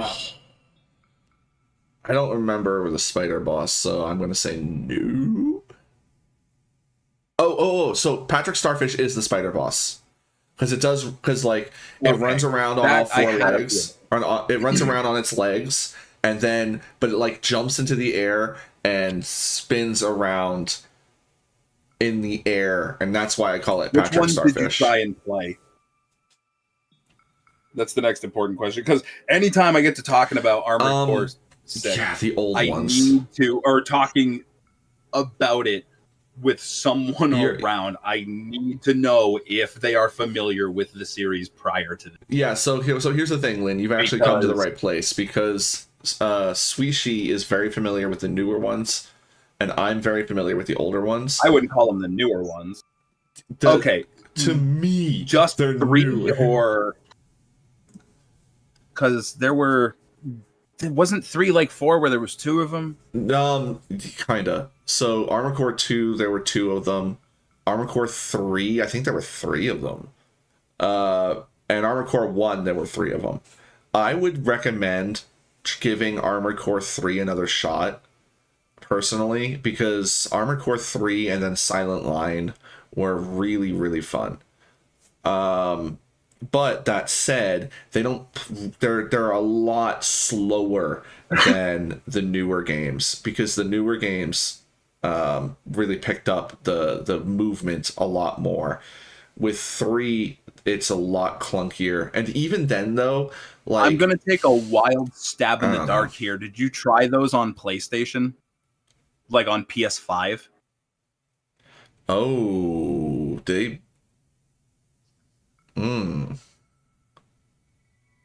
Oh yeah, the controls were booty. Like, you got to keep in mind, I started with the PS1. We didn't have analog sticks, so using the shoulder buttons to look around, like to move your like, it was just ingrained because that's how it always was. Oh, okay. I just say that because recently, PlayStation, the PS5 added Armored Cores 1, at least 1 and 2. I think maybe 3 to the game catalog. Just 1 or 1 like the full collection? Because Project Phantasma and Masters of Arena are like 2 completely different games. They're just the same engine.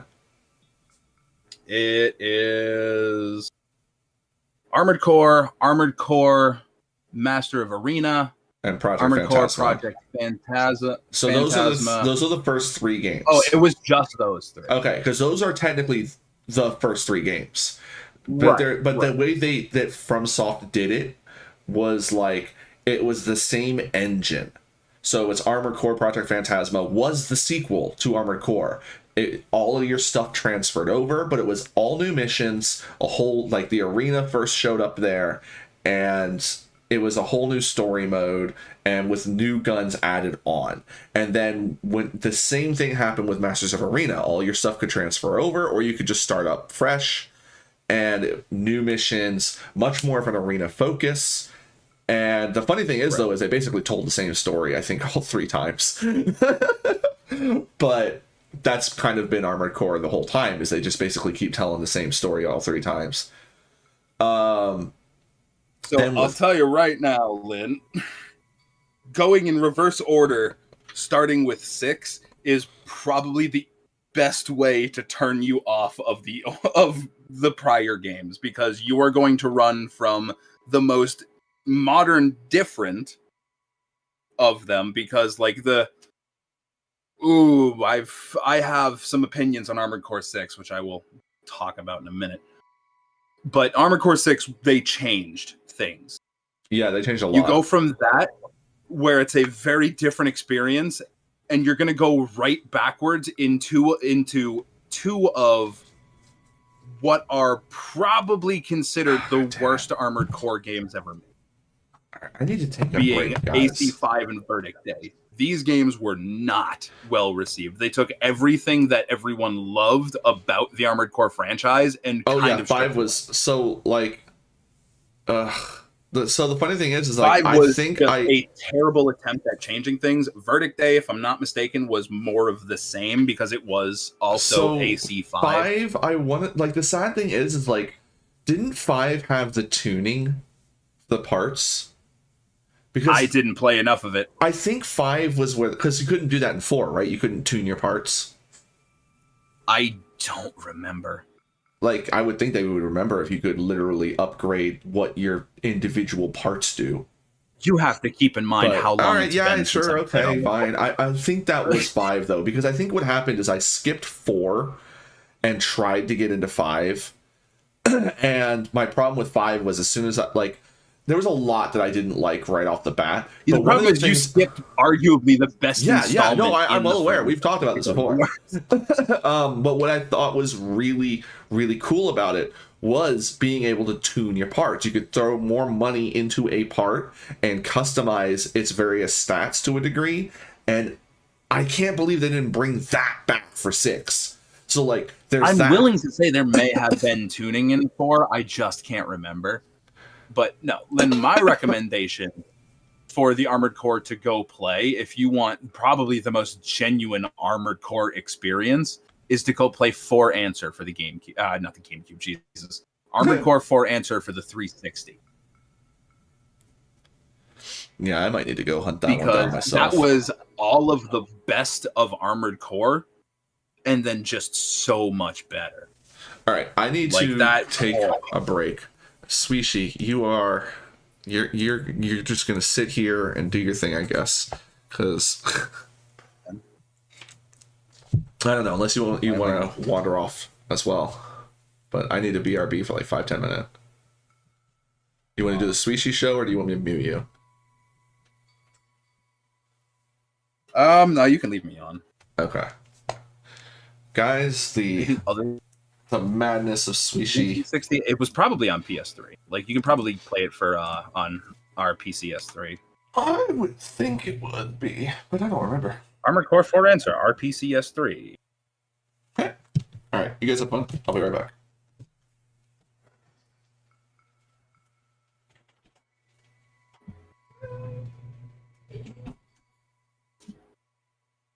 Yeah, pretty sure. Yeah, no, it was on PS3. So as far as emulation goes, that would definitely be the better option.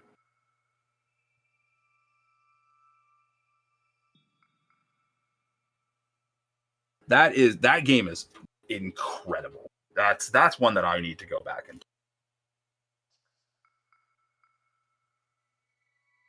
Can I play that on my Series X?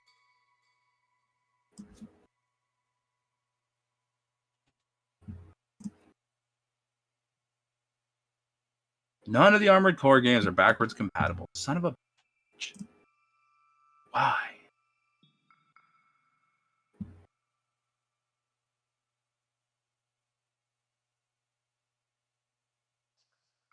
Made a mistake.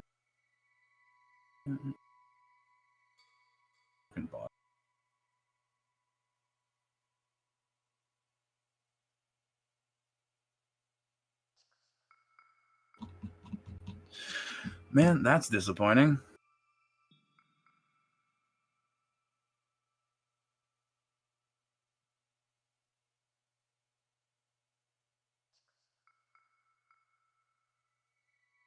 Because if I could play that on Series X, I would absolutely do that. I mean, I guess to be fair, my 360 is still collecting dust in the trunk of my car. Could see if it still works.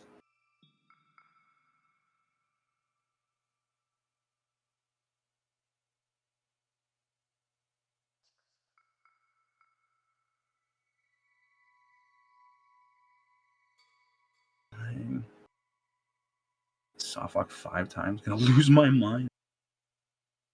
Yeah, I don't know why it ended up there. I don't remember. I think I was probably bringing it with me somewhere, and then I just never took it out. Not entirely sure why. If I had to guess, it was probably in the transitional period from going from 360 to PS4.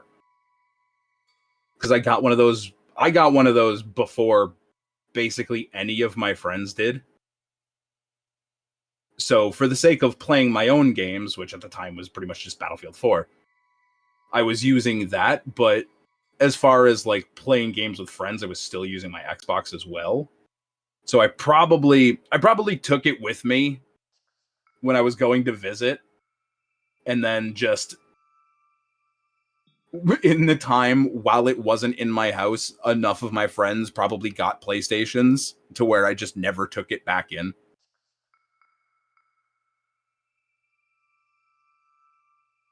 Oh, I still own all of my old game consoles. The only console I've ever gotten rid of was my original GameCube. And even at that, if I'm not mistaken, if I'm remembering correctly, I'm pretty sure I still have one. I think buried somewhere in a drawer on a table stand in the back of storage. I'm pretty sure I have a GameCube.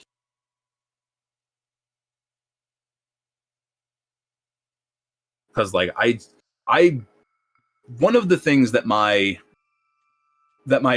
specifically my mom instilled into me very, very young was taking care of specifically my video games. You know, there's always the whole thing of, oh, take care of your stuff, take care of your toys, you know, don't break your stuff, treat everything nice, it'll last longer.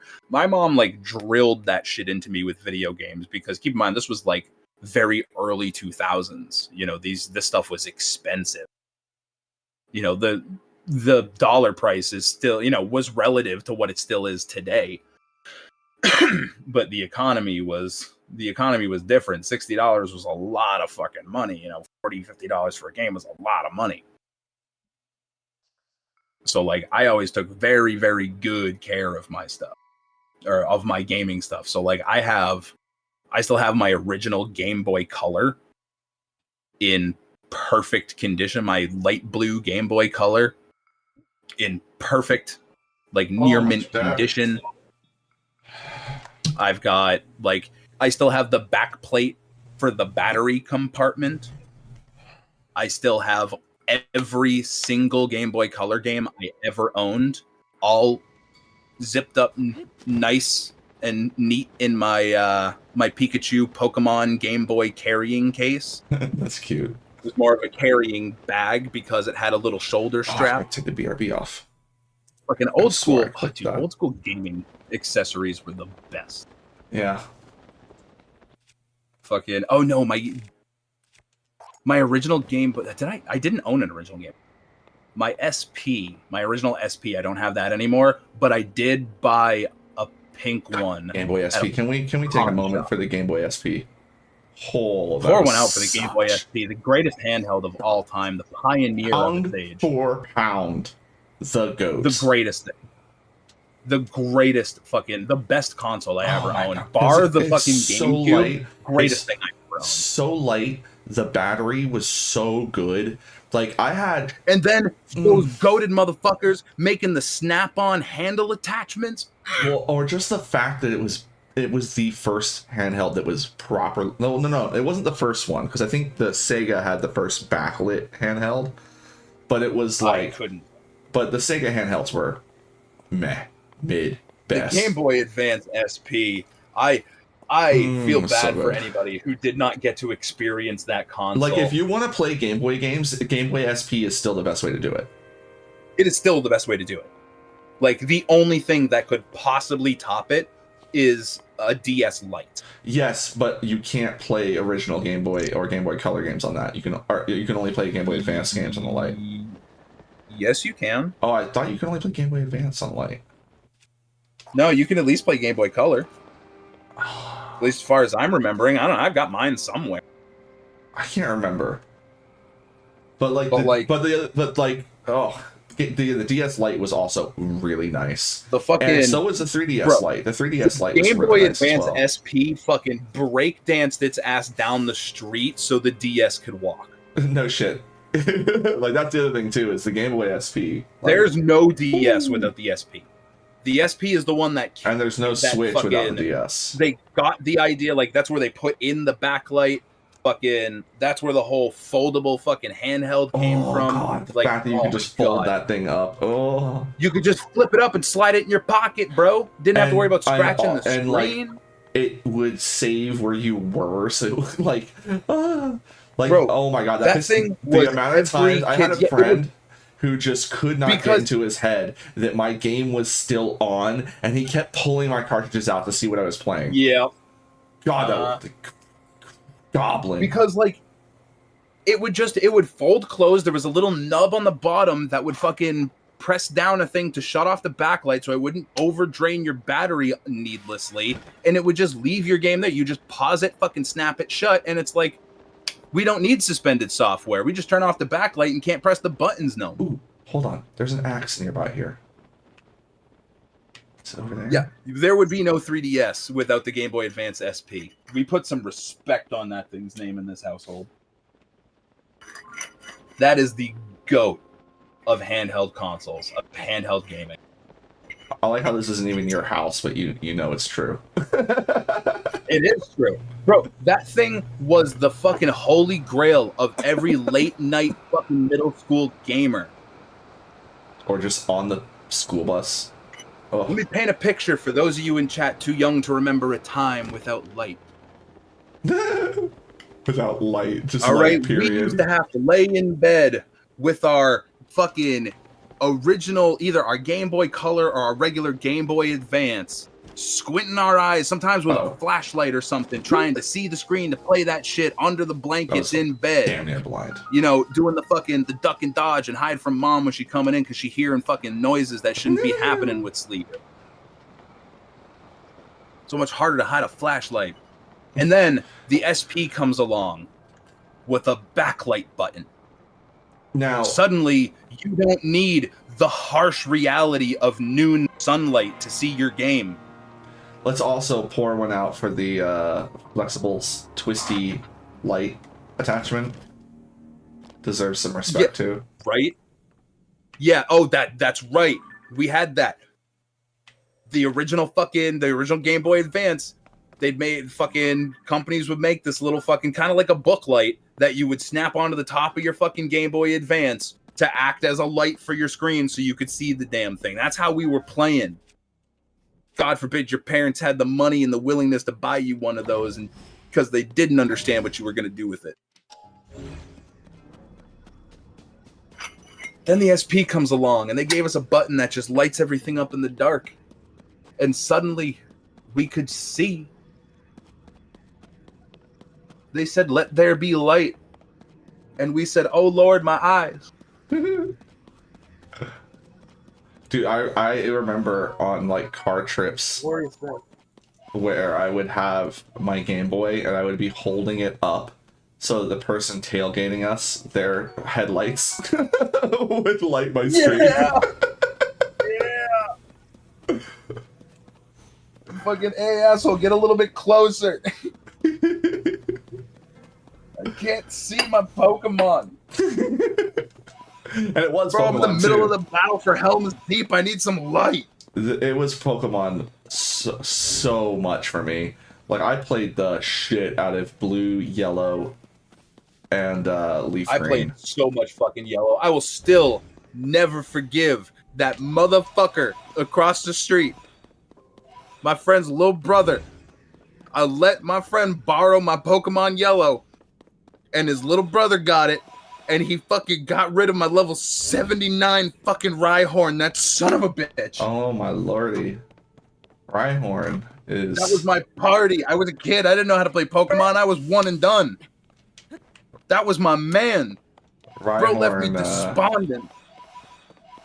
I love Abandoned. Rhyhorn. I Helpless wish in the middle of nowhere. early Rhyhorn could do anything, but there were no good rock moves in the early game. That was my man. Like, he was Earthquake Man, and that was it. Done me dirty.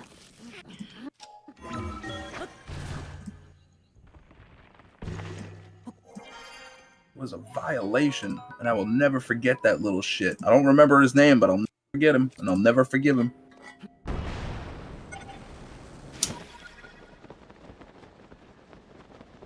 But like, then on the other side of Pokemon shit,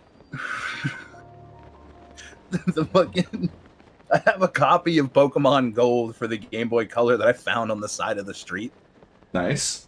That's a hell of a I get. was just walking down the road one day and something sparkly caught my eye, and I'm like, I wonder what that is. And it was just a fucking, it was just a copy of Pokemon Gold laying on the sidewalk. Not even on the sidewalk, on like the shoulder before the sidewalk. I was like, all right, go slide that in my pocket. Free video game. That doesn't happen every day. And I still have it to this day. It worked. Dude, what's funny is I got silver, like, the season it came out. Like, that was my Christmas present for my grandma. She took me on Black Friday to Best Buy to get that. And boy, did I love it. And because it was, you know, I had that connection with my grandmother, who passed away shortly after. It's like, that was like, I was so much more attached to that game that I didn't even consider Crystal. But oh my god, is Crystal such a good game? Except for the fact that that map, that game, like, Crystal had so much upgrade, like, quality of life upgrades, but nothing could save that terrible, boring story, terrible map, awful, like, oh, there's just so much about Gold, Silver, and Crystal that's just bad. There's, oh my god, it's so depressing. And that's one of the reasons why I ended up playing, I played a lot of my blue, because I just loved playing with Charmander. And I played, quite, not as much as of yellow, which is objectively the better game. And then, went the right way. God. I need to go that away. And then, oh.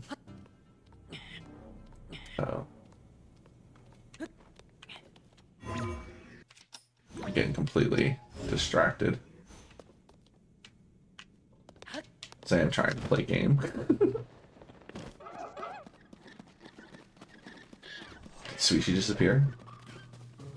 No, I'm typing something right now. Oh, okay.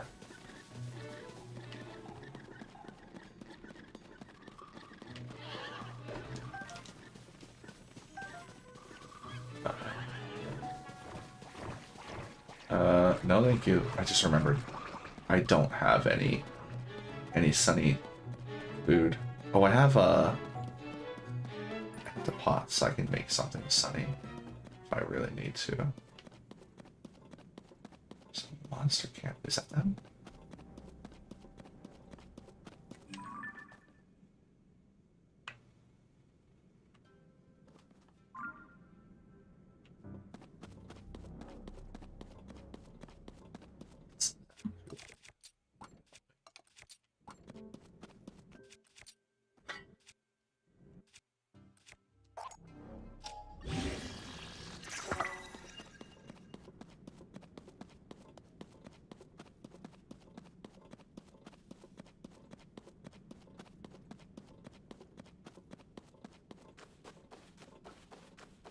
Should have followed the bananas.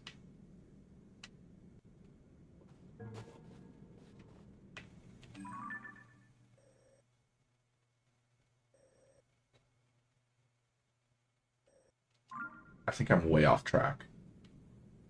I think I need to be this way.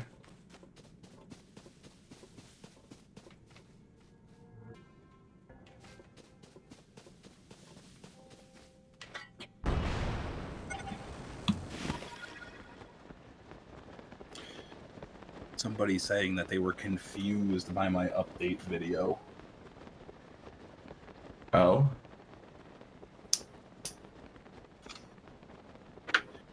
We were all on 1.4 already, and we already knew that the glitches carried forward. Which, okay, you knew that. Everybody else didn't know that. Not everybody knows that. Yeah. 1.4.1 came out today. Very not true. And everyone was wondering what, if anything, was bugged, and you released this video but skipped that part by saying they patched 2 glitches we've never heard of before. No, that summed it up. 1.4.1 fixed a bug where a specific construct on GSI wouldn't give you the battery, which is how I knew that how we knew this update was coming. Oh yeah, that'd be a... They fixed some translation errors with different languages, and they patched 2 glitches that they probably found in testing in between then and that, release and that update, that were incredibly fringe cases or fringe discoveries that no one had talked about outside of the fucking server where they were discovered in. So next to nobody playing the game knew they existed. The only thing to say about it is that 2 glitches you've never heard of got patched. That's all it did. That's all there is to say. There's nothing else to say. I didn't gloss over anything. They're like kind of weird overall because a 1.4 assessment is like 2 weeks late, but a 1.4.1 assessment was skipped.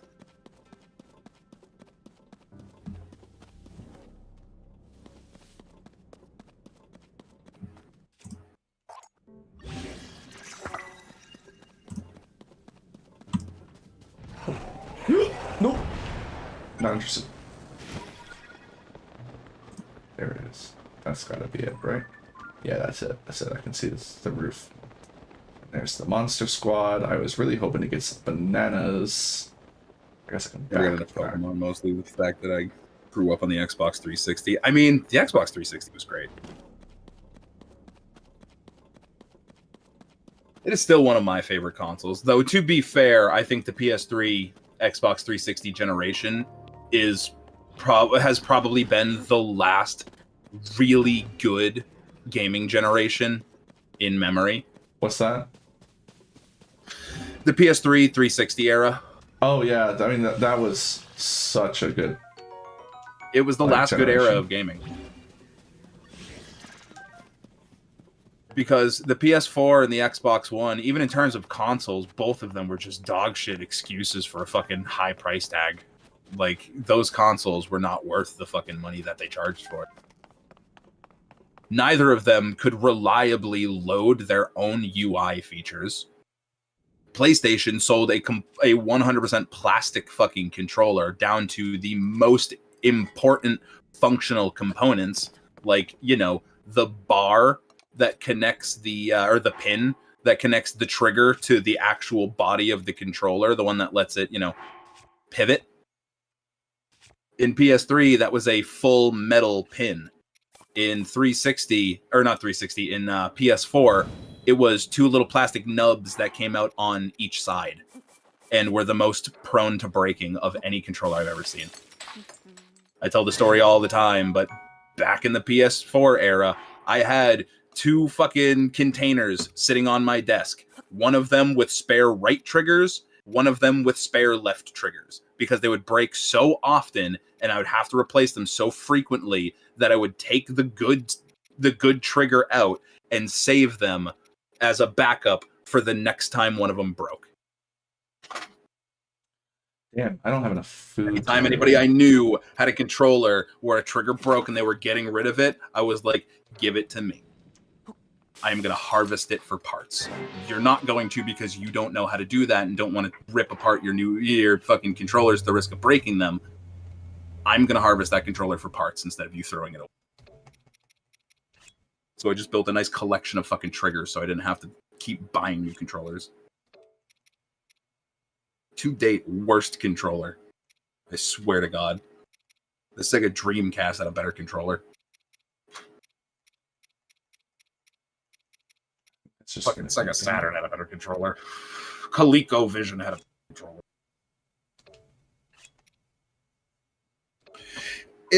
I was debating saying that the 360 PS3 generation was the best generation for gaming, but like it comes down to like a more fringe argument at that point as to like what is the best, because it's like what metric are we using to determine it?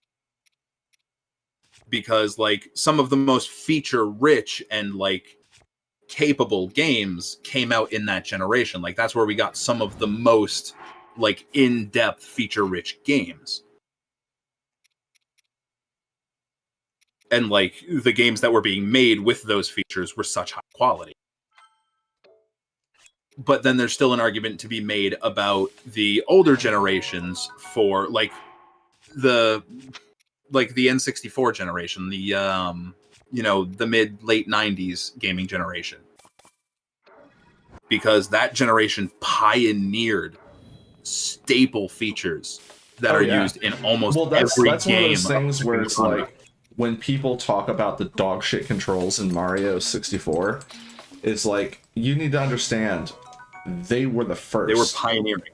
They were literally pioneering. And when people talk about how janky holy shit, target lock can be in Ocarina of Time and Majora's Mask, probably because they were the first. Yeah. Hold on. If you've ever locked onto a target in a video game, you can thank Ocarina of Time for that. You can thank Navi. You can thank Navi.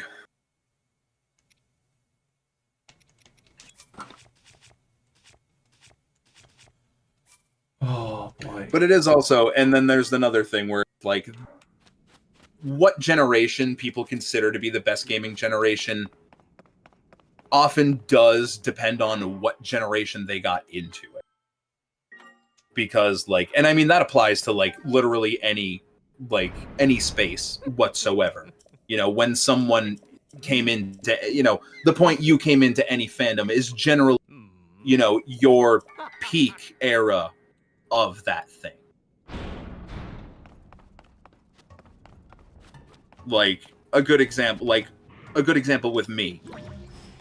My full proper exposure to Halo really came in with Halo 3 because I didn't have an original Xbox. I don't even think I had a 360 until 2009. Eat my bananas. So like I played Halo over a friend's house. So I didn't really have the full like invested exposure to the game until I got my own Xbox. And in my opinion, Halo 3 is the peak of that franchise. It can never be topped. But at the same time, I can recognize why people say the exact same thing about Halo 2. Because that was like their real big, full-on introduction to Halo. So like that always does play a factor. Halo ODS3, I was too afraid to play you for years. Oh my god, don't get me talking about ODST. No game with Halo 3 in its title can miss. It's impossible. It's impossible. It can't be done. Halo 3, absolute banger. ODST, contractually obligated game from Bungie. They didn't even want to make it. Banger. Fucking banger. And then, I mean, Halo Reach came around and muddied the water a little bit, but like, Bungie didn't care by that point. But, let me tell you, ODST. ODST is a fucking beauty of a game.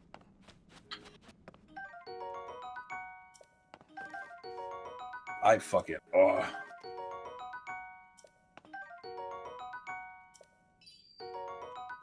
I can appreciate Combat Evolved,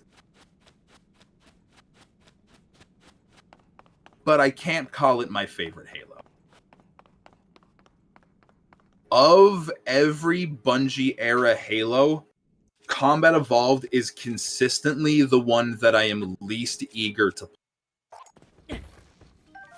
For me, with Combat Evolved, the main thing is I played that when it came out. So, like, oh, a game with music and good controls and a campaign and a multiplayer and good guns and, like, everything about that was Combat Evolved. Yeah, the Halo Reach is the most overrated Halo game. I mean, as far as Bungie Halos go. I have a very complicated relationship with Halo Reach. Because when I tell you that the beta build for Halo Reach was perfect, I mean, it was perfect. I don't know if you got to play the beta for that game. But ooh, it was so good. It felt so good. We still didn't like Armor Lock, but like it felt so like it still had the divisive nature that it has with all of its core fundamental changes, but at least as far as playing the game, it felt beautiful in the beta. The only thing that was wrong with it that you could complain about as far as actual like play like feedback for playing the game itself as a game features separate was there was a little bit of motion blur that was fairly heavy. It was a bit too heavy and it was very noticeable. That was the only thing that needed to be changed. That game could have been shipped as is with that visual change and it would have been it would have been perfect as far as gameplay and physical mechanics. It was so good. And somehow they managed to ruin it. I could not possibly point to what they did, but something in there. They took out a little bit of something, put in a little too much of something else. I don't know what it was, but they fucked up the recipe. And what we got didn't taste good like it should. You know what's funny is that was actually going around at the time, because I remember Killzone 1 was so good and then they fucked it up. Resistance Fall of Man, so good and then they fucked it up. Like, there were a lot of amazing shooters coming out around that time that then for whatever reason just fell off immediately. Because, like, Resistance was such a fucking well, the cool thing game. is, Halo Reach did not. Yeah, Killzone was so good. It's just they did something. They changed something, and it fucked up the recipe. And what we got came out tasting a little bit funky. I wish I could point to what it was, but just something about it. It didn't feel right anymore. And I wish I could go back and just re-experience what Beta Reach felt.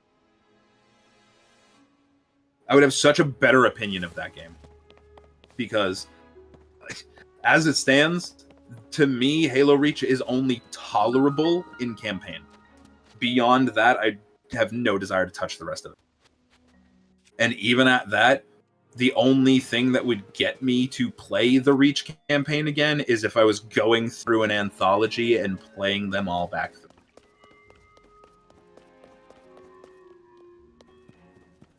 Barring that, I don't think that I would just go and choose to play through the Halo Reach campaign. That being said, I did go and get the fucking Monument to All Your Sins achievement in that game. I did. I put in the work. I put in the effort. I put in the rage. For context, the Monument to All Your Sins was the name of the achievement for beating the campaign on solo legendary. I did it. It was a son of a bitch. That was fucking hard. But I did it. Oh, I never played any of the kill zones besides I played the first one, and I don't even remember where it went bad. It's just it was it the second one where it just like came out and was like complete crap. I don't even remember.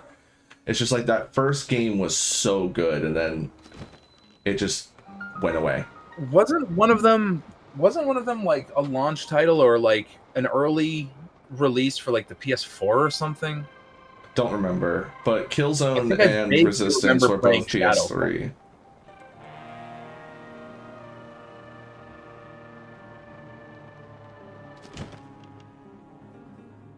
See if it's on here. If I can, yeah. It came out on, it was on PS4. I remember that. I think it was PlayStation Plus at some. Yeah, played 1 hour.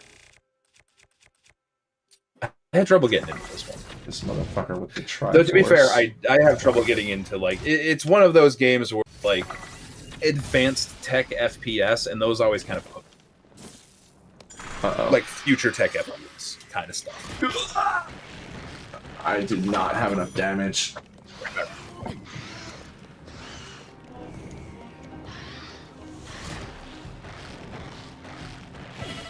I don't think I'm gonna be able to do this now.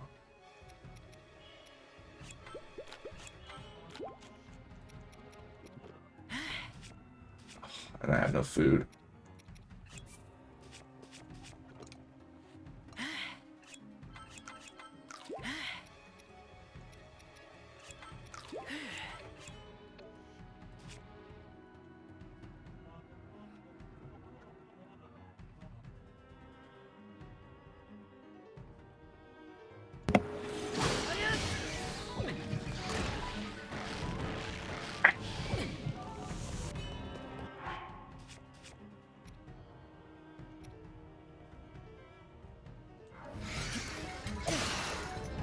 I got a fucking email the other day talking about how in July there's going to be an update to the playtest. Supposedly changing things based on playtester feedback. I need to start over. Like, you remember that whole fucking thing What are we talking about? Oh, the thing you can't talk about? Skate. I mean, I can talk about it all I fucking want here. Because who's gonna know? Who's gonna find out? But like, you remember the whole fucking collectible score thing that you needed to unlock other areas where you get it based off of fucking what items you would get out of the random fucking loot box bullshit, or you would get it from purchasing things off the premium shop, basically making it pay to unlock without, you know, it being directly pay to unlock. Come on. Well, apparently enough people in the playtest forum called them out on their hypocrisy, because one of the main fucking marketing points that they're pushing with this game being free to play is no pay to win, no purchase, no paid areas. Like basically saying that there's no areas that you would pay to unlock. But like in reality, you can still pay money to unlock these locations faster. So I guess enough people called them out on their hypocrisy with that bullshit that they're doing away with that system. And supposedly, quote unquote, adding better rewards to the fucking stupid loot box shit, which I cannot understand why they're so married to the idea of everything being a loot box. They're literally, like, they're doing it backwards. Like, normally, in fucking free-to-play shit, you can directly buy worse stuff, and then you pay for loot boxes. And in this, it's, you buy the loot box with garbage shit in it for in-game currency, and then you directly buy the specific items with real. just gonna fucking And, go like- all fairies. Fuck this. Oh my god! It's not the thing about the loot boxes is the way that they're doing it in this game is typical premium non-premium currency. You have your in-game currency that you earn in-game, spend in-game, and you have the premium currency that you pay for. The loot boxes are exclusively handled through in-game currency. This is just how you buy stuff from the shops. You can't buy specific items. You have to buy a random roll in a container. Like, they're not even selling the loot boxes for real money, which is the part that I don't understand. Like, they're forcing this system to be here with no monetary incentive. Like, it's just lowering the quality of the game for no measurable gain. I was looking like me out here in this fight. But, like, the worst part is, almost unanimously, the number one thing that everyone is, everyone in the playtest who is complaining on the feedback forums about something in the playtest, almost unanimously, the number one thing they're complaining about is the needless inclusion of this loot box system. People are, like, everyone is begging for this loot box system to not be here and to instead just furnish the inside of the skate shop and let me buy specific items. And they just won't do it. I don't understand.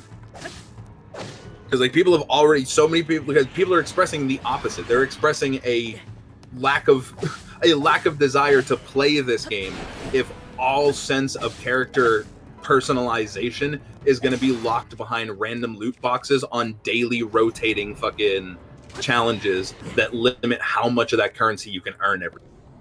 Like, that is what it is they're trying to get you back every single loop, but everyone that they're trying to pitch it to is like, this is the last thing that we want. This is going to encourage us to play the game less. And they're like, nah, bro, believe me, we know better than you.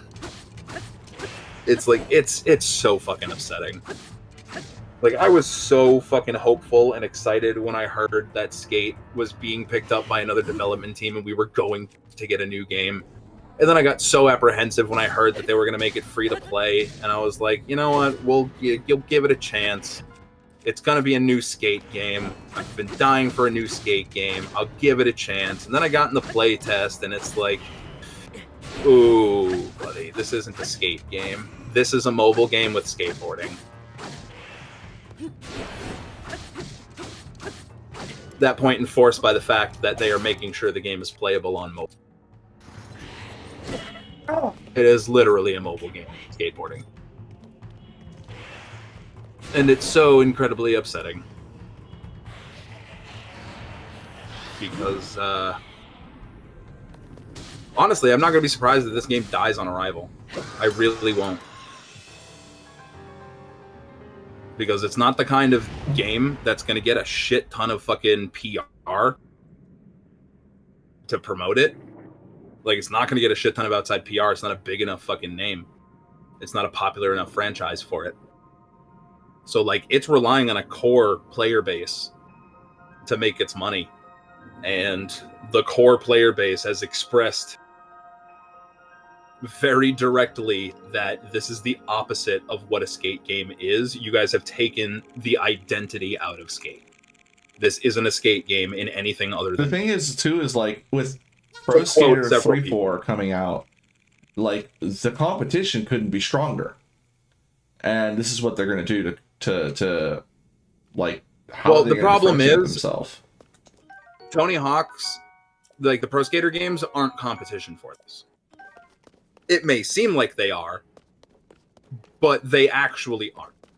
And that's because of how fundamentally, like, core gameplay mechanically these games are different.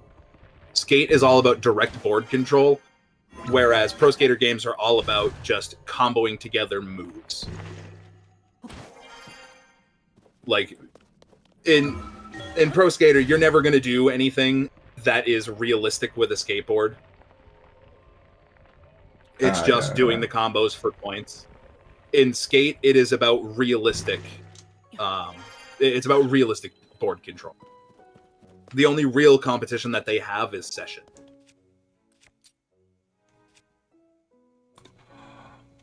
The lad! My hero! But like, yeah, fucking with the changes that they've made and how vocal the core player base that they are trying to appeal to with this game has been about their dissatisfaction with the direction they're trying to push it, I very much will not be surprised if this game immediately dies.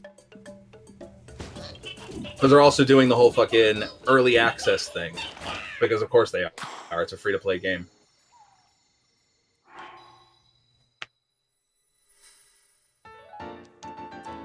Because everybody knows free-to-play and early access, even without free-to-play, early access in general is just, I want to make money off the game before my game is ready to be sold. And to make matters fucking worse, I got myself on this shit now. To make matters worse, they're doing probably what I think is probably the biggest scumbag move I have ever seen a developer / publisher ever pull in a game. Because, like, I don't even know who to blame for this one. But they need to be blamed.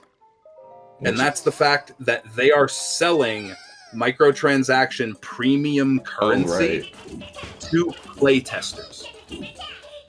People who are playtesting this game right now in pre-alpha are being sold premium currency. It's pre-beta, for it's not real pre-alpha. They're not calling it pre-alpha. Yeah, well, the thing that's Alpha. flashing across my screen constantly says pre-alpha. That's- They're calling it pre-alpha. That's weird, because that, like, an alpha release is when you can actually play it. Yeah, whatever. right? It's weird. In an alpha, These terms don't mean a anything fucking- anymore. A real cash store is the last thing you would expect to be functioning because it's not a priority in an alpha build of a game, especially a pre-alpha build of a game. But no, they got to make sure there's plenty of shit. They got fucking missions and shit that won't work. They got entire sections of the map that don't even have fucking missions. That, you know, they've got fucking textures missing everywhere. But let me tell you, that fucking premium shop works perfectly. They're ready to charge your card.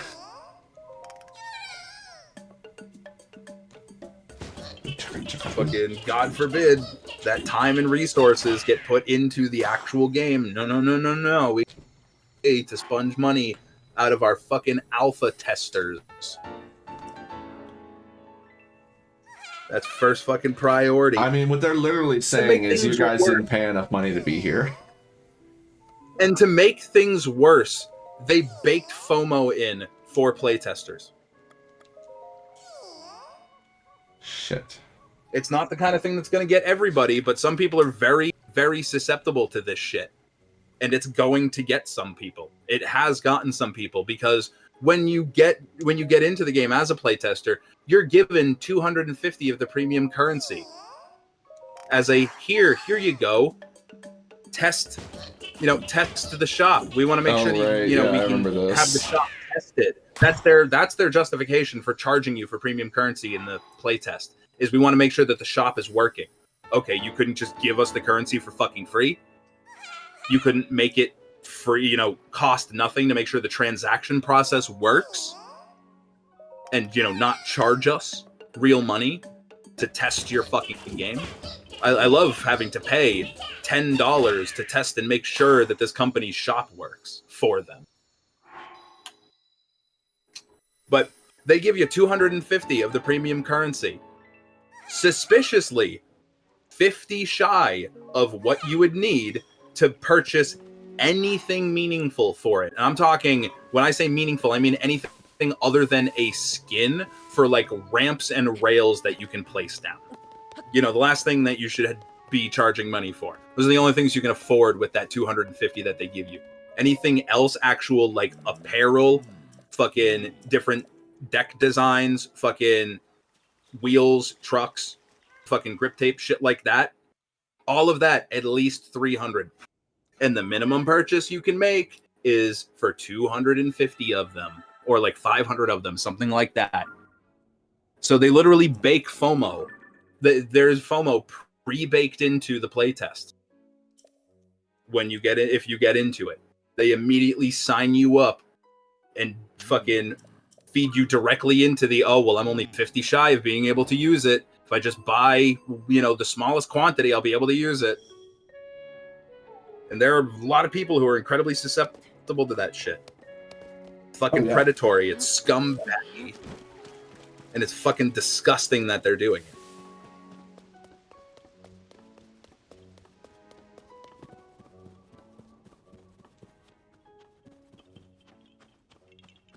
And that's one of the things, though, that people forget is that there are lots of people susceptible to this kind of stuff. So it's like, just because you... Beyond that, the thing that people forget is that if there is a dollar price attached to anything inside of your game, you are being manipulated. Right there, yeah. If there is any additional thing that can be purchased inside of your video game, 1,000,000% you right now are being manipulated as much as possible to push you as strongly as they can into purchasing something. No matter what, if there is something to buy, you are being manipulated into buying it, whether you bite or not. And then the further part of that is recognizing how many people are susceptible to that.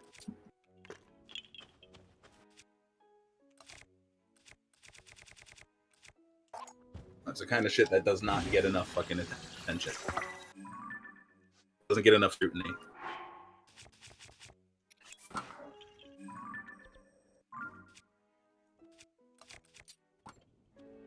The worst part is, it's not even the worst thing companies have done. Fucking Fortnite's done worse.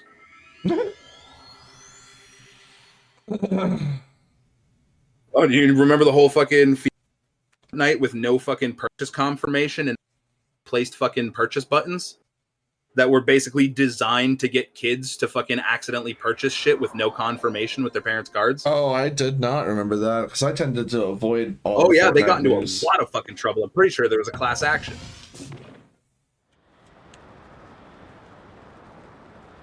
Yeah, this is why I have, I would say these are a lot of the reasons why I've steered further and further away from AAA gaming, but if I'm being completely honest, these are the reasons why I've steered further and further away from gaming in general. Beyond the fact that these companies are determined to price out as many consumers as possible from the hobby that they're trying to profit off of.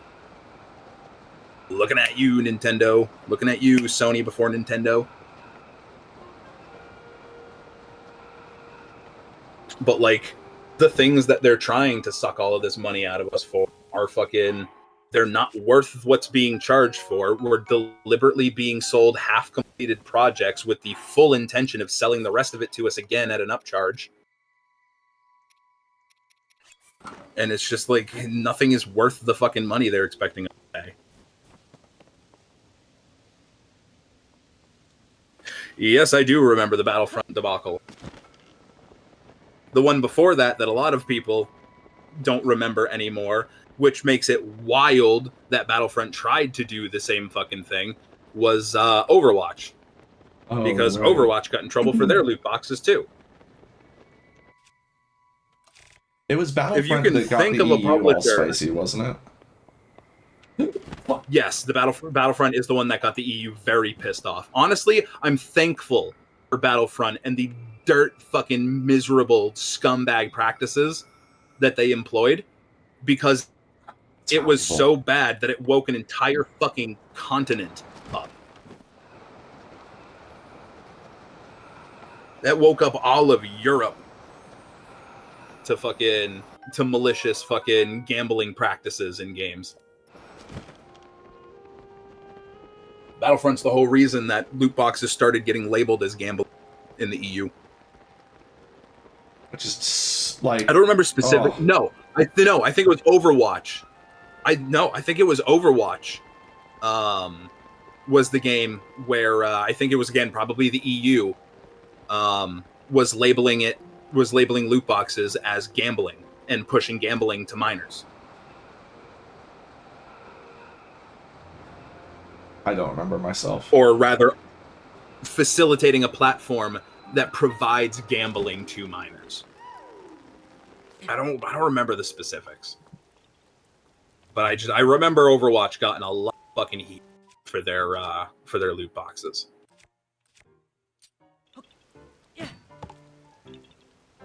Honestly, it would be nice if these fucking legislators would crack down the rest of the whip. Everybody always seems content, everybody always seems content to sit there and scream, but no one actually gets anything done about it. Like, look at the FTC when Microsoft bought Bethesda. They started throwing up fucking alarms and flags everywhere. Made a huge fucking stink about that.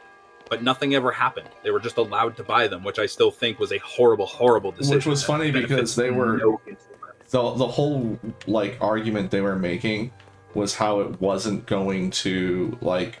It was not going to be detrimental to the consumer. And then they basically... If I'm not mistaken, the literal entire lynch in that was Microsoft saying, we're not going to make Bethesda products exclusive to our products. We're not going to edge them out. We're not going to edge the rest of the market out of this big player's products. But, like... Something like that, yeah. Haven't there already been whispers about Elder Scrolls 6 being an Xbox exclusive? I think Call of Duty was the main thing. Like, if that fucking happens, then... I'm thinking of Activision. They absolutely should get fucking broken up.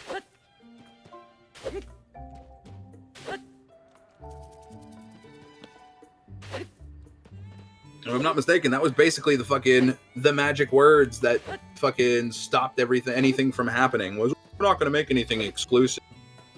But it's like, how bound are you to that?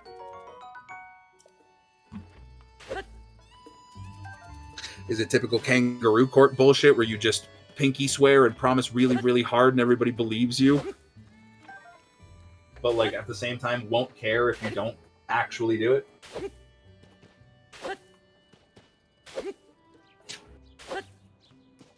Though, to be fair, I am that scorched earth asshole who's sitting over here saying the idea of console exclusives should be abolished entirely.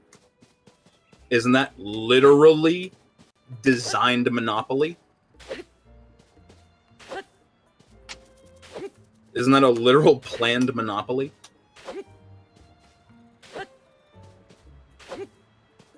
Like, here's my thing.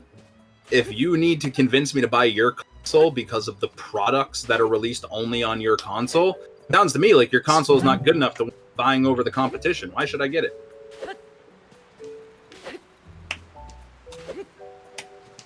You know, if everybody wasn't playing the game of fucking our exclusives are going to make us our console money, maybe we would have consoles that weren't just the literal same exact thing in a different physical package with a different UI on the screen. Because, like, fucking ask anybody who owns both an Xbox and a PS5 who isn't unreasonably attached to a brand. They're the same fucking console. It's just a matter of which company you want breathing down your neck and trying to shove fucking products down your throat.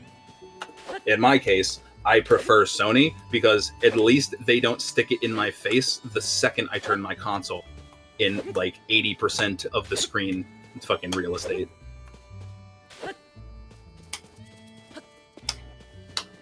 Like, as much as I hate Nintendo, they're the only ones doing any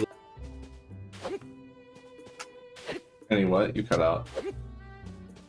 Any level of console innovation. And it's ironically, very ironically, probably the most true fucking or appropriate usage of this word ever. The strength of their first-party exclusives means that they technically don't have to rely on exclusives to make their console money back. It's the only thing they've ever been doing.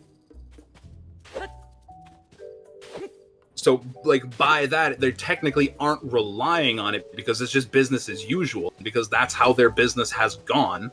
Yeah, and you it's buy the new the Nintendo usual for the new Nintendo games. You don't buy a Nintendo because it's a console necessarily that you want.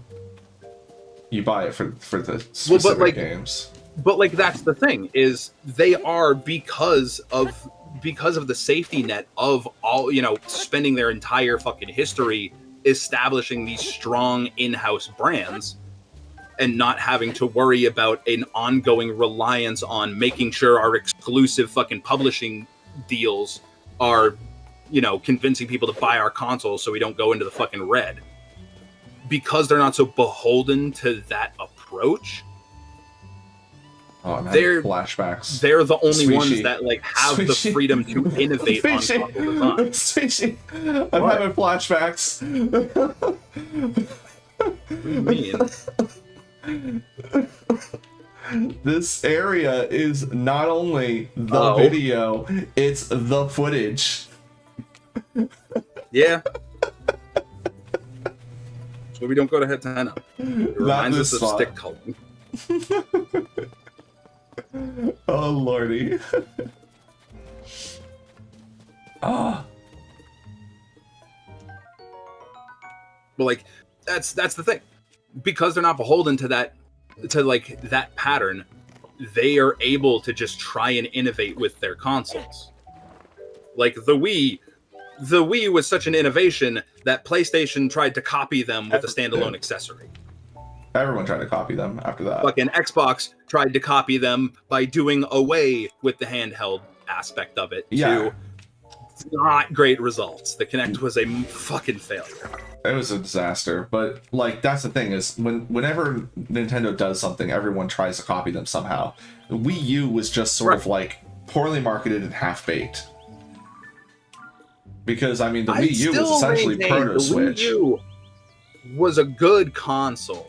They just did an awful job at marketing it. Yeah. Well, that's what I'm saying is, but like it also wasn't all the way there. Because the Switch is what the Wii U was trying to be. Yeah, no, it was absolutely the early stages of them trying to make a fully handheld home console. But like the Wii U was it was a good console. I like it. I have 2 of them. I own more of them than any other console. Except the Wii. I might own 2 Wiis. I don't know. I haven't poked around storage for a while. But like, I own 2 of them sons of bitches. And like, there was some decent shit on it. They just didn't do a good job at marketing it as a console. To be fair, I didn't buy the second one. I got it from somebody. Like, I've still got I got 2 fucking black 32 gig Wind Waker editions. Or 64 gig, whatever fucking the double size was for the... I got 2 of them. Both of them modded. That's how I play my Wind Waker randomizers on stream. We don't play no emulators. We got official hardware up in here. Some fucking dead zones on my controllers were a pain in the ass. We kept crashing on Big Bird. So I was like, fuck it. I'm going to put it on my Wii U. Yeah, they marketed it. Their marketing for it was too vague. They made it seem like an attachment device to go along with the Wii, and that was their big mistake. If they had marketed that as a regular, like properly marketed it as a standalone console, that console would have sold tremendous. It would have sold way better than the fucking Wii. It would have done the same thing that most Nintendo consoles do when they release. It would have set record numbers. It would have been a fucking smash hit of a release, and then fucking on to the next one.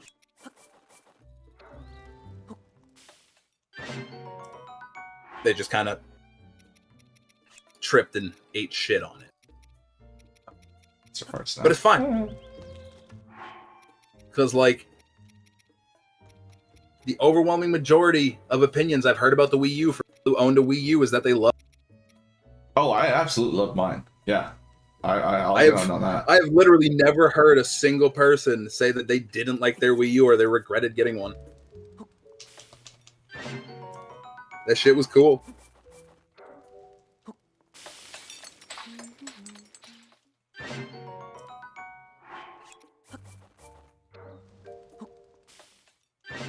Gonna buy a 3DS to play Monster Hunter Ultimate. I looked at some sites and it was like $600. Jesus Christ! Oh really? Way Would too you much like to buy my 3DS?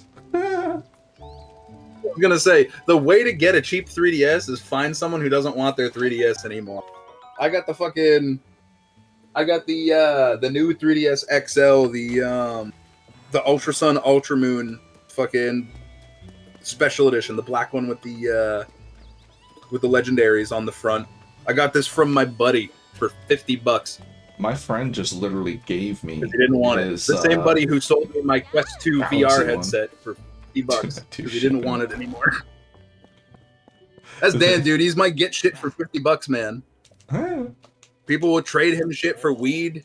He'll get bored of it and he'll just sell it to me for whatever the price of the weed he gave for it.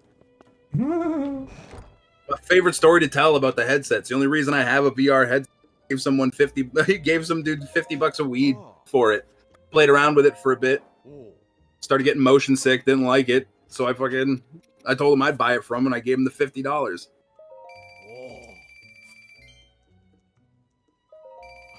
I have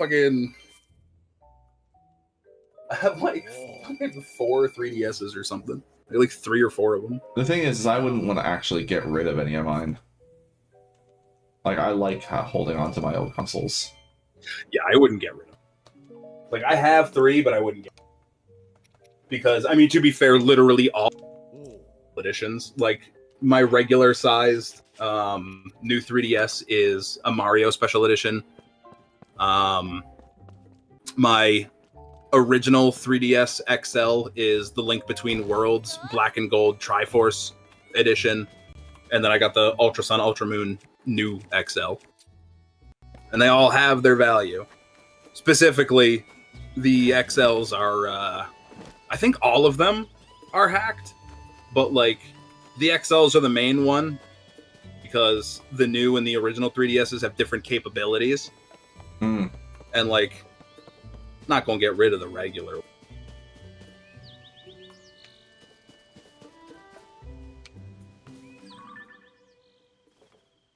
The main reason why I don't own any old consoles because they're expensive. Yeah, it's the fucking cost of old consoles is the thing. There are some good devices though that play older console games, but then the games are expensive as well. Yeah, that's the problem. Like, the older the game is, the more cost effective it is to just emulate it. Like, I ain't gonna lie, I've considered fucking turning my my Xbox Series X into a fucking emulation box. It's the only reason I bought a PSP. I got a PSP to turn it into a handheld emulator. And it worked really well for a while. And then I forgot what I was doing with it. How to make it work. I had a PS Vita for a little bit, but, like, I can't tell if it was just a piece of shit or if the one that I had was junk, but, like, the thing couldn't maintain a fucking internet connection.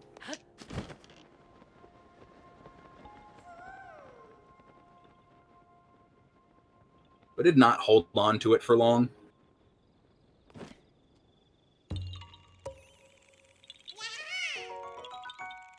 That reminds me, though, I need to find my PSP and take the battery out of it. Fucking Xbox 360 is being fucking $500. That is too much for money. That console. There were some fire games on it, but that thing is too old. Much money.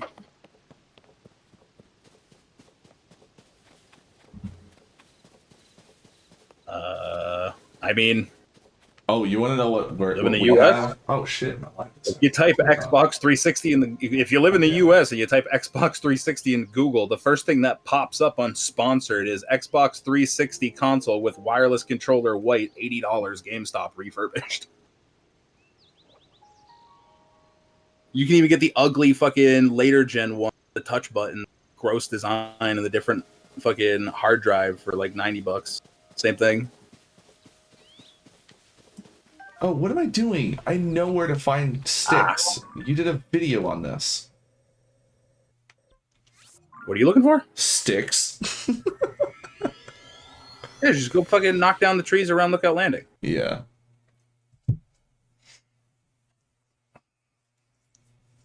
Go up the north and hook left. You'll get plenty of them.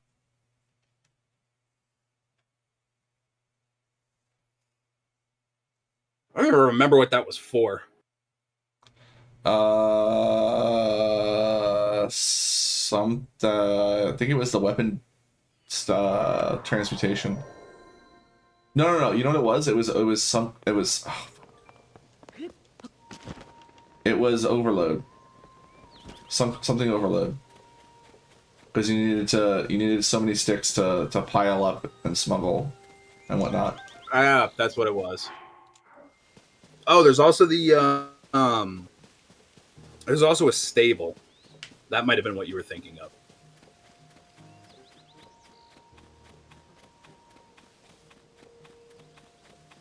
I could point it out on the map, but it's the one that's kind of like that's south from Lookout Landing and like a little off to the right. I think it's the Woodland Stable. That's the one that's got all those like little mini fir trees It's that like you can over like here. the little baby pines that you can smack and almost everyone drops a stick. It's over here. No, not over there. It's like down.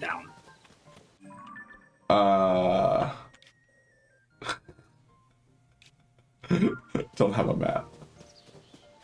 I know the one you're talking about. Yeah, like it's though. not in. Yeah.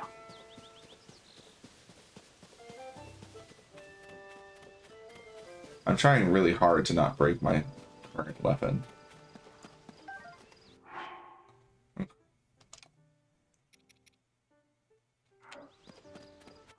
Sticks acquired. You guys have EB Games up there? Is that a thing that still exists? Check them. No.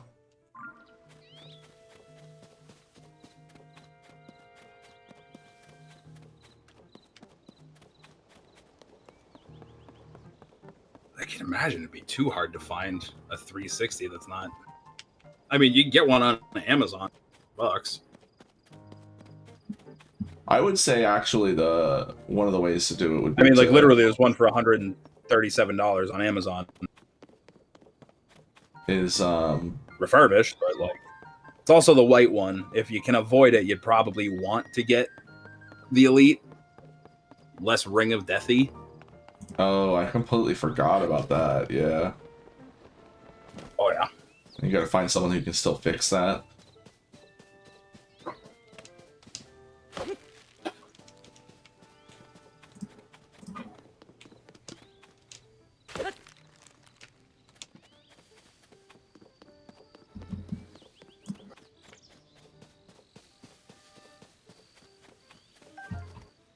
People out here asking me to make Asking a all these video on questions. MSG on Switch 2. It doesn't change anything, does it? So it's like maybe something. No. Like none of this changes. In fact, in a stroke of pure irony, my video is now easier to do on Switch 2 than Duende's. That is funny.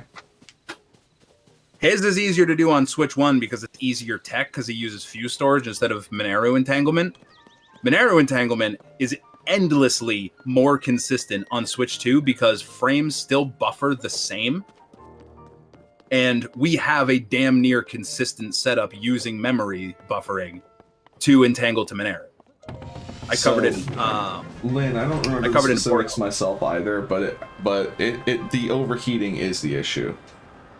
Those things were melting in their display cases when they were no, it was absolute. coming out. When they were literally, when they came out, literally melting in their display cases. Which is wild when you consider that one of the homebrew solutions to un-Ring of Death your Xbox was to wrap it in a towel and let it run and overheat. Like, it was a working solution. I know someone who did it multiple times.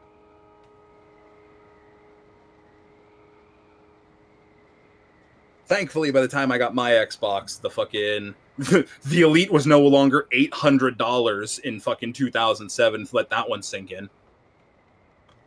By the way, if memory serves, the 360 Elite launched at $800 fucking dollars in 2007 or 2008 or whatever, whenever it came out. There it is. That's the one you're talking about. And of course, it starts raining. No, that's not the one you're talking about. That's because that one doesn't have. It's this one over there. That's the one. I can't. Because it's got all the trees behind it. Pull it up on the map. That one. Because it's got all the trees behind it. Oh wait, no, that's not that one. This one. Because when you go out behind it, it's got all the trees and there's a well there and blah blah blah blah. It's not on a body of water. It's on the other side of a river. Oh, you're saying it's not at all No, it's on a not. body of water? Oh, No, it's in the middle of a fucking field. It is further south than you. Oh. It is like the furthest south region. Down the middle. Oh, you mean it's like out here? Oh, I know the one you're talking about. Yeah. Okay. Yeah. It's the one with the fucking the girl with the trees and the fireflies. Yeah. Yeah. Which is funny Yeah, that you around even that area, know they were. that quest, considering how little of this game you've played. Right? Impressive, ain't it? Who would ever thought I'd be given quest direction? I hate that you have to watch every single one of these. Yep. I hate that I can already guarantee they didn't add in a skip button on Switch 2 either. Oh, certainly not. Why would they go back and make the game better? Certainly didn't add in the ability to pet fucking dogs. If I could pick up a cat in Twilight Princess, why can't I pet a dog in fucking Breath of the Wild or Tears of the Kingdom? Because the Japanese 6 years hate to make dogs. this game and they couldn't let us pet the fucking dogs.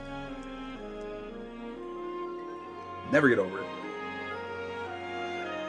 I'm not even a dog person, but like, if you put animal in game, you need to let people interact with it. It's the only thing that they will bitch about if they bitch about nothing else. It should honestly be a requirement. Like, honestly, that's what PETA should be up to. Violates the rules. Against Right? the PETA should be law. upset that you can't pet the dog.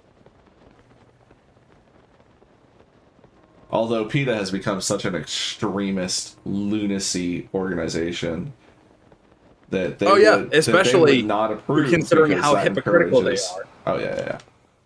Because that would encourage. Considering they fucking send animals to fucking kill shelters.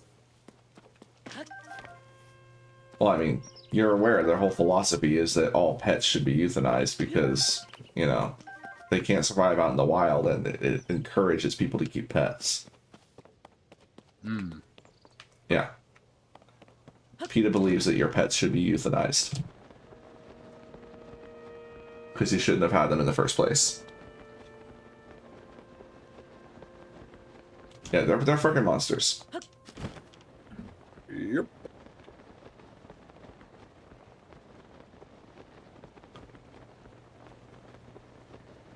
Now, that said, I feel like they've gotten to this extreme that they're at.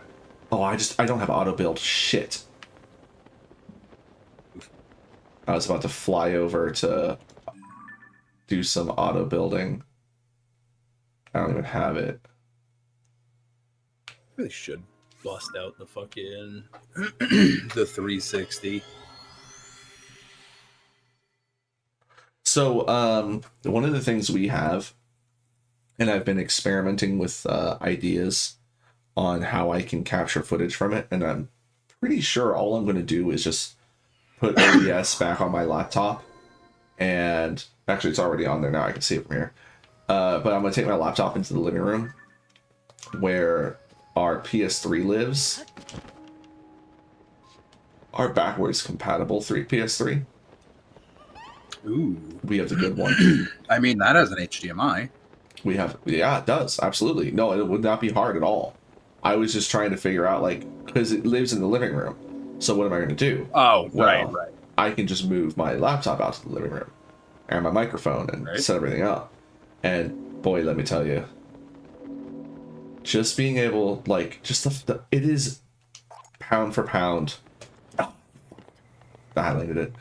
It's pound for pound the Yeah, I best still console. watch it. What's that?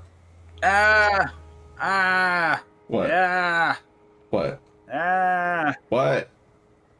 I could not call the PS3 the best console. No.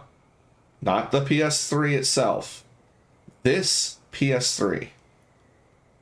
Because it's not just a PS3. Yeah, even with backwards compatibility. It's a PS 1, 2, 3. Yeah. 1, 2, and 3. The sheer number of amazing games on that. Yeah, but like it if we're talking about the full scope of a console, that doesn't make up for the overwhelming lack of features on that console. Oh, what am I doing? I'm going the wrong way. Well, what features do you want? The feature I want is to play old game. A party chat so I can talk to my friends while I'm playing my games. I don't want to play these games online with people. I'm not trying to play them online. I'm just trying to talk to my friends while I play a game. But that's what Discord is for. On the PlayStation 3, there was no. There's there were no workarounds though. I can talk to you on my phone. Really. Like I can talk to you on Discord. Nobody wanted to do that shit. Yeah, no. We're not talking about Discord then. We're talking wasn't a about thing now. back I'm talking about today. Today. I'm not talking about back Yeah, then. no, even worse. I'm not talking about at the time. If I'm playing that game, I've got headphones on. I have no way to route chat into those headphones that I'm listening to game through. It's one or the other. Well, that's a you problem, not a me problem. My phone. Speaking of, my That phone is a just much more jumped down me my pocket. problem. I'm talking about in general how good this console is as a console. It is lacking a fundamental feature. The only way that you can talk to people on the PS3 is if you are playing the same game in the same lobby. I think, again, this thing doesn't even have a network to play on. We're talking about today. Does PlayStation Network even work on PS3 anymore? I don't know. I'm not talking about today. I'm talking about in general. No, I'm talking about a console to own to play games on now. The PS3 is a PS1. This specific one is a PS1, 2, 3. I can get games for all three of those consoles onto this one console. I mean, at that point, I would just say a PC. Well, yeah, but then you have to emulate. Yeah, it's one of those. But then you also don't get to pay overinflated pricing shit for games that honestly should be fucking freeware at this point. Wasn't it up here? Do I have to? I have to engage the quest before they show up, don't I? I remember having that argument with so many fucking people back in the day. What's that? The Xbox versus PlayStation argument. Oh, there's not. So like, again, it's such a bad argument. Well, no, specifically as it pertained to the PS3 and the Xbox 360, because brand loyalty aside, there was when those consoles were the current generation consoles, there was a very definitive one of them is better to have than the other, because one of them came with better, more features than the other. Like, there was a bit of a trade, because PS3 did have that golden feature of free online play. It's pretty good. But the Xbox 360 let me talk to friends without the restriction of them being within the exact lobby in the same game as me. Also pretty good. But that is a hard argument. I get that. But the thing is like, for me, it's way less important now as an adult with a cell phone. But there are still people where that is an important feature, specifically youth what don't have a cell phone. I mean, or who for modern consoles, that is a mandatory feature. If any console were to launch without an inline communication, like direct outside communication system, like a party, like a fucking party chat, the console would fucking tank. I'll start saving my wings. Wait, isn't there like a lad up here? Like, even if there was Discord integration, if it wasn't seamless, it would be a massive. And when I say seamless, I mean literally an inline party system that is just handled through Discord. I thought there was a lad. That shit is fun to shrine. No, it's just good water. The Bubba Frog and good water. That being said, these fucking companies are absolutely lagging when it comes to updating their social integration features. The fact that Discord has not been seamlessly integrated in both modern consoles by this point is... that's a big thing of them just wanting to do their own thing. And to be honest, I feel like Discord is doing everything possible to make people want to get away from it and do their own thing. because they're not going to want someone else selling shit on there, like, that they don't get a cut of or whatever. Like, Discord, that's the thing. They'll just be a cut of it. Yeah, but like, I can't. And when I say seamless integration, I'm not talking about full Discord integration. I'm talking about the ability to just seamlessly use Discord server voice chat on a console without it being complete and total shit. Like, Xbox kind of has this, but garbage.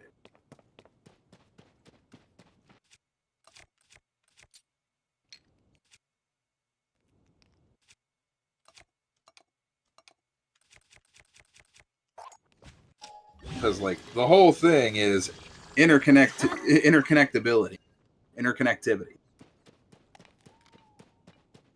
If you're the odd one out of the ecosystem, you're gonna see less traction.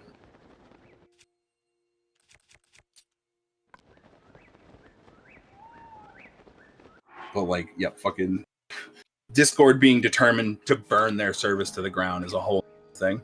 Yeah. And that's a great way to put it too. That is essentially what they are doing right now. That is exactly what they're doing. They're trying to take the company fucking public. It's going to be the end of the average user. Anyone who thinks monetization on the platform is bad now, wait until they go public. Has anyone seen any of the reports of Discord's talking to banks? That's why they're talking to banks. Yeah, dude, I've been telling you this for like months. Oh, I've known about this for months. Yeah, like, this is one of those things that's just trying to drive me crazy because no one is like, it's going to blindside so many people. No one's talking about it. Because the average person doesn't understand what the implications of a private company going public entail. They don't understand that now that means there are shareholders that need to be appeased. And we all know what shareholders do to a quality product. Although I would stretch to say that Discord is a quality product anymore. It's just the only one.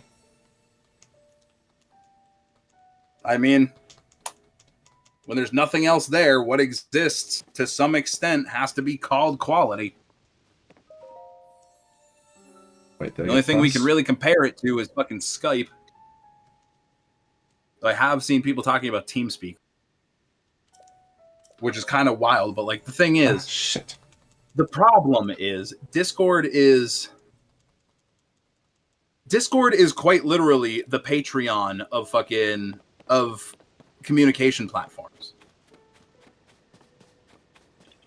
They are very quickly becoming the worst thing to use for an actual conscientious consumer who understands what's going on and what it's going to mean for their fucking wallet.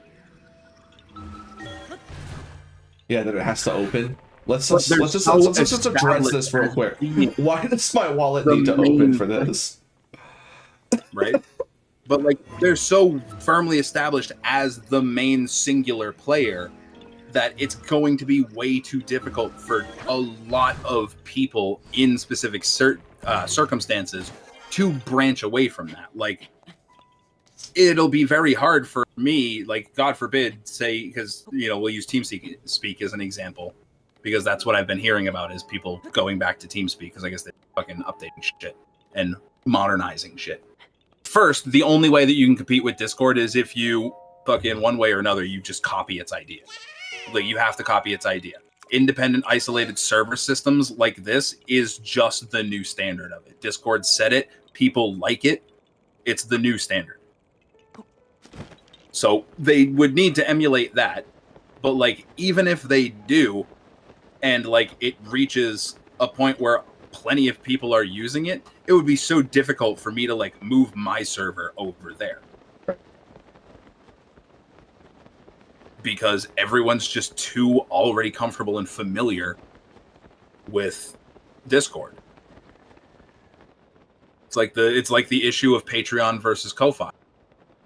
Patreon is definitively the worst service of the two for the creator, because Patreon is sucking way more money out of them, whereas Ko-Fi has a much more creator-friendly fucking model where they're not taking as much money.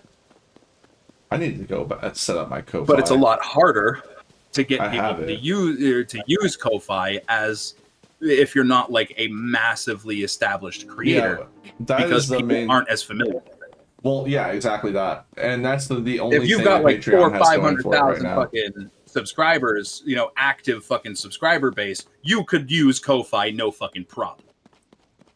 But for And smaller also, creators, I where should you say- actually need to convince people that this is Patreon, that's the same thing as It depends Patreon, on the but they're not community as well, fucking though. me.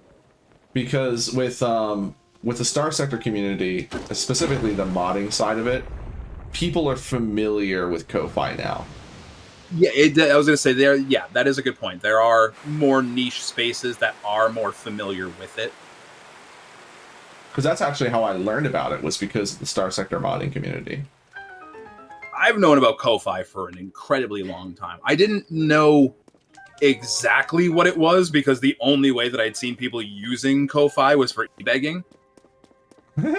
Like literally, buy me a coffee, give me money, like free tip me here. Usually fucking random fucking cosplay pages on Facebook or fucking any fucking page on Facebook. Let's be honest. That was mainly where I would see it originally, is people just posting it for e-begging. Like to the point where that's all I thought it was literal fucking e-begging. But then I started seeing, like years and years later, I started seeing content creators using it. I was like, oh, I think specifically I heard Pirate Software explaining that it is quite literally Patreon, but with a less predatory business model that doesn't fuck the creator over.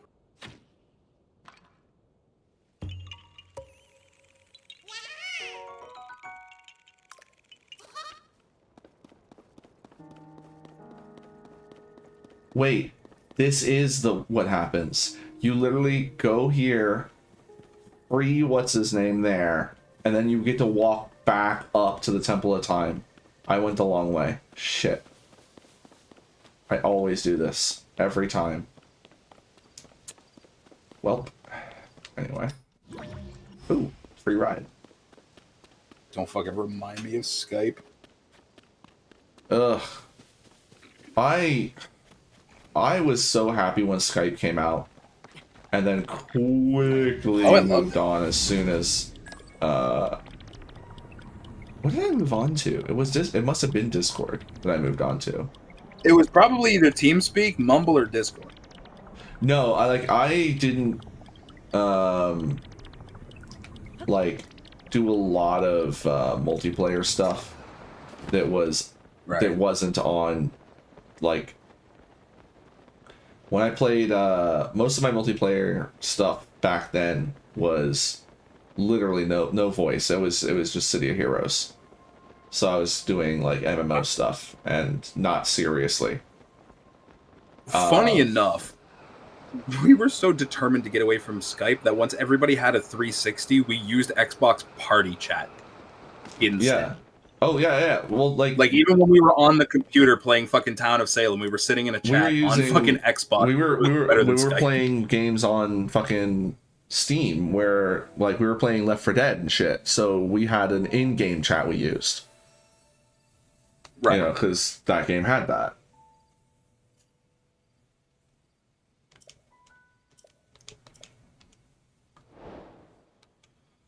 Oh, I hate this quest, but I'm gonna do it so that I don't have to do other things. God, dude, I fucking miss Town of Salem so much. I love that game. I miss having people to play that game. Because it's still around. It's a bit different, but it's still around. I just don't have anyone to play it with them.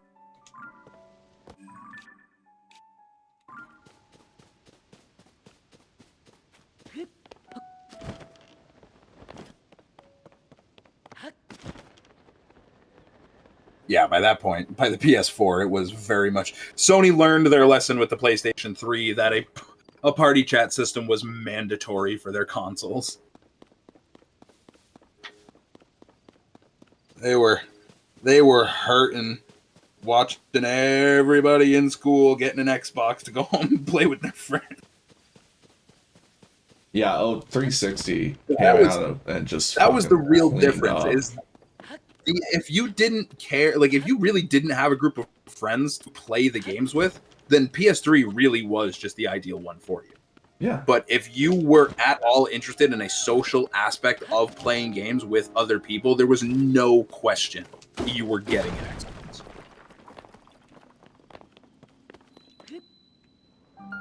And the sales numbers definitely reflected.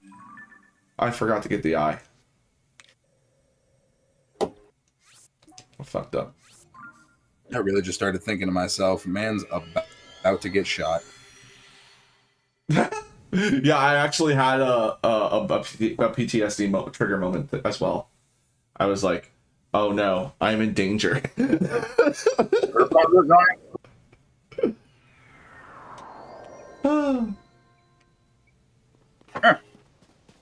I lost my hair tie. It is falling and I can't get up. God,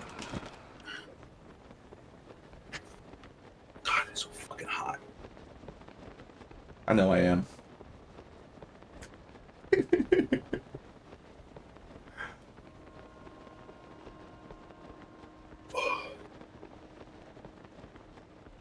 Oh, hey. Someone followed me over on TikTok. Is it? Also, like, 360 had Halo.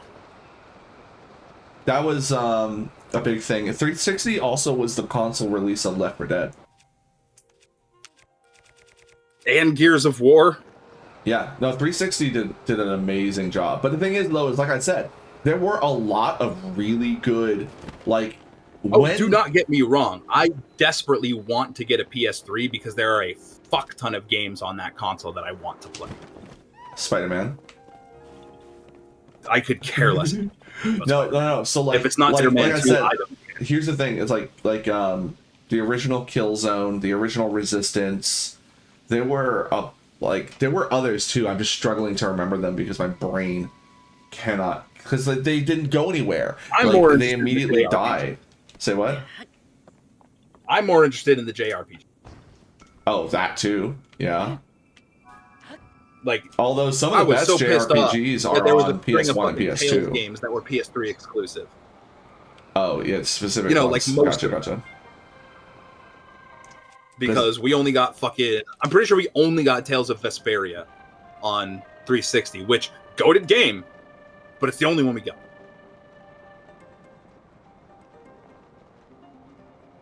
We didn't get nothing else. Everything else was on PlayStation, which sucks. I wanted to play Tales of Xillia so bad.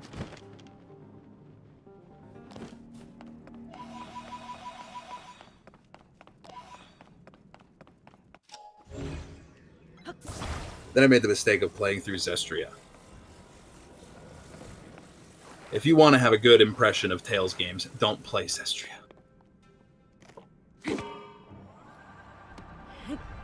That one is incredibly weak as far as entries go. First one I played was the one one on the GameCube. Hated this quest. Oh, it's terrible, but it gives you a heart container. So if you don't want to do shrines, you do this quest. But there are absolutely 4 shrines that are better than this quest. Yeah, they're called blessings. Yep.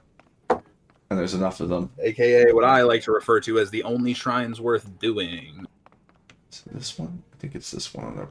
No, it's the one on the left. Because I fucking hate the shrines. One. Yeah, look at that. I almost just went off the rails.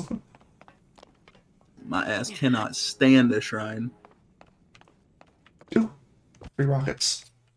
This is why I didn't use my rockets before.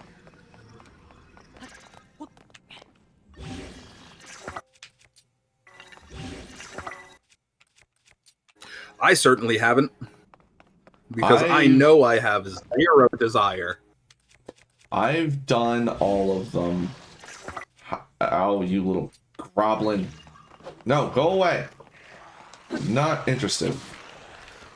Oh, I forgot. Beyond you know what? question, without a possible reasonable doubt, the shrines are my least favorite part of these last 2 Zelda games. I forgot to get a stick to make a pokey stick. To go further than that, I think they are definitively the worst parts of these last 2 Zelda games. And that's even considering the dog shit divine beasts in Breath of the Wild. I think the shrines are actually worse. You know what though? Divine beasts though. The divine beasts were trash. Every single one of them. And the take that also upsets a lot of people. Tears of the Kingdom didn't do any better with it. Yeah, the thing is, like, if you again, think about it, Tears of the Kingdom temples are literally divine beasts minus the building control. So you walk in, you are led straight to a map that shows you your fucking objectives. This is a situation and then you do some of if these are the only 2 Zeldas you played. You know, that's the thing. It's like, I think if there was the only 2 Zeldas I had played, I would still be underwhelmed. They're nothing burger. You walk through the door, it vice grips your hand, and it doesn't let go. It's left the eyeball behind. It's the whole fucking reason I'm here. Like, the only thing I can say to the benefit of Tears of the Kingdom is at least they don't give you a first-person direct point A to point B fly-through of where to get the map.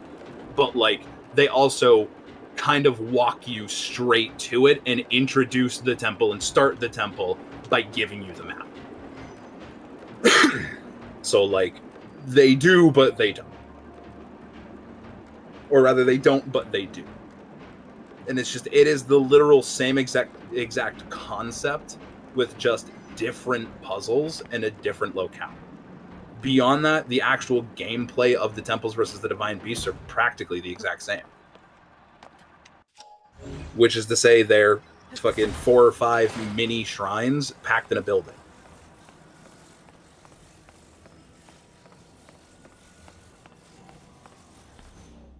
Oh, this is the one. I don't feel I'm actually fucking figuring anything out. I'm definitely not progressing through anything, considering most, if not literally all of these temples, take place in what could be considered one big room.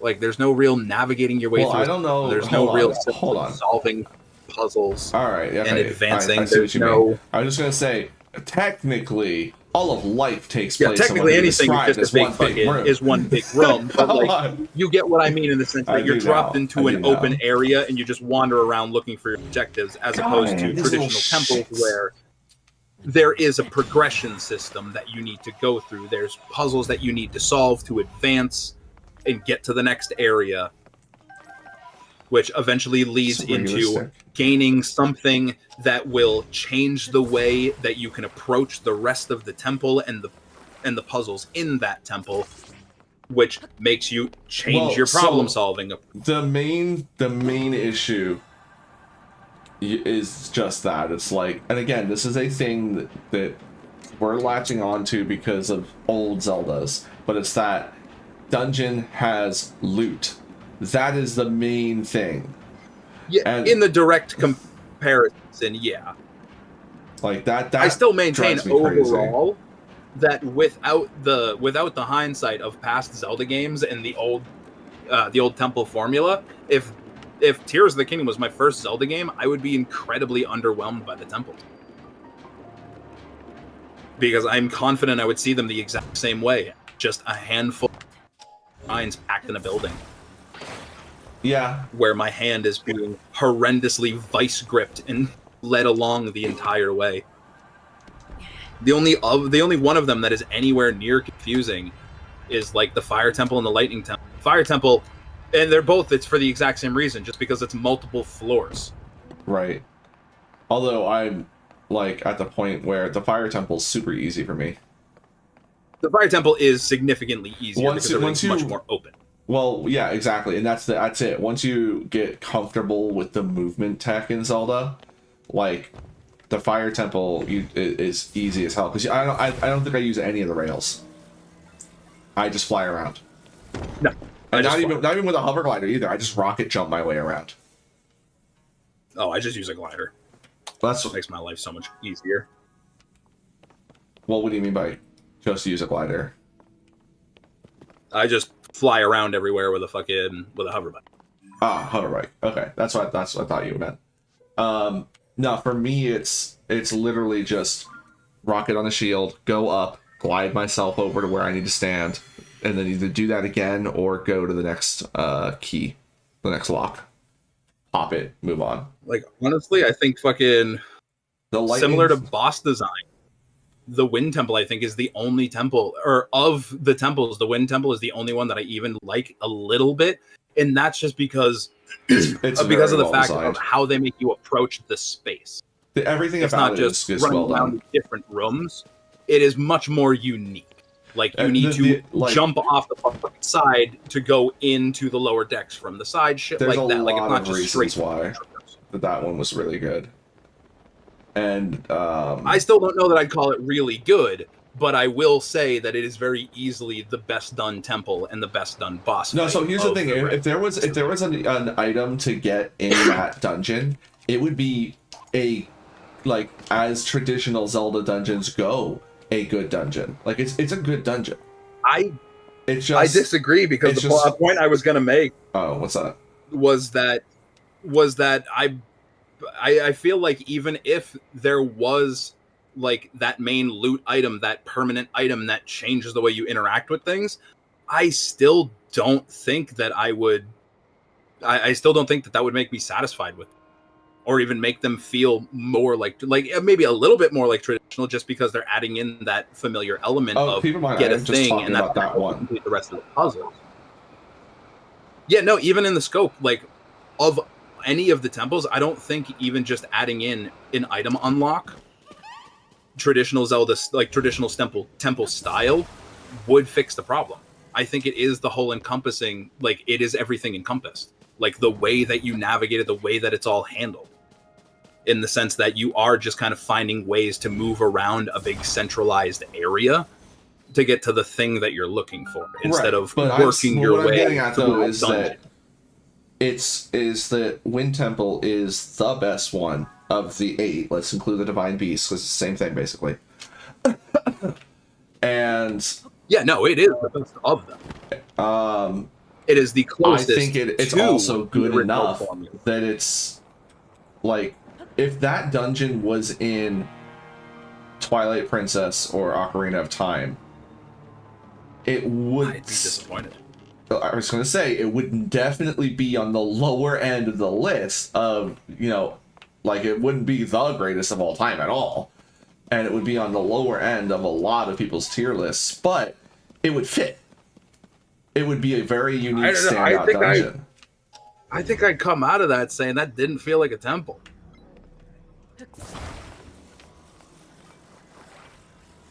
Because that's what I was thinking. Like, before you even said it, like, I was going to say, if we're measuring the metric of if it's good enough, then we would have to imagine putting that into another game with its existing temples, and does it hold up?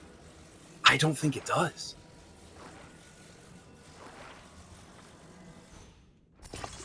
These things have, like, I think it would feel. I think that kind of design, like that kind of approach to a temple design, would feel incredibly out of place in pretty much any traditional 3D Zelda.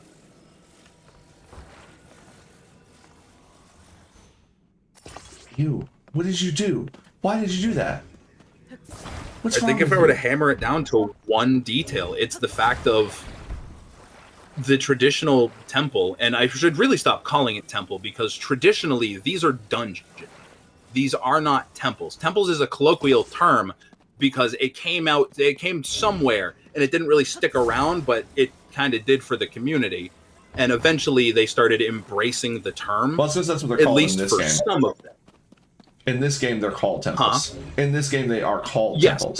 That's what it came from. That's where that's what I was working toward. Is later on they've started embracing it in, like, some of them, where this is the first game where I think they have flat out referred to all of them, all of the main story dungeons. Yeah. So in other games, there are certain ones that were referred to as temples because, like, the various dungeons had character to them, in that they were like, this dungeon was this thing, this dungeon was a fucking fish, this dungeon was this thing, and some of them were temples, like Stone Tower Temple. like the Stone Tower Temple, like the Shadow Temple, like the Temple of Time. Right. Like there In were, fact, I think they were all temples in that's Ocarina of Time. That's where the colloquial usage of referring in to the main dungeons as temples came from, Ocarina of Time has and both, why actually. I keep referring to them as temples. Because Ocarina of Time had, when you were a kid, you were going through dungeons, but when you were an adult, you were going through temples. I believe they were all specifically temples in Ocarina of Time. However, I think that's a good point. Yeah, but in like Zelda 1, they were just straight up dungeons, period. Right. Zelda and then 2, even beyond that, if Zelda you get 2, they outside were of the palaces. N64 one. Zelda 2, they were palaces. But the last one was a temple. And then Link to the Past was... Fucking hilarious. Yeah, that's what we're trying to do. We literally are trying. Yeah, we've been working on that. Yeah. It's just a matter of You're like... like the fucking 100th person to be like, you guys should start a podcast. It's more just a matter of lining up our schedules as well as... Because the wild part is this isn't a show for stream. This is how we just talk in offline. It really is. We will just sit and fucking voice chat for hours and hours and hours. If I didn't have two everyone else chats away. pulled up on my screen right now, there would be nothing to remind me that he's live. Oh shit, I went the wrong way. Went the wrong way. I should have known when there was no lights. But yeah, all that Don't to run say, over a that's bomb. Don't run that's over a why I bomb. keep Don't run over a referring bomb. to them as temples. But doing that is kind of like steering away, like partially steering away from one of, I think, probably the strongest point for me in the difference of them. In that, in the traditional style, the traditional approach of them, it very much was like progressing through a dungeon. You're going in the front, you have to make your way through it, fucking solve all these puzzles, get around these obstacles and shit, fight the little bad guy, then fight the big bad guy with your new gear to get back out. Oh, I miss mini bosses. Because you're going in and you're exploring the dungeon Some of the to clear best the dungeon. bosses of all time in Zelda were mini bosses. Yeah, you're for real. So now we'll have to say his first appearance wasn't Ocarina of Time. It wasn't as a mini boss because the first appearance of Dark Link was Zelda 2 as the final boss. Well, the final boss. But the fight in the Water Temple against Dark Link is my favorite fight in Zelda, period. Bar none. I love that fight. Motherfucker lands on your sword, bro. This is the N60. We have 64 bits, bro. You're landing on my sword. Cinema. Yeah, it's gorgeous. And the fact that you can legitimately fight him, but there's also cheese for people who are struggling. Like, every part of that is so good. I swear to God, if you guys fuck up my eyeball, I'm going to be so goddamn angry. That's the thing that I miss. I miss that. I mean, It's probably the best way that I've ever been able to sum up why these games just miss for me so hard. They're lacking that sense of grand adventure. They are literally lacking the hero's journey. The entire crux of the Zelda story is the hero's journey. That's a good point. And these games don't have the hero's journey. The ones, a lot of the games that people consider the better Zeldas do a much better job of the hero's journey, because in these, literally, you get taught what to do. You're forced to start the game in the middle of it. Yeah, well, not exactly the middle of it, but the point where you meet the sage, where where you're like you're literally starting at the training arc of like talking to the wise man and learning and like. But then, like, the entire game is cutscenes of what happened. Yeah, you don't go through the start. You don't go through the big change that prompts you to go on the journey. Right. Now, the big change is actually the opening cutscene is the big change. The opening, yeah, exactly. That's what I mean when I say you start in the middle of the hero's journey progression. You've already skipped I think the neither whole of us reason are to go on the journey. Oh, shit, I'm going the wrong way. I don't think either of us are actually familiar enough with the archetype of the hero's journey to have this conversation, because it's very specific. I mean, But I know what you're trying to say, though. It can be boiled down to humble beginnings. A change sparks the adventure. The hero goes and struggles through the adventure to the climax, and then victorious, or right. But that is a very abbreviated hero's journey. There's a lot more steps involved. I mean, yeah, there's a lot more steps to it, but the generalized, that is like the essence of the progression of Zelda. That is like the overarching theme. You start off as the humble dude. Something happens that prompts you to be the courageous one, to stand up and go on this journey to right the wrongs and fix what happened. The main thing, though, is like a lot of Zelda's. The important thing to remember is that the hero's journey has acts in it, and you can abbreviate it to be like a 3-act thing. But these Zelda games, Breath of the Wild and Tears of the Kingdom, don't have that. They don't have even a 3-act. It's go. It's go and then finish. It's got chapters. Yeah, they have 2 acts. But the before you're done and the after you're done. Well, they're, final bosses there. But the thing is, though, is like the way they're done, everything feels like you've been given a checklist to like go, like, see, I'm having trouble with the words. Yeah, you've been handed a paper that says, this is your journey. You must accomplish these things. Here you go. Really. Start your journey. But not really at the same time. But at the same time, you don't have to. Who am I?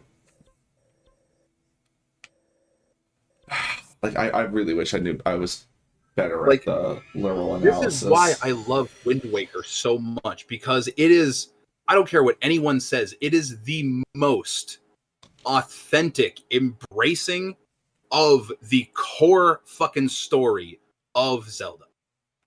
It is the most fundamental telling of that story. It's the best telling of that story. No one will ever change my mind, because it is the hero's journey, but it's not even just like, it's like more truly the hero's journey, because while that is Zelda, the main overarching thing of Link is that he is through life. The hero is reborn to handle the calamity coming and stop the darkness from taking over, push it back until he's needed again.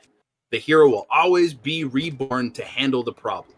Except in Wind Waker, there is no hero spirit to be reborn. The bad is back, and there is no hero to stop it. But through the beginning arcs of the character's journey, this random fucking island kid who just doesn't have a care in the world, bro's sleeping in his PJs up in his lookout tower on the fucking beach because life is just simple. One day, trouble comes to his island, his sister gets snatched up away, and this nobody has to find the courage to go on this grand journey to save her, in the process proving himself worthy to inherit the Triforce of Courage. He wasn't given it, he earned it. Yeah, that was one of the coolest parts about that story, and I really like that. It's such a good story. It is the most authentic Legend of Zelda story that has ever been told. One of the things that I'm so like upset about myself with is I was absolutely, now I wasn't on the full-on pitchforks and torches, but I completely judged Wind Waker based on how it looked and never played it. I was too young. I was too young to. That makes sense. But I mean, like, I played Ocarina of Time. I was fucking 9 years old when the GameCube came out. I played Ocarina of Time. I loved Ocarina of Time. I played a little bit of Majora's Mask, but I didn't own it. And my 64... So I had a 64, but I didn't have the expansion pass. So I could borrow my friend's Ocarina of Time and play the shit out of it. I couldn't borrow his Majora's Mask. Although, why the two of us didn't just swap consoles for a while, you know? There were ways around it. But these are things like consoles were sacred, you know? You didn't do that. Although what's funny is later on, that was the kind of thing that parents did not allow to happen. I had a friend who wanted to lend me his Xbox for a weekend, and my parents were the ones who wouldn't allow it. Ugh. I did get to borrow his On some, if it Xbox fucking though. breaks, I can't afford to replace it. I mean, that's fair. Fuck Which, me. yeah, not fair. I forgot this one. $400 was a lot of money in 2007. All right, time to over-engineer.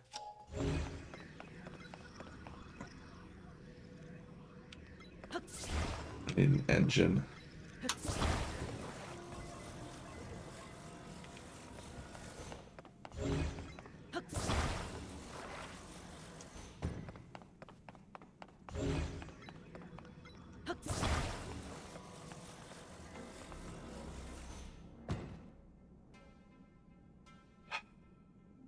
I'm trying to remember how dog shit it is to fly with this thing. If I want to take the wing or not. I feel like if I don't take the wing, I'm gonna... Oh my... Like... Oh, for a second there, I thought my stuff froze. I'm gonna take the wing. So I was about to just do a hover bike, but...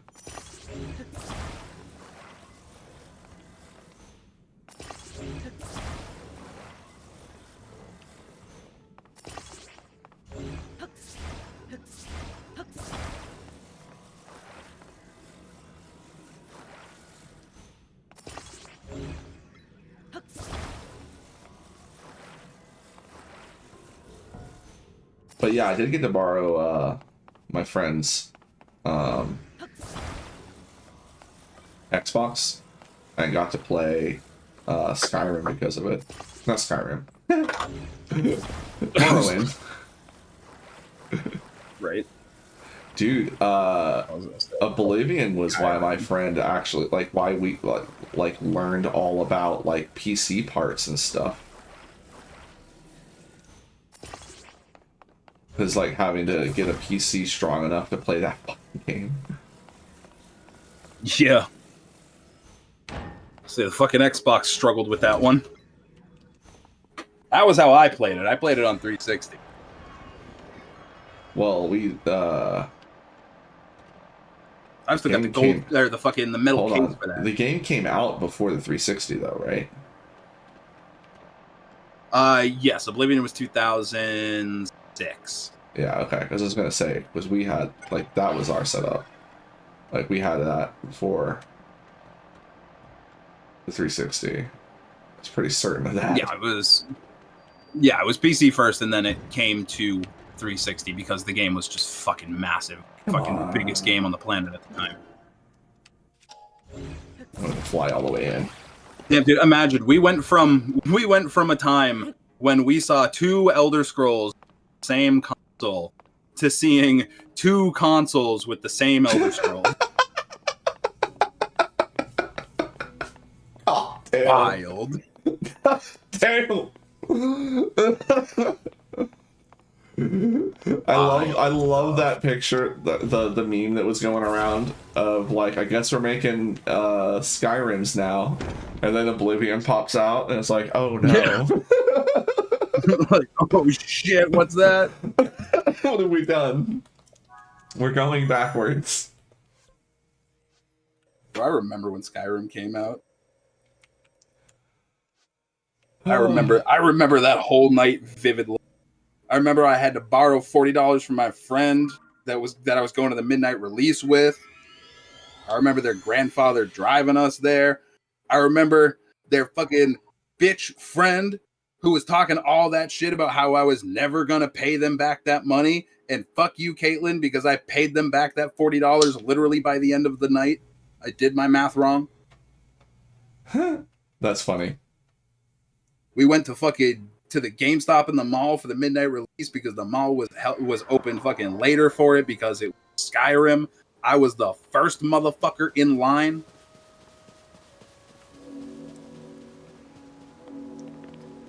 Fucking hanging out, chilling. Pretty sure I've still got some fucking random swag from that. Back when GameStop used to give away shit Oh, at midnight Lordy. releases. Back when they did midnight releases.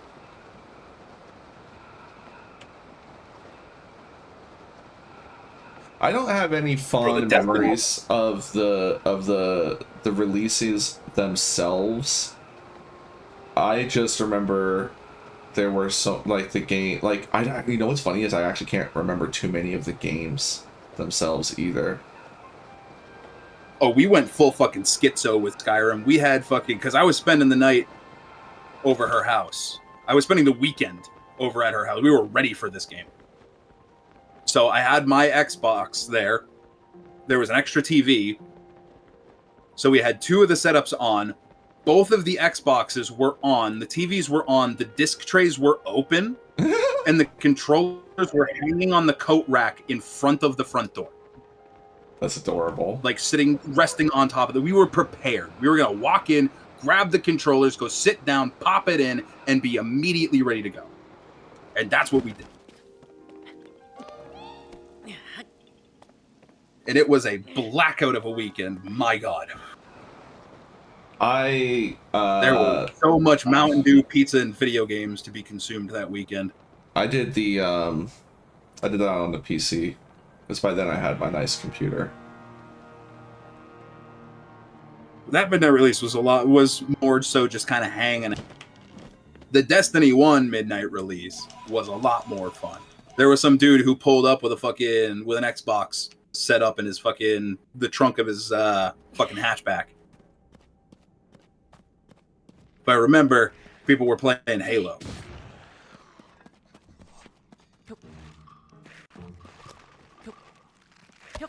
And it was by the time where they started doing fucking mark your receipts. So that way you didn't have to stand there in line. Oh, I see. Yeah, I never got to do one of those. Yeah, at a certain time they would let you in if you had already purchased it and you had a receipt, they would mark the receipt. If you needed to purchase it, they would let you make the purchase early. You'd get the receipt, and everything would just be fucking numbered. Are there really no lights here? Or I don't think it was numbered. I think it was just, it would confirm your purchase, like confirm that you're getting one.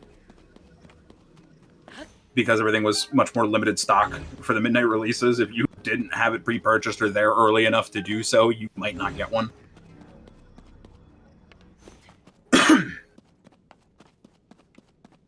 This is the way I'm supposed to go. I remember going to GameStop on what I had no idea was the release of Modern Warfare 2 to pick up Red Dead Redemption 1. That's funny. I showed up at the fucking store and there was a line wrapping around the building. It was like, mind you, it was not even 9 o'clock. See, that's the game I was trying to remember. There was a game that I got, or that was something I was trying to remember. There was a game I got that was like that, where it's like I was in line for like something small that was coming out, and it was not the reason they were open late, but they were open late for Call of Duty. And when I was like, I need this game, they were like, because it's like they were dealing with Call of Duty people the whole time. Oh no! Thank God when I went in there was a dude working who was aware enough to notice that I was visibly confused by the mass of people, and they like called me over to like one of the side counters and was like, "Are you here for Call of Duty?" No, I'm here to pick up Red Dead. And they're like, "Oh, I can help you here. You don't need to wait in that line. That's for Call of Duty." Because like it was a massive fucking line going out the door, and we're no way this is to get into the store. So we just kind of walked in, and we were very, very confused. Cool. It turns out that was yeah, right. Thank fucking God for that guy.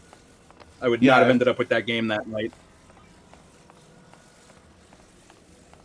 Yeah, that's one of those things that, like, yes, you shouldn't have to wait in line with these sweaty nerds. If you are not here 4 hours early for the midnight release of the new Call of Duty, like the people wrapping around the building, you don't need to wait in the mile-long line.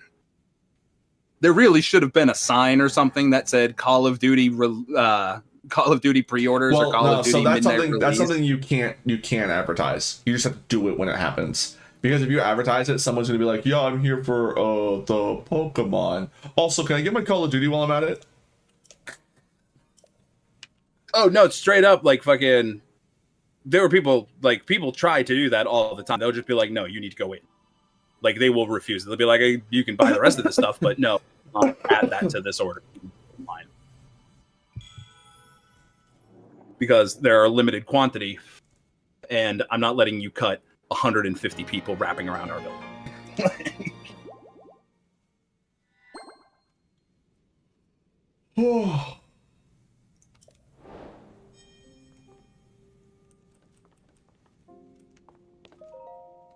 Oh, I should Probably what?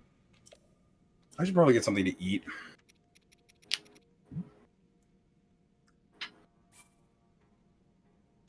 Oh, I can't carry anymore. I need to pick up magic rods. Grilled cheese claw. I might just go do the fire temple first to get it out of the way. It's just gonna be the most awkward having to. And when I get it out of the way, then I can get rid of the magic rods in my inventory.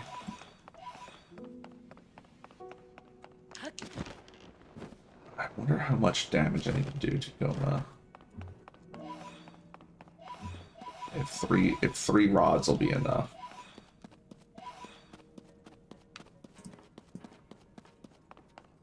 But no, I'm getting ready to call it a night myself. And go eat my boyga. It's waiting for me. It's also a bottle of gin waiting for me to see the bottom of it. There's just enough left for tonight. Oh, ew. I want that.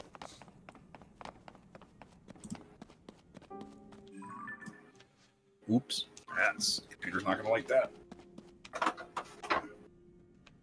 Tried to open Discord, accidentally clicked OBS. Where should I save? Stroking out for that for a minute.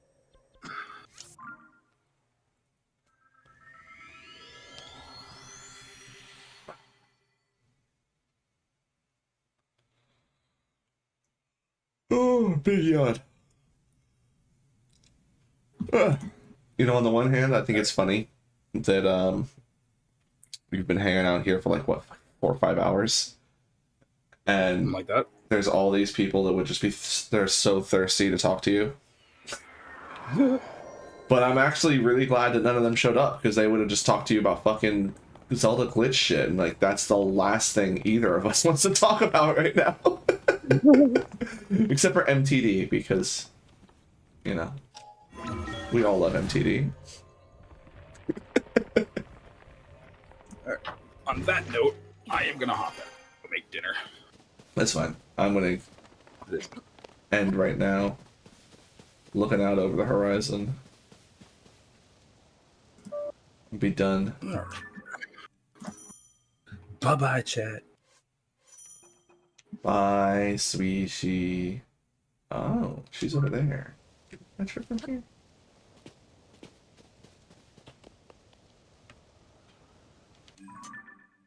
Might be too far.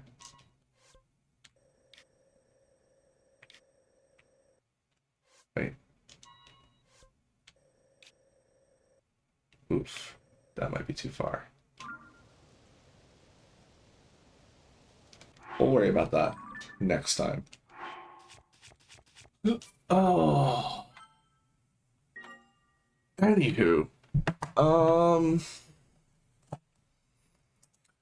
So yeah, today got completely derailed, but honestly, happy to do it that way. Because I had a much better time than if I was probably stressing everything. Just run around and actually play this game and enjoy it for a change. I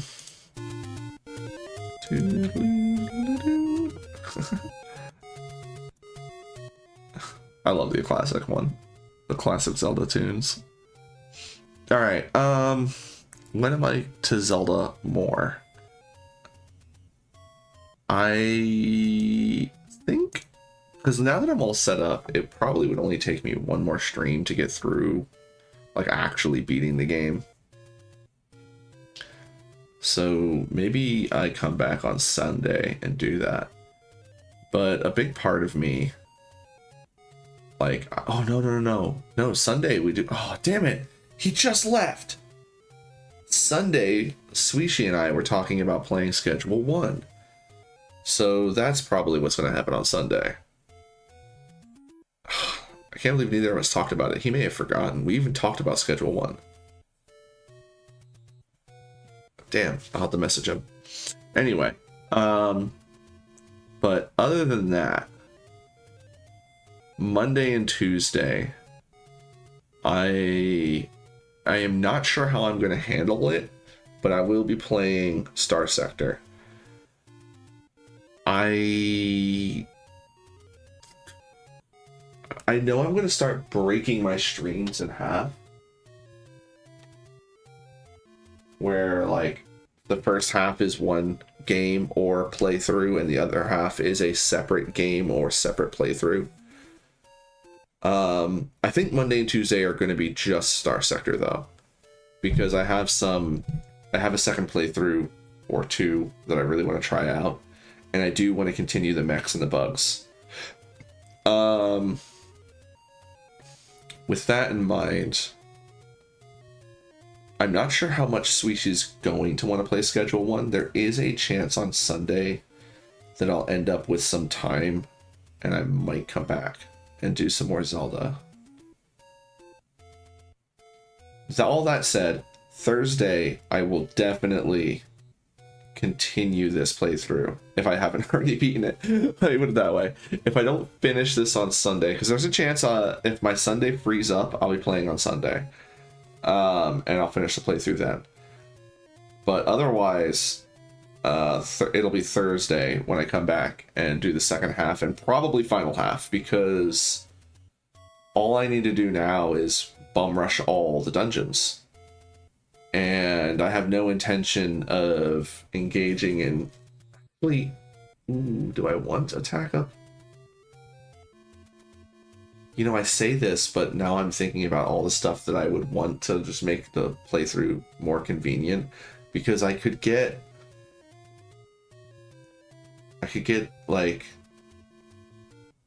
various attack up items. I could harvest various foods and stuff. I don't know. I'll figure out exactly what I want to do by the time I get there. Like, I'll have a whole week to think about it, but I'm probably just going to bum rush the dungeons and be done with it.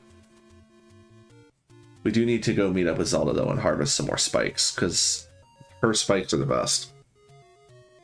Just because I like... Alright, I'm going to ramble, so I'm going to cut myself short. Sunday is Schedule 1. And I'll tell you what, if Sweeshi cuts out, we'll do Star Sector on Sunday. Or I'll find a different game to play completely. Or I might just play Schedule 1 by myself. So Sunday is Schedule 1. You know what, that'll be it. If Sweeshi can't join us, I'll play Schedule 1 by myself. So next Thursday will definitely be the rest of this playthrough. And so Sunday is Schedule 1.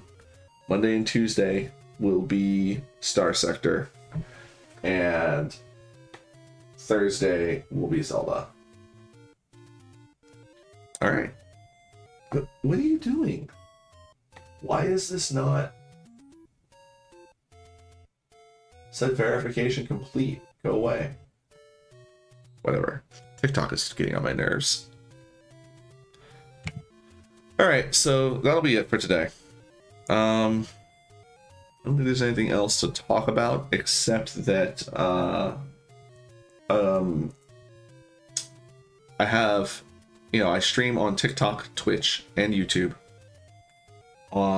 If you have any of those, I would appreciate you following me on them.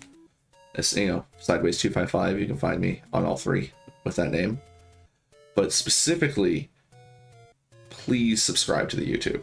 I'm trying to get up to that 1,000 subscriber count so that I can start monetizing that content. And I I'm gonna also turn ads back on the Twitch, because I need to start piling up some cash to be able to buy some games, because I, that's part of the whole thing, and hopefully be able to pay for my internet at some point.